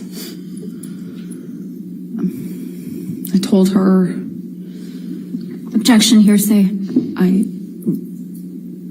I'll sustain it as to what she may have told her.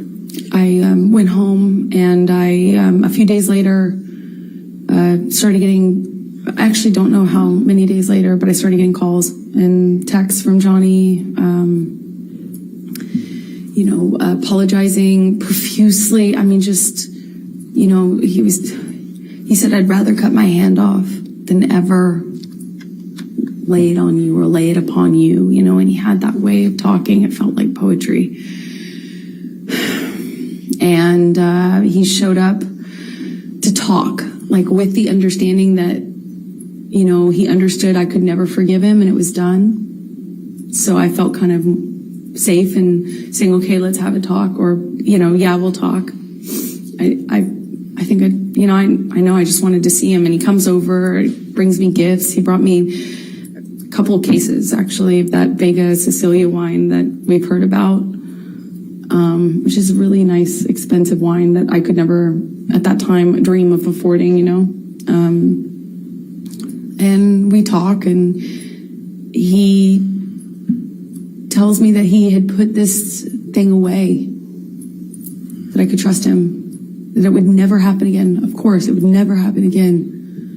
That he had put this thing away. He had killed the fucker, is what he said to me over and over again. I put that fucker away. I killed that monster. I'll kill it again. It's done. I'll never lay a hand on you again. And I wanted to believe him, so I chose to. Chose to stay in the relationship?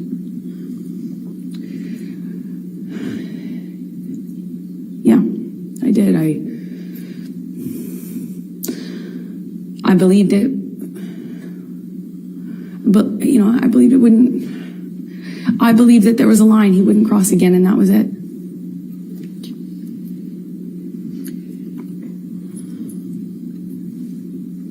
And so So you stayed, correct? You stayed in the relationship? Yes. Okay. So, is this a good time? You want to do Keep going a little longer, please. Okay. Thank you. So could you please describe for the jury the evolution of your relationship after that time with Johnny?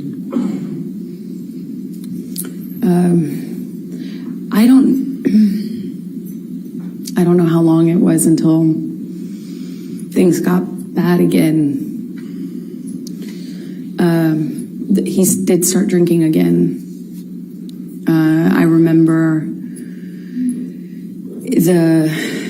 it was almost, he'd start drinking again, the disappearing thing, the coming back. He'd come back like in the middle of the night to my house. And it would be unclear to me, drunk, often really drunk, and kind of accusing me, but not directly. Nothing was very direct. It was a lot of accusations, but they were veiled. What I was wearing, who I was with, why didn't I text him back? I didn't text him back right away.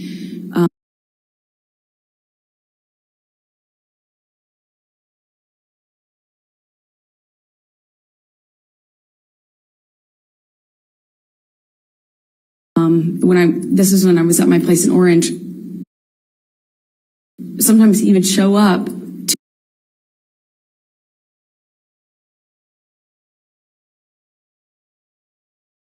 to catch me. That was a pretext for coming over. And by the time we were done talking,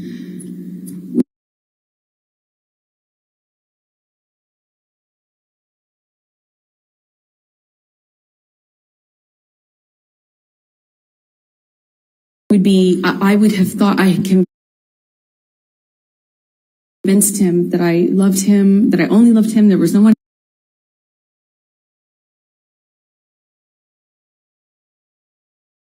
else, and then that we were back in an upswing and would go back to good, loving, sick, romantic love, kind, sweet, velvety love.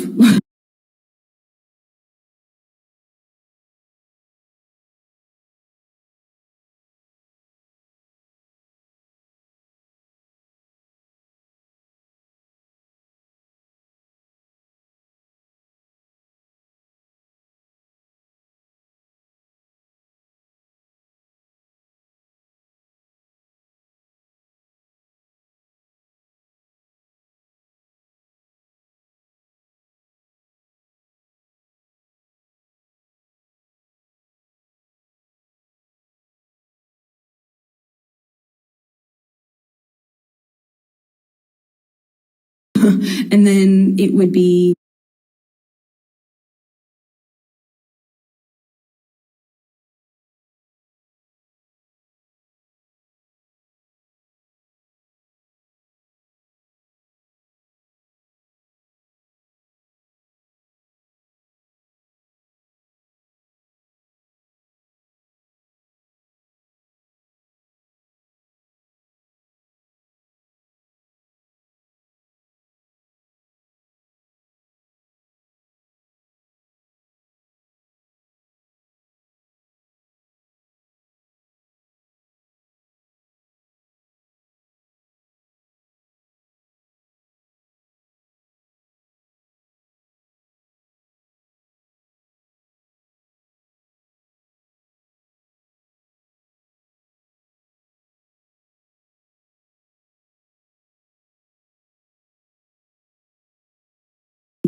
something I said. Why did you say it that way?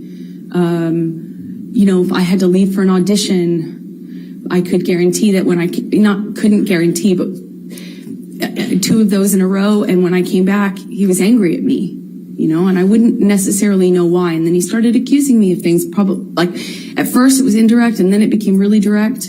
Then the punching of the walls next to my head, which is a constant at that time in 2012 when he was drinking.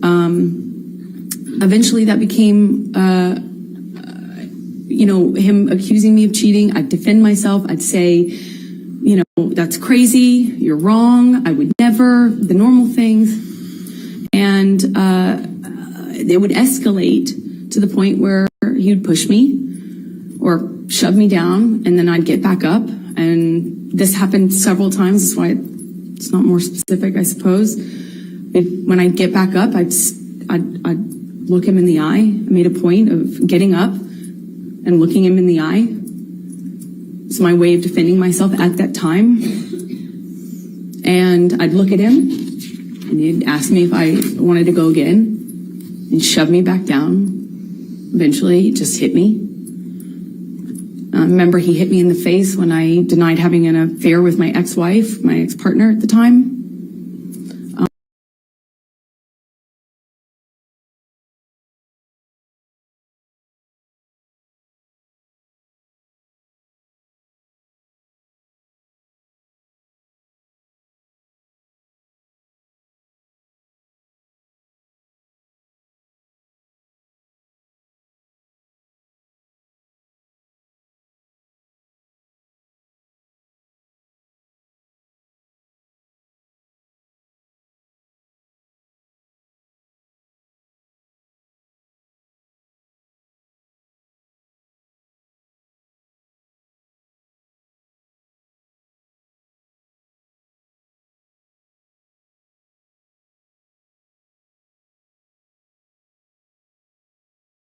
And he said he had proof. I denied it. And I was walking out of the bedroom.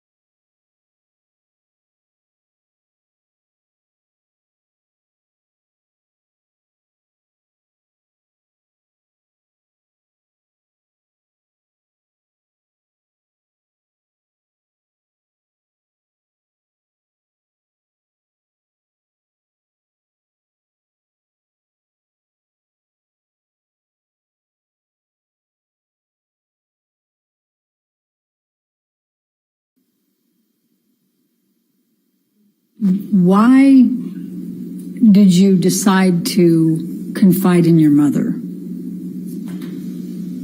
about the issues you were having with Mr. Depp?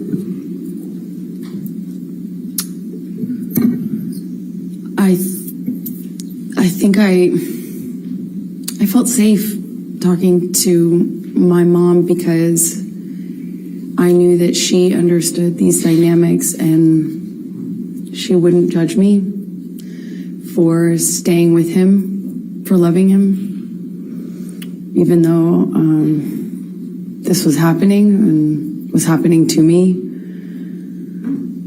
I knew she would understand. And when approximately did you start confiding in your mom about your issues with Mr. Depp and the physical abuse? Objection, hearsay, compound. I sustain as to compound. When did you start confiding in your mother about the abuse you were suffering at the hands of Mr. Depp?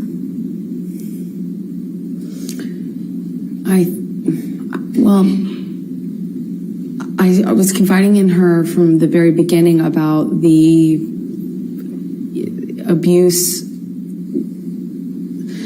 the psychological abuse, the kind of control, the disappearing, the not knowing where he was, then he'd come back and sometimes in the middle of the night, the constant accusations, like that sort of thing. I talked to her about probably from the very beginning. The fact that I was secret, I had to hide. I couldn't tell any of my friends that I was with him for a long time because he told me everyone would blame me for the split with him and his partner. So I had to kind of sneak around and kind of get brought to his house, typically in a secretive way. And then he'd come to mine in a secretive way. And it was just all very, so very isolating. And I confided with her at the very beginning on that sort of thing. And then later opened up to her about some of the violence. I did it gently. First I just wanted to have someone to talk to about how scary it was. The rage and the uncontrolled violence, the rage that this man had, and why it was Objection, Your Honor. Hearsay. May we approach, please? Okay.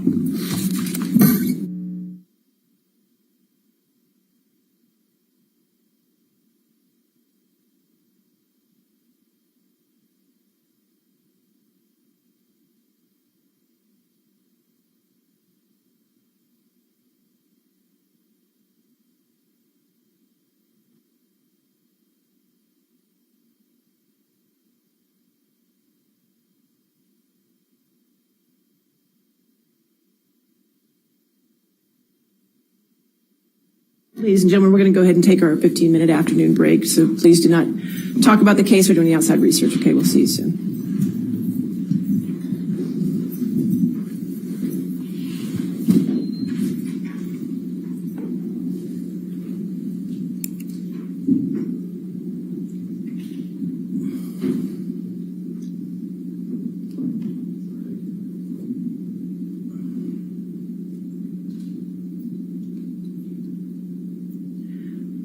And Ms. Hurd, just a reminder that now that you're on the stand, you cannot discuss your testimony with anybody to include your attorneys, okay?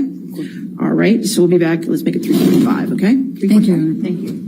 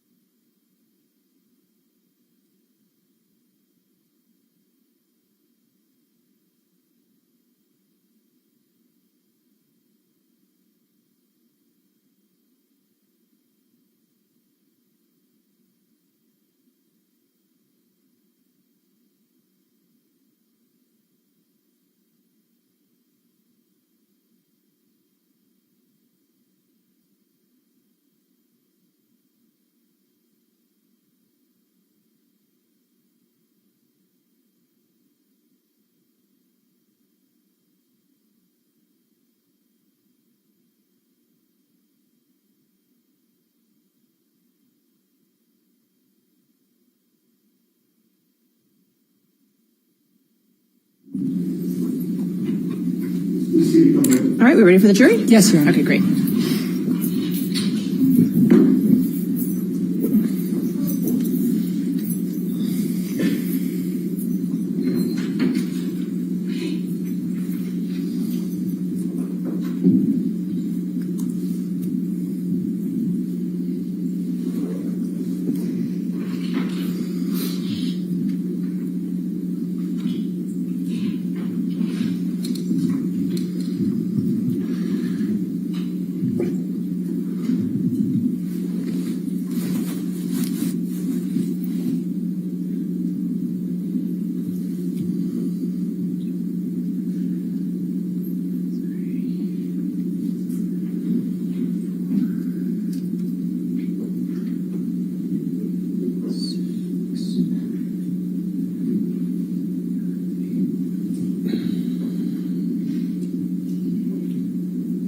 All right, thank you. Please be seated. Your next question. Thank you, Your Honor. Amber, I'm going to take you up to March of 2013. Can you describe your relationship with Mr. Depp during that month? And we'll start there. I remember that was after a period of some peace, and then in sobriety. Johnny was sober, drinking Beck's, and my dad, who was struggling with alcohol and drug addiction at the time, had fallen off the wagon, and I remember he said, "Why don't we I want to send a picture to your dad of support," because my sister was upset with my dad. And so he poured a shot and kind of said, "Let's take a picture." I don't drink spirits, but I know that, I kind of held up in that picture. It's kind of eerie because I just think it's bizarre. He had broken this long period of sobriety that I thought was going to be the end of him drinking forever. Sounds foolish now, but I held up this kind of glass with him, and we sent the picture to my dad because, I didn't know what else to do. And I remember thinking it was weird that he was drinking. And then the month got really crazy from that point on. It was a bit of a revolving door of accusations. He was accusing me of having affairs with, frankly, just one person. I had an acquaintance with somebody, and he was accusing me of being with them, and then it was accusing me of being with my friend, the one I had seen in Spain. I'm, in these kind of arguments, nothing I do is working. Walking out of the room is me leaving him, walking away from me. Hey, where are you going? I'm talking to you. That it went from that to pulling me in by my arm, still shouting about the accusations. I'm trying to diffuse the situation by trying to tell him I'm not sleeping with this person and I'm not sleeping with that person. And it was kind of, as soon as it seemed as though I had convinced him of one, there was somebody else he was sure I was sleeping with. And it was a revolving door at the time. A painting I had hanging on the wall, done by my ex, who's an artist. That was, one day he was convinced that was proof I was sleeping with her or having an affair with her. I didn't really love him, and all the while I'm madly in love with him and trying to convince him. So March started with this picture of him doing a shot, and he's kind of saying, "Let's send it to your dad to show support." And what I remember of March is just like it's almost like it was a never-ending fight. It was just, there were breaks in it. What kept me in it is because I kept waiting for the other shoe to drop, the sobriety shoe, if you will. I kept waiting for him to get to the point where it's not supportable, or anymore, and he's done with it, and he's ready to get clean and sober again because there commences a period of like pure joy. And it was one fight after the other. March. So let me start with the painting incident. Please tell the jury what happened on that particular incident with the painting. As I mentioned, the painting, which had been hanging there for months, one day he kind of stayed up doing cocaine, just drinking, doing cocaine, music, which is not in and of itself that weird in my relationship with Johnny at this point. You know, like he stays up and keeps weird hours and smokes and stuff. But he was drinking brown liquor and doing a lot of cocaine, and it was like, it became clear to me in that argument, if you will, that he wasn't making sense. He had effectively just taken, it seemed like, a turn and had decided that the painting was an offense that he could not forgive me for. It meant I was having an affair with my ex-partner, with whom I had already split, and it made no sense to me. So I'm trying to kind of quell the accusations by saying, you know, it's been there, and what are you talking about? And it's like, that doesn't mean anything. And, you know, he was demanding I take it down. He eventually takes it down and tries to burn it, but it was unsuccessful, luckily, because he was not, he wasn't with one of those normal, what do you call them, fake lighters. He wasn't very successful at doing it while drinking, to the extent he was. But I remember it was this kind of ridiculous fight, like didn't feel like it needed to be an argument, but it seemed like nothing I could do, nothing I could say. I tried leaving.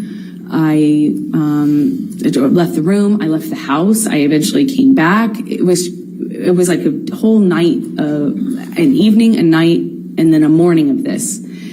So this morning in particular, I think it was the 22nd of March. There were several incidents in March though. But in this particular one, he had something to go to. He was filming with Keith Richards and Tom Waits. But let me, before you go into that part, let's pull up Defendant's Exhibit 161, which is already admitted into evidence, I believe, Your Honor. Yes, 161 with redactions. Thank you.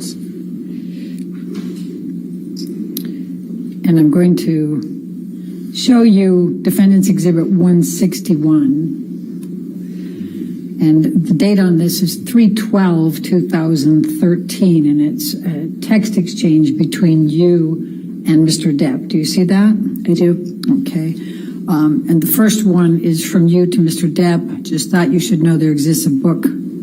Is that to you? Is it to Mr. Depp from you, or it's vice versa? It's Johnny texting me. Just thought you should know there exists a book titled Disco Bloodbath. And then you say, we need that book. And you say, is this about last Friday night by any chance? And he says, how can you make me smile about such a hideous moment? And I'm not going to repeat the rest of it. Could you tell the jury what happened on that Friday night?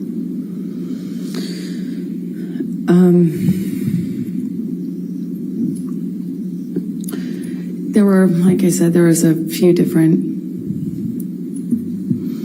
incidents in March. I believe this one happened in the Eastern Columbia building, which is one of Johnny's penthouses. They're in downtown, so a different part of Los Angeles. And we'd sometimes go there. I remember he was accusing me again of sleeping with this artist, this musician who I'd never slept with. I was denying it. I barely knew the person. And then he was accusing me of sleeping with my friend in Spain. And I remember nothing I could do. He called this person on the phone and screamed at him. He didn't speak English, so he was really confused as to what he was being yelled at by Johnny.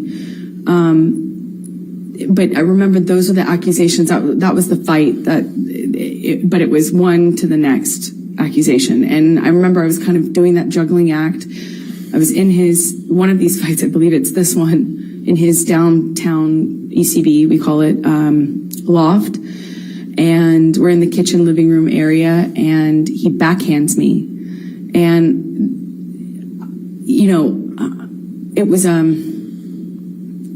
he wears a lot of rings. I remember kind of just feeling like my lip went into my teeth, and it got a little blood on the wall. Just that simple, a little bit of blood on the wall. As hard as it is to explain this,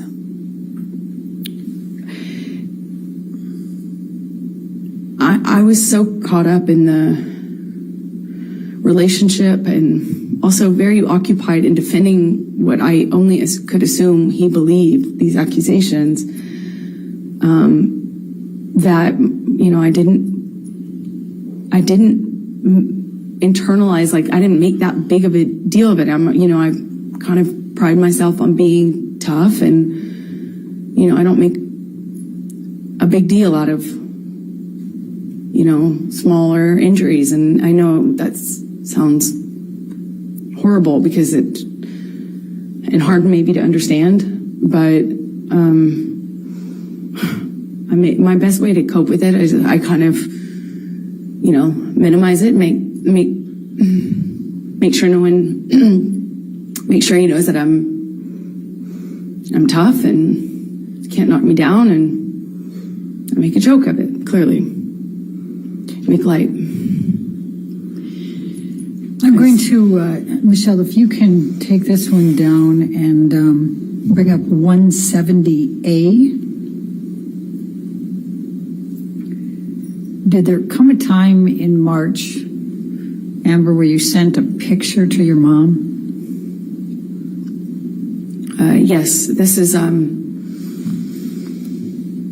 sometime in March 2013. I sent it to her because I had been texting about some of the craziness, and Objection, hearsay. I'll sustain as to what she may have texted. All right, next question. Without saying what you said in the text, explain why you were sending it to your mom. I was reaching out. I was very lonely in what I was living in, and I wanted help. I wanted advice, help. I just wanted to talk to somebody and figure out how I could make this stop. And is this a picture that you took of yourself in March of 2013? I did. Your Honor, I'm going to move the admission of Defendant's Exhibit 170A. Any objection? No objection, Your All Honor. right, 170A in evidence. You can publish the picture. Thank you, Your Honor.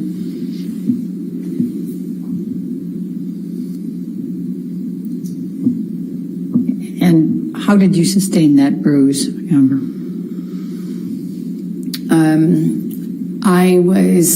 I had thrown Johnny slapped me. I walked away from him, and that made it worse. We got into like a shouting match. And he kind of did this thing with his body where I could tell he was going to hit me again. I picked up I remember it kind of like a little pot, not a pot, but like a vase. And I remember I got away from him enough as he reels back. I threw it in his direction and actually managed to get away before he got me. He grabbed me by the arm. And he kind of just held me on the floor, screaming at me. I don't know how many times he hit me in the face, but I remember being on the floor of my apartment, and I remember thinking, how can this happen to me again? Can you bring up 170?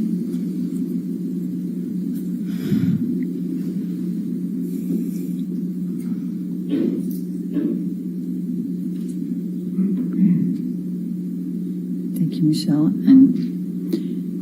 And if we can, and just to start, it's at 3/23/2013, and if we can scroll up. This is a text message exchange with your mom, correct? Yes, it is. Okay, let's go. Scroll down and then. Your Honor, I'm going to object to hearsay. All right, let's wait until we get to the spot.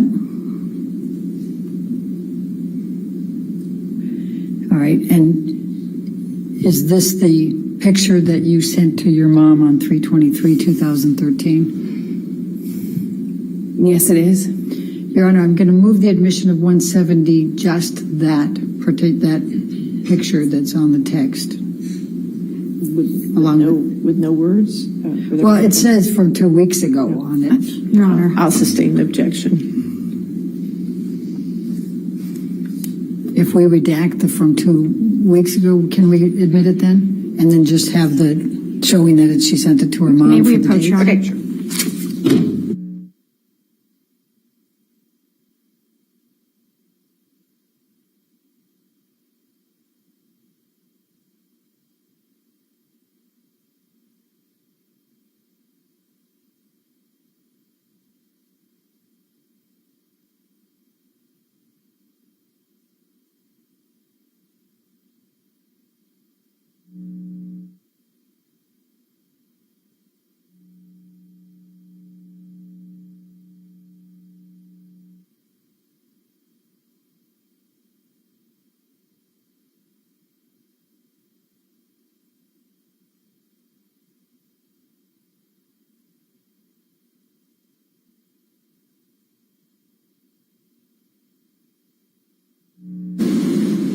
All right, 170 will be in evidence with redactions.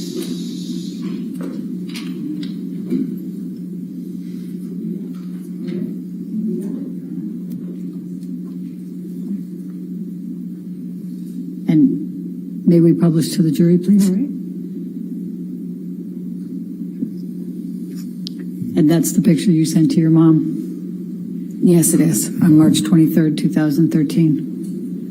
Yes, it was from a previous fight. Okay. The bruise. All right. Now, did you have any other altercations in March 2013 with Mr. Depp? Yes.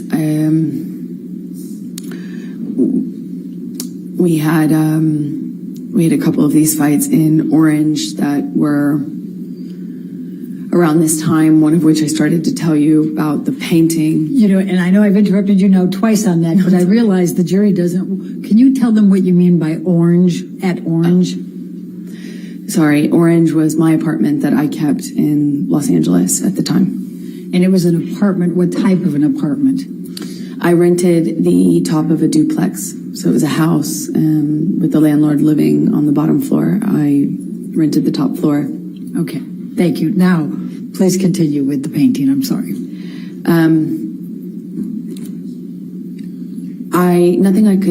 It seemed like nothing I could say to Johnny would convince him. He wanted me to remove the painting. And he wanted me to admit to this affair that I wasn't having. And I didn't want to admit to it because it's not true. So I held out, and he just drank more and did more cocaine. And I woke up the next morning, I think it was on the 22nd or the 23rd. I woke up in the morning and the breakfast table was like cocaine and booze. And I realized that I wasn't going to be able to talk I wasn't going to be able to talk our situation down. I wasn't going to be able to talk him out of it. And he was just so convinced that I was fighting with him or at the reason that he wouldn't leave the house, and he had something to go film that was important, and there were important people waiting for him. And I remember people were reaching out, his assistants, his manager sister, everyone was wondering where he was. And I kept feeling embarrassed and unable to move this person out of my house. I couldn't calm him down. I couldn't change. He was just so intent on me admitting the details of this affair that I wasn't having. And me pointing out that the cocaine wasn't making his situation any better made me the bad cop. Then I'm the nag. So eventually I called my sister. He had a kind of a buddy-buddy relationship with her at the time. And at the time, she occasionally did cocaine. I didn't, but she did. So I was like, hey, come take over. You know, maybe you can buddy him and talk him into leaving the house, just getting out of the house. And she did. I remember his assistants trying to get him out. Like eventually in the evening, I think early evening, he finally agrees to leave, but I can't tell our relationship status. I can't tell if he still is convinced of these things or if he's just going to sleep it off and it's going to go back to normal sobriety, sorry kind of phase. And he was still upset, but like seemingly calming down. So I agreed to go with him. He wanted me to go to the shoot. I had plans, so I kind of reluctantly agreed, but didn't want to set anything off. I didn't want to engage anymore. I didn't want to do anything that could be perceived as antagonizing him or engaging more. So I went with him. We grabbed the dogs. We get in the car. We're on the way there. We're headed up Sweetzer's the street. It's a major street that leads up to Johnny's houses. He effectively owns the end of the street. It's like a cul-de-sac. So we're nowhere near his home, but we were driving up this street and he has the window down. He's smoking. It wasn't all the way down, but you know, he's constantly smoking. And at some point he starts howling out of the window and then grabs two small dogs. Well, one was Johnny's dog and one was my dog, but he grabs, if I remember correctly, Boo, his dog, slightly chunkier teacup Yorkie, and he grabs this teacup Yorkie and holds Boo out of the window of the moving car. And he's howling like an animal while holding the dog out of the window. And everyone in the car, I'll never forget it, everyone just froze. No one did anything. And I too was like torn as to what I should do because I didn't want to do anything to cause him to react, drop the dog. You know, it was just this eerie moment where he's howling and holding this animal outside of the car window. And more than that weird memory is I have a memory of everyone just kind of not really reacting to him. Like no one really kind of did anything. I eventually kind of pulled his arms gently back into the vehicle and kind of got the dog back on the seat and we continued driving, but no one reacted. It just kind of avoided dealing with it. We get to the place, the house where he was filming this thing that he was late for, I suppose, for the day.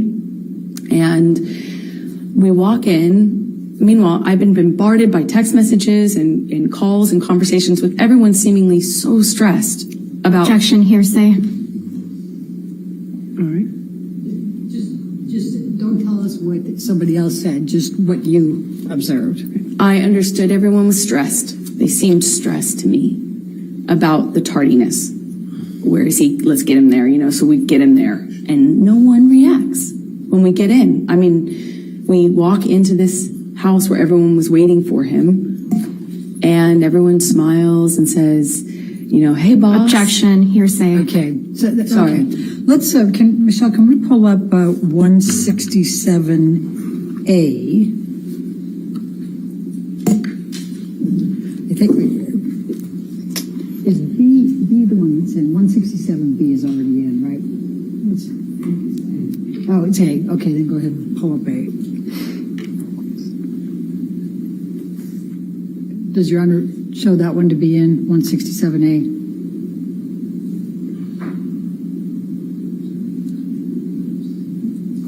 Defendants. Yes. Sorry. Well, this might be your 167A, but it's in evidence as a plaintiff's number, and I'm not sure which plaintiff's number it is. I don't need it in twice, so. I would agree. Do we?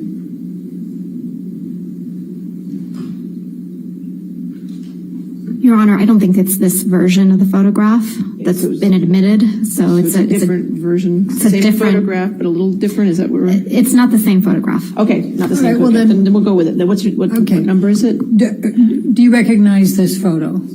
Yes, I do. Please tell the jury what it is. It's a picture I took of my breakfast table that morning. Your Honor, I'm going to move the admission of Defendant's Exhibit 167A. 167A. Any objection? Your Honor, may we approach? Sure.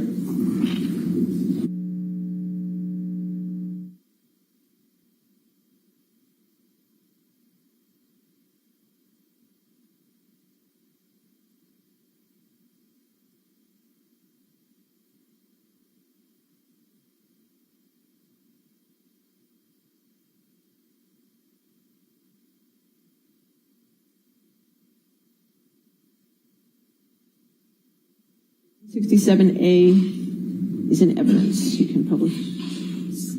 So may we publish that? Thank you, Your Honor. Okay. And Amber, you said that you took this that morning. Is that Yes. correct?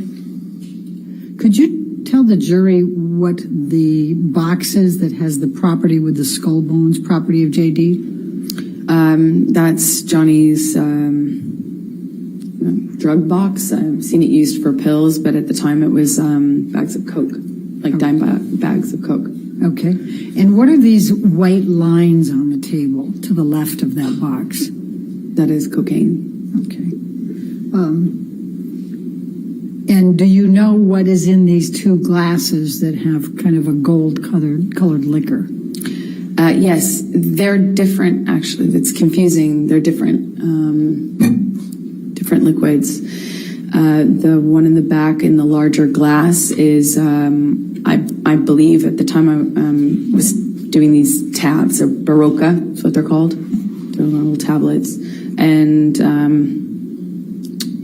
anyway, I remember at the time that's what I was putting in my water because I had just come back from France where they sell them. And then the brown liquid in the shot glass is Johnny's liquor. I don't know what it's called, but we kept it in the freezer. At the time, it was at that time, March 2013, I hadn't, I still didn't have the, hard line. I won't even keep that, in my freezer sort of attitude or posture with him. I wasn't that bold at the time, I didn't like it, but I didn't have that strength. I kind of, at that time, I think was doing things like trying to pour it out when I could. So what is the bag, the brown bag on the left side? What is that? That's a DOP kit. It's his prescriptions and cigarette, tobacco, weed, things like that. Okay, and then above it there appears to be a CD of some sort, DVD, something. Do you recognize that? Yes, it's the single, I believe is what it's called, the single he was making at the time. I think that's the song that they were filming a video for, if I'm correct. Okay. All right. Now, did you end up sending a copy of this picture to Rocky Pennington that day? I did. I sent it to my best friend at the time and, was like, look at my morning. Objection. Hearsay. Okay, you can't say what you said, but you sent it to your friend, correct? Mm-hmm. Let's go to 167, please.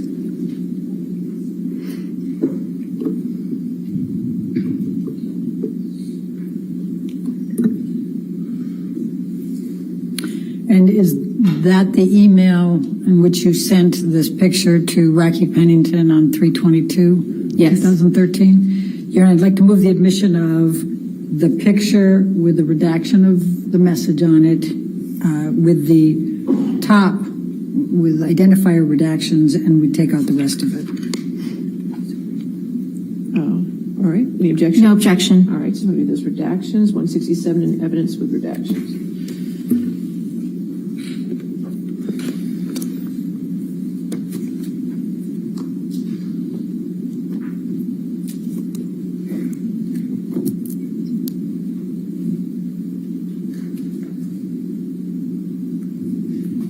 All right. And may we publish, please?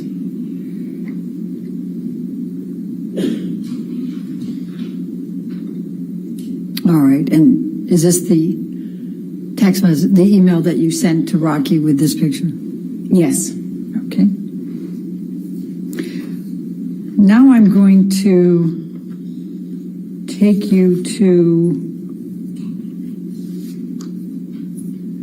let's go to Hicksville.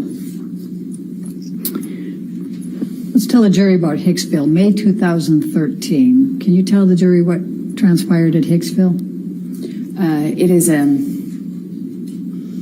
It's a fancy trailer park, like a little hotel in the middle of nowhere, set up with these little trailers, and we had made a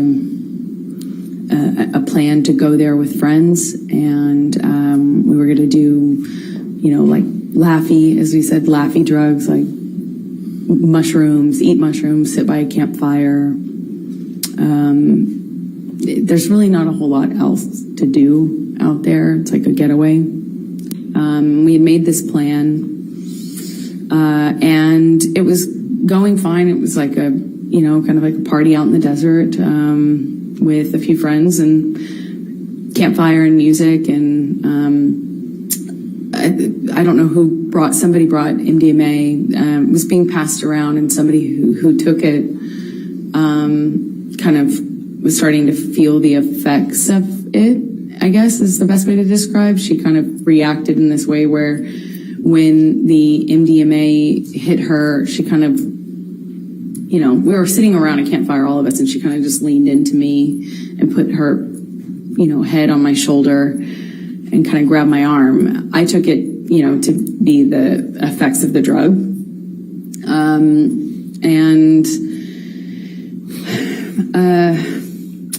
I think I had eaten a mushroom cap, but was not feeling anything at the time.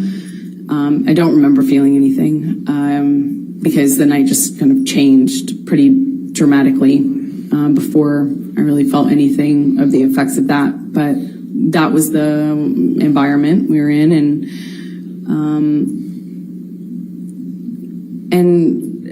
as soon as she kind of did this thing where she leaned into me, Johnny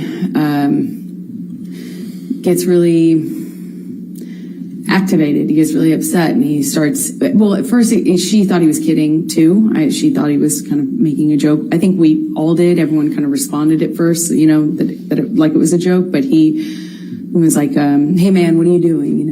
What do you think you're doing? And she kind of giggled and kind of leaned into me more.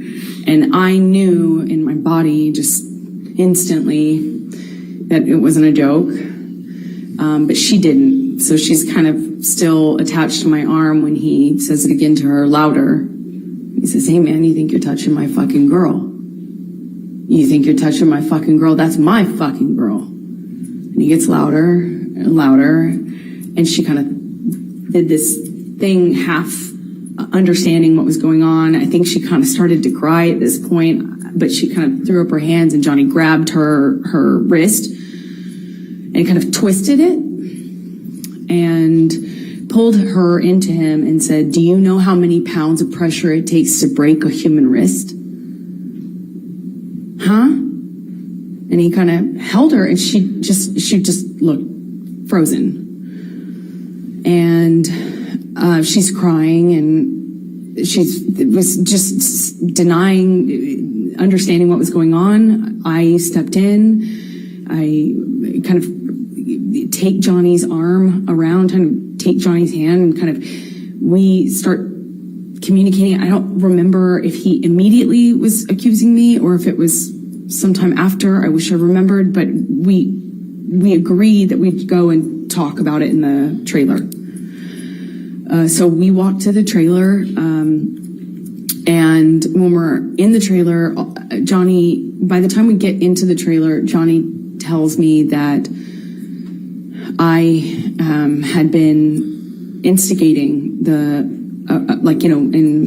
asking for this, and that I had invited it, and that I hadn't been honest with him about my relationship with this woman. And I didn't really know her that well. I mean, I actually don't know her at all, but I had met her. And I remember in the trailer, he's accusing me of lying about it, and that I had something with her. I'm trying to diffuse that. I'm trying to calm him down. And he just turned all that, it seemed like he turned all that rage onto the trailer itself. And he just started smashing things. He picked up something on the table and threw it right into the glass cabinet.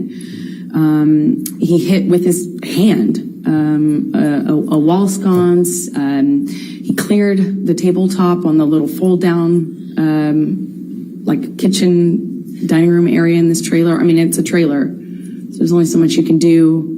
And he's screaming at me, just screaming at me. And I eventually go back into the bedroom area.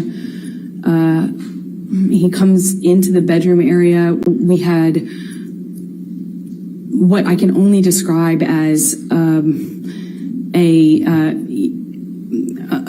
it sounded like nonsense from him. It wasn't making sense. And I realized that he's just probably really high, because it wasn't making sense anymore. It wasn't like a direct accusation. He wasn't hearing me when I was saying I wasn't involved, wasn't cheating on him. I wasn't secretly trying to engage this woman in some sort of sexual affair. And then it became clear to me he was like looking for something. He cleared things off the bed. I went into the bathroom, and as I come out, he asked me where it is and how long I've been hiding it. And I was like, what are you talking about? And he says, you know what I'm fucking talking about. You know what I'm fucking talking about. Be honest with me. Where are you hiding it? And he kind of makes to look into the bathroom. And I gestured to the bathroom, which was to my right. I kind of gestured to him, and I said, what am I hiding, and where am I going to hide it? And we're standing in this little hallway area outside of the bathroom, and he starts, what it feels like patting me down, or saying he's patting me down. I can't recall, but he ripped my dress, the strap top part of my dress.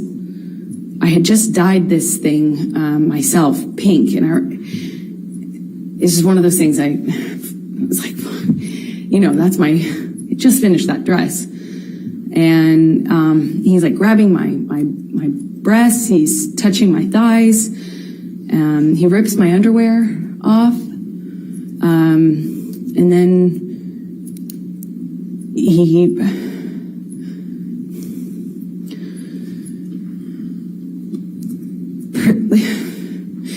proceeds to do a cavity search.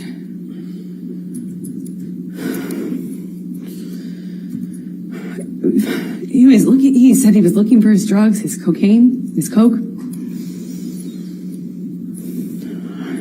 I was wondering how somebody who didn't do cocaine and was against it, that was in and of itself causing problems in our relationship. How could I hide? Why would I hide his drugs from, like he was insinuating that I was doing it or something? It made no sense. And he was telling me we're gonna conduct a cavity search, shall we?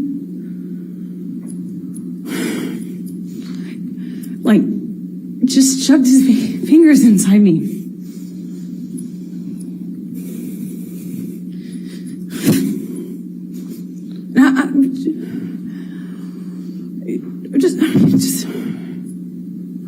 stood there staring at the stupid light.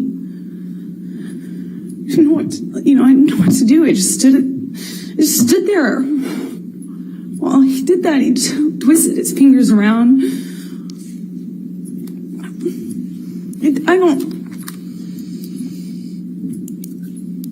didn't say like stop or anything.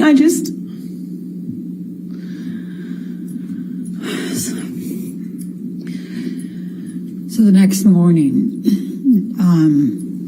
what transpired?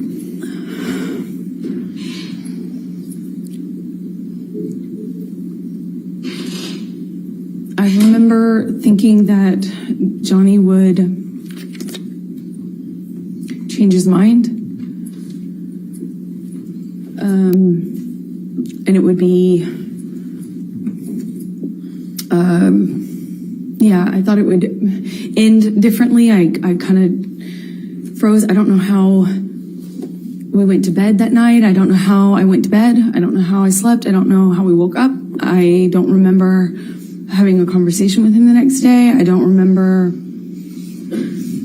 talking to him about it or confronting him about it. I remember wanting it to be okay. I remember just wanting whatever fucking weird trip, whatever trip that was to end, just to be over and for it to just go back to normal. And I remember my friends were out by the pool. Like there was a pool in the center of the trailer park, and I remember putting on my, just putting on my face and going back into this like crowd, and I remember seeing my friends by the pool thinking they were just having a great time, and no one knew what was, I felt so lonely, like no one knows everyone was just having a good time, like normal stuff. So I just smiled, made a joke about how trashed the trailer got, and we had to get the manager, who started off furious that Johnny had wrecked the thing. And then he had this like black mesh not tank top, it was like a meshy kind of shirt on. And I remember he came into the trailer and looked around and was like, whoa, what happened here? Whoa.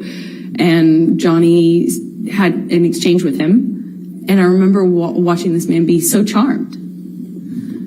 It was just a kind of a surreal experience. And, it just went away. That just got fixed. We walked out of the trailer at some point. My dog stepped on a bee. We went to the vet and went on with our, vacation. We actually went to another location after that, and then eventually went home and went about our life. I'm going to ask you to take a look. Michelle, can you bring up Defendant's Exhibit 176?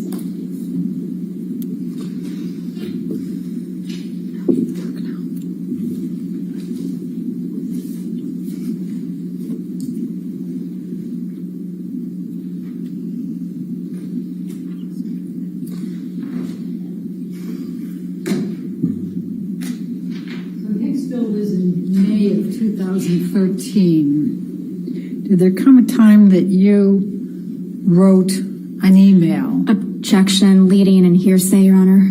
May we approach? All right.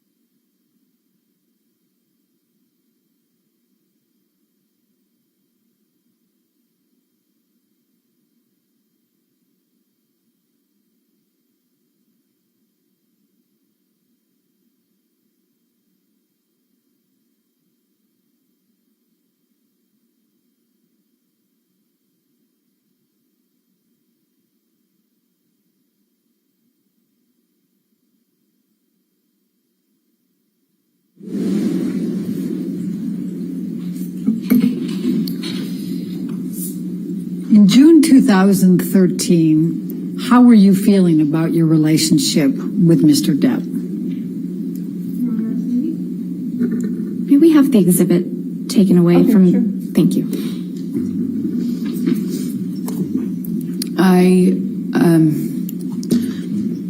By June, I was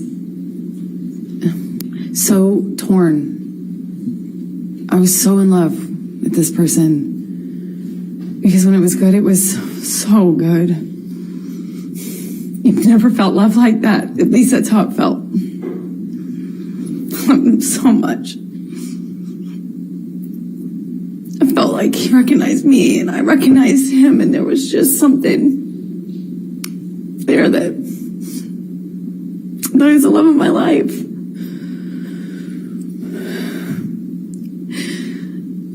And he was. But he was also this other thing.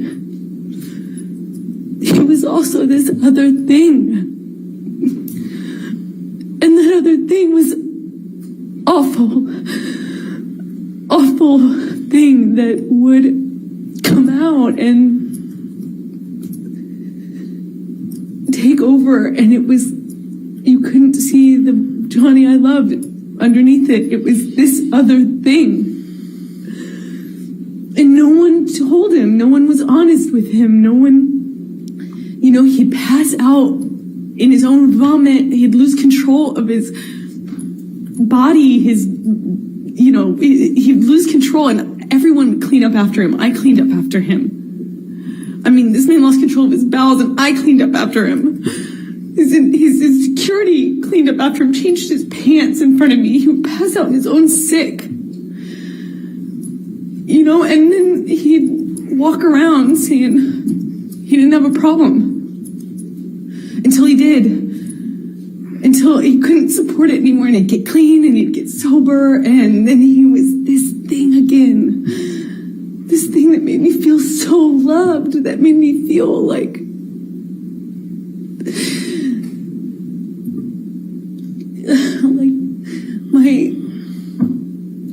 my soulmate, as cheesy as that sounds. I just felt like he knew me. And I recognized something in him, either some part of my makeup and my background or something, that I just got it. And I loved him and understood him. It just got so scary, the other part of him. And in June, I wanted to leave him. I didn't want to leave him. I wanted to leave him. I wanted him to get better. And he expressed to me so many times when he was in that period of getting clean and sober, he would tell me, "You saved my life. Baby girl, you saved my life." Everyone else was saying that to me, and I believed it. If everyone else was saying it, he was saying it. I thought, just like his other friends who had gotten clean and sober and stayed that way, his older friends, these rock stars that he hung out with that had gotten clean and sober and they had 20, 30 years, something, I thought, and Johnny told me he would be that person, that he was going to be that person, and I believed it. I had so much, I looked at that man twice my age, I was 25, looking at this man twice my age, and I saw hope and promise. I had so much hope. The whole thing. Kids and growing old together, sort of hope. If it was just for this one thing that he could do, which would save his life, which would be to get clean and sober. And I believed it. And I wrote this letter to myself, among many letters to myself. Objection, hearsay. All she did was refer to that she wrote it. She isn't saying what she said. I'll rule for that. Thank you. Okay. I wrote that letter because I thought it would be read to him. I could read it to him. I could say it to him in intervention, in help. And he would later thank me for, as he did, as he used to thank me all the time for saving his life.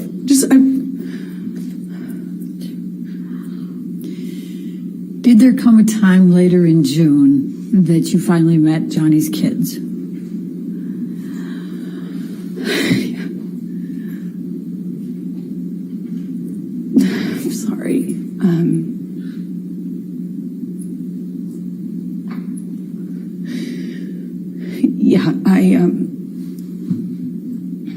I finally met them in the summer of 2013. I had been with Johnny for over a year, maybe like a year and a half at this point, is my best guess. And I was dying to meet them, dying to get to know these kids. I felt like I knew them already. I had his daughters, and Jack's, both of his kids' art on my fridge, and I had never even met them. Johnny had brought them over one day and kindly given them to me, and I had them up on my fridge because I felt like I knew them, just how much he talked about them. And I finally got to meet them at the Lone Ranger premiere at Disneyland, summer 2013. So then I'm going to jump to, and it's not much of a jump, to June 26, 2013. There was a plane ride to Russia with Johnny. Do you recall that? Yes. Tell the jury about that particular event. Well, that was the first and last time I ever decided it would be a decent idea to do drugs with Johnny. I did MDMA with him on the plane, which was as stupid as it may sound. I just had never, I was very against, obviously the cocaine had been a problem. I was very much against him using cocaine. I was against the drinking, supportive of the sobriety, but I'm 26 maybe, ish. And I wanted, I had never heard of anyone making MDMA like what I had done MDMA before. I thought it's a lovey drug. It's it's like a kind of, I never knew anyone to get violent on it. And, I thought, well, this is a relatively contained environment. Maybe this will be different. Maybe I can be a good cop and be part of the, I don't have to be the lesbian counselor all the time, as you would say. I can maybe be the fun girlfriend. And I learned the hard way that was not happening. So what happened? Well, we took MDMA. I took a capsule.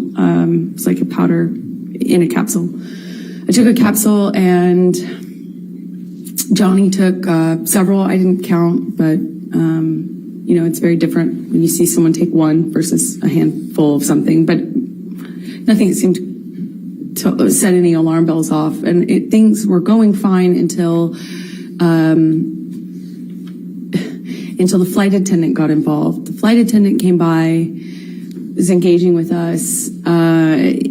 I don't think that they're really, it felt like it was before the effects of the drug took over. It was relatively quick, soon after we first took our dose, if you can say. And the flight attendant, Johnny offered her some. She, of course, said no. And then after some back and forth between them, Johnny convinced her that it would be fine. So she acquiesced and took MDMA with us. And within, a few minutes go by, and the same thing happened that happened on the mushrooms at Hicksville with the woman, Kelly Sue, who I've told you about.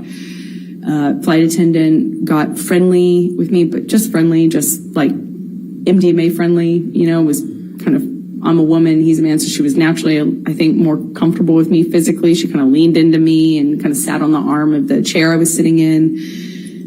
I mean, after all, she's on drugs, and Johnny grabs her hand and tells her not to touch me, and she kind of reacts in a way like she's defending herself and was trying to clarify.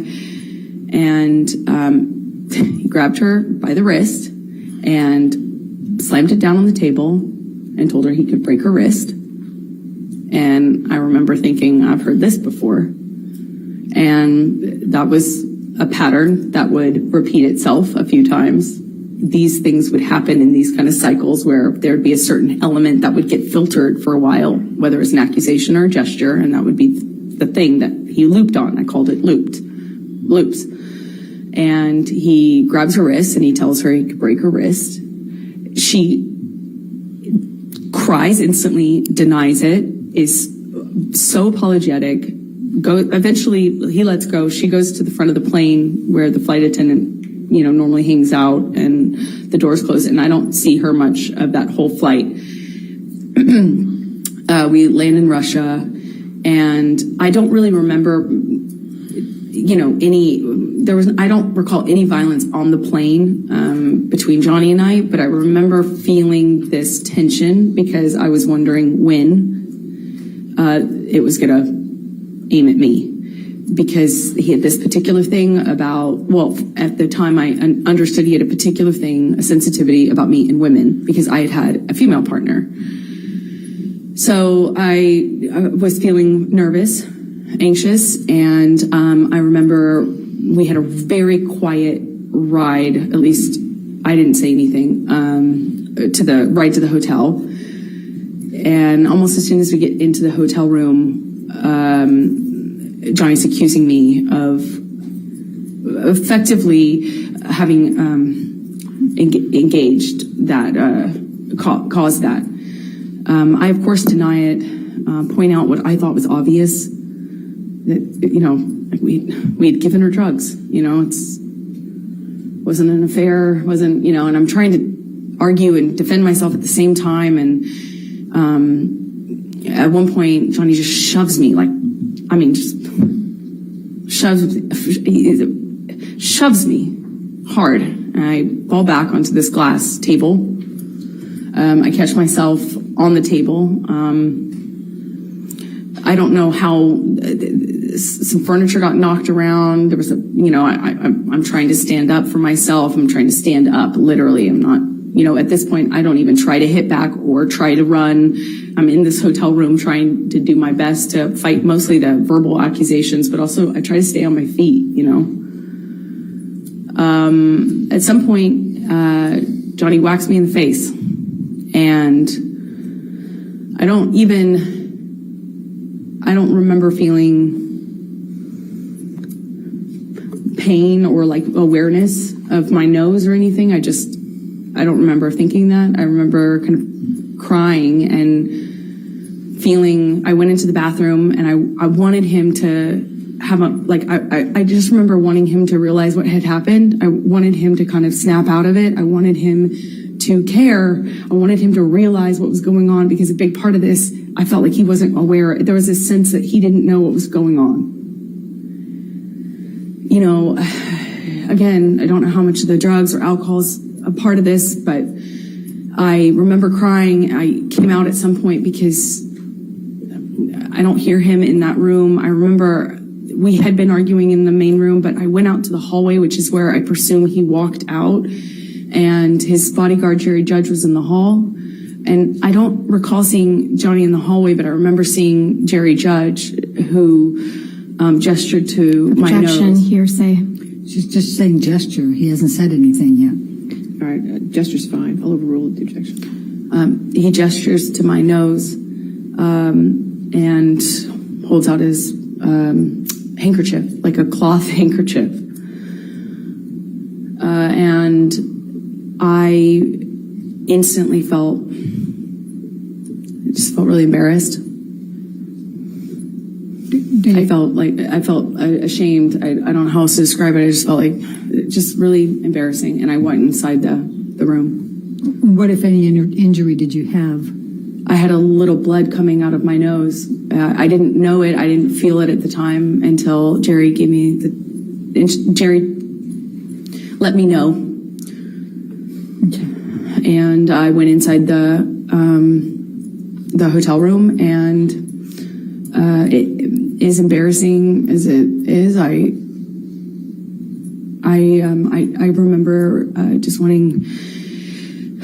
remember just wanting Johnny to say sorry. I wanted him to realize it.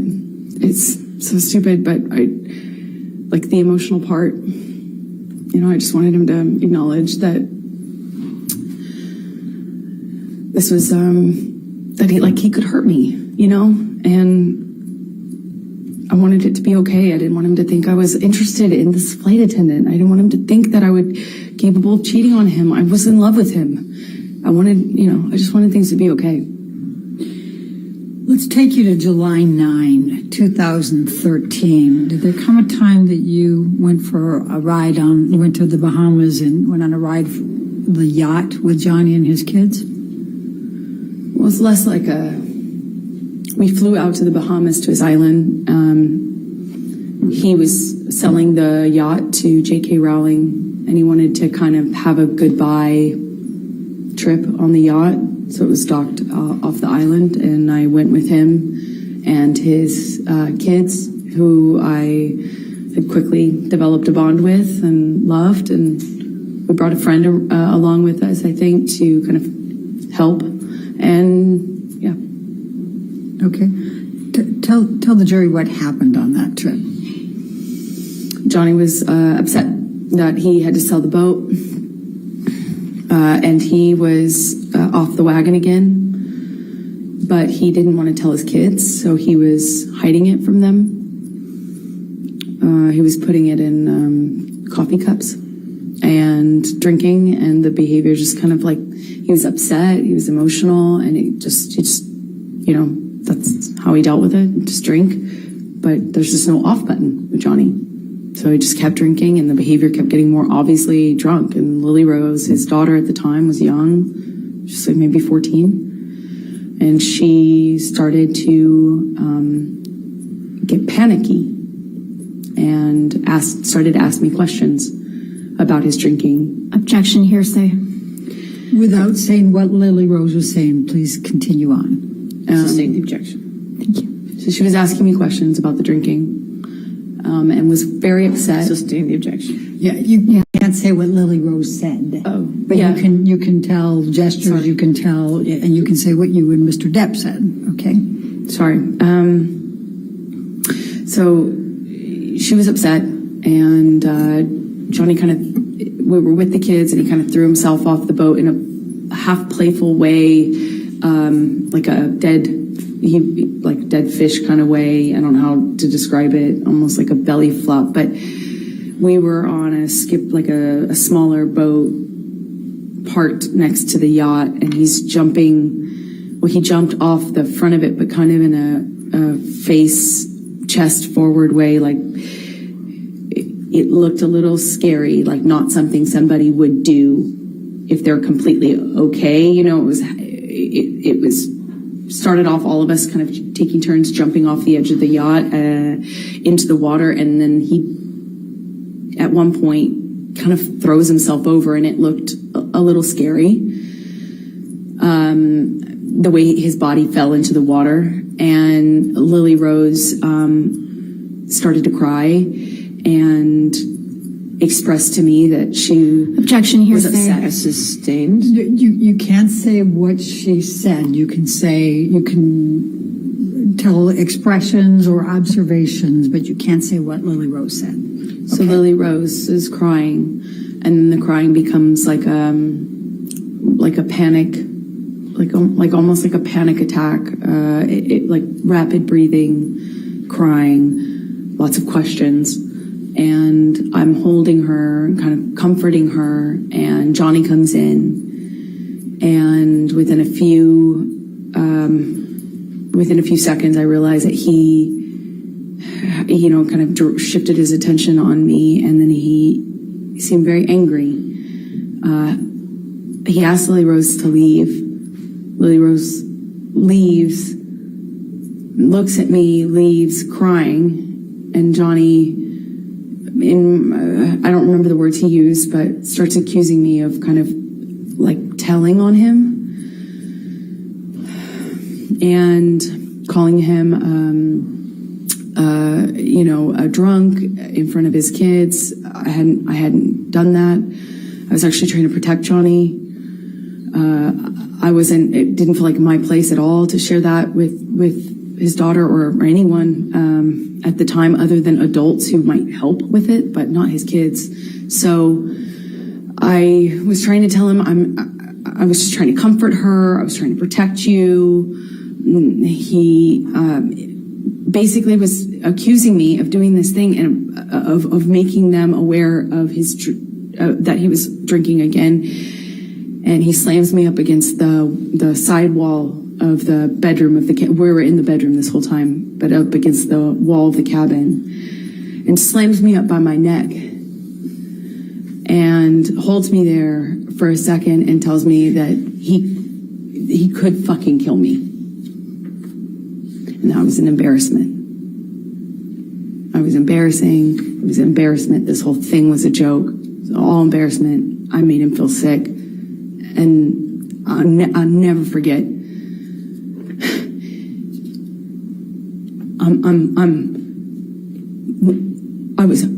I'm very, very, very much in love with this whole family now. And he's saying I'm embarrassing to him. And that somehow stuck in me more than I could fucking kill you. It just sounded like hyperbole. It sounded like something he was just saying, but the names that he was calling me, well, kind of just pushing me up against the wall by my neck, it hurt my feelings. It hurt. When I communicated when I saw Lily Rose again, we get, I won't say what she told me, but the next thing we do is we call for a helicopter to come and take us off of the boat or off of the island. So we leave the boat, go to the landing of a part of the island, or maybe it was a different island we had to get to leave, and we take off. I'm holding Lily Rose in literally holding her under my arm while she's crying, and we're lifting off. And Jack ended up not coming with us at the last minute. He stayed behind. And we were taking off, and I remember being really torn about leaving. I felt bad about leaving, even though that had happened. I still felt awful leaving. I felt awful leaving him. I also felt like I had done something wrong. He was mad at me. I wasn't sure, what I had done, but I remember not being, I'm getting all these text messages from him calling me all these names, and it barely coherent, barely. And I'm holding his daughter crying. And let me just stop you for a moment. Michelle, can you pull up Defendant's Exhibit 180? Do you believe that's already in It is already into evidence, Your Honor, so if we may publish it to the jury.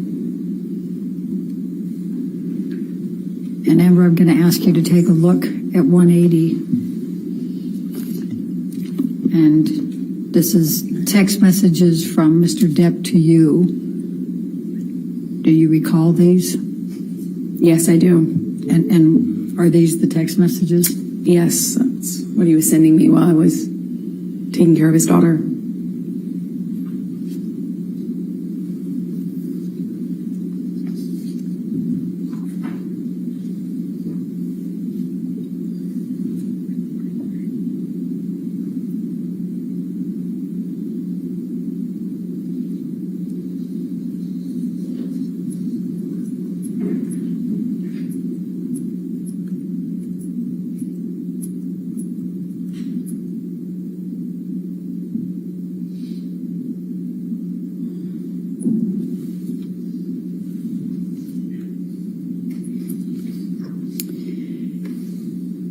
Your Honor, I'm about to go into another event. Should I keep going?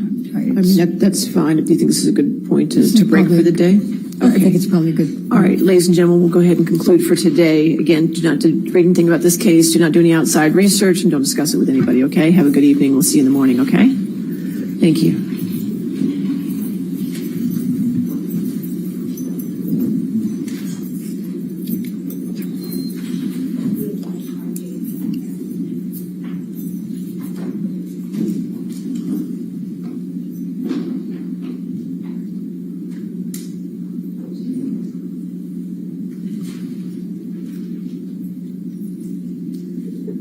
And again, ma'am, since you're still in the stand, you cannot discuss your testimony with anybody to include your attorneys, okay? All right. right. Anything further before? All right, we'll see you in the morning. Thank you, Your Honor.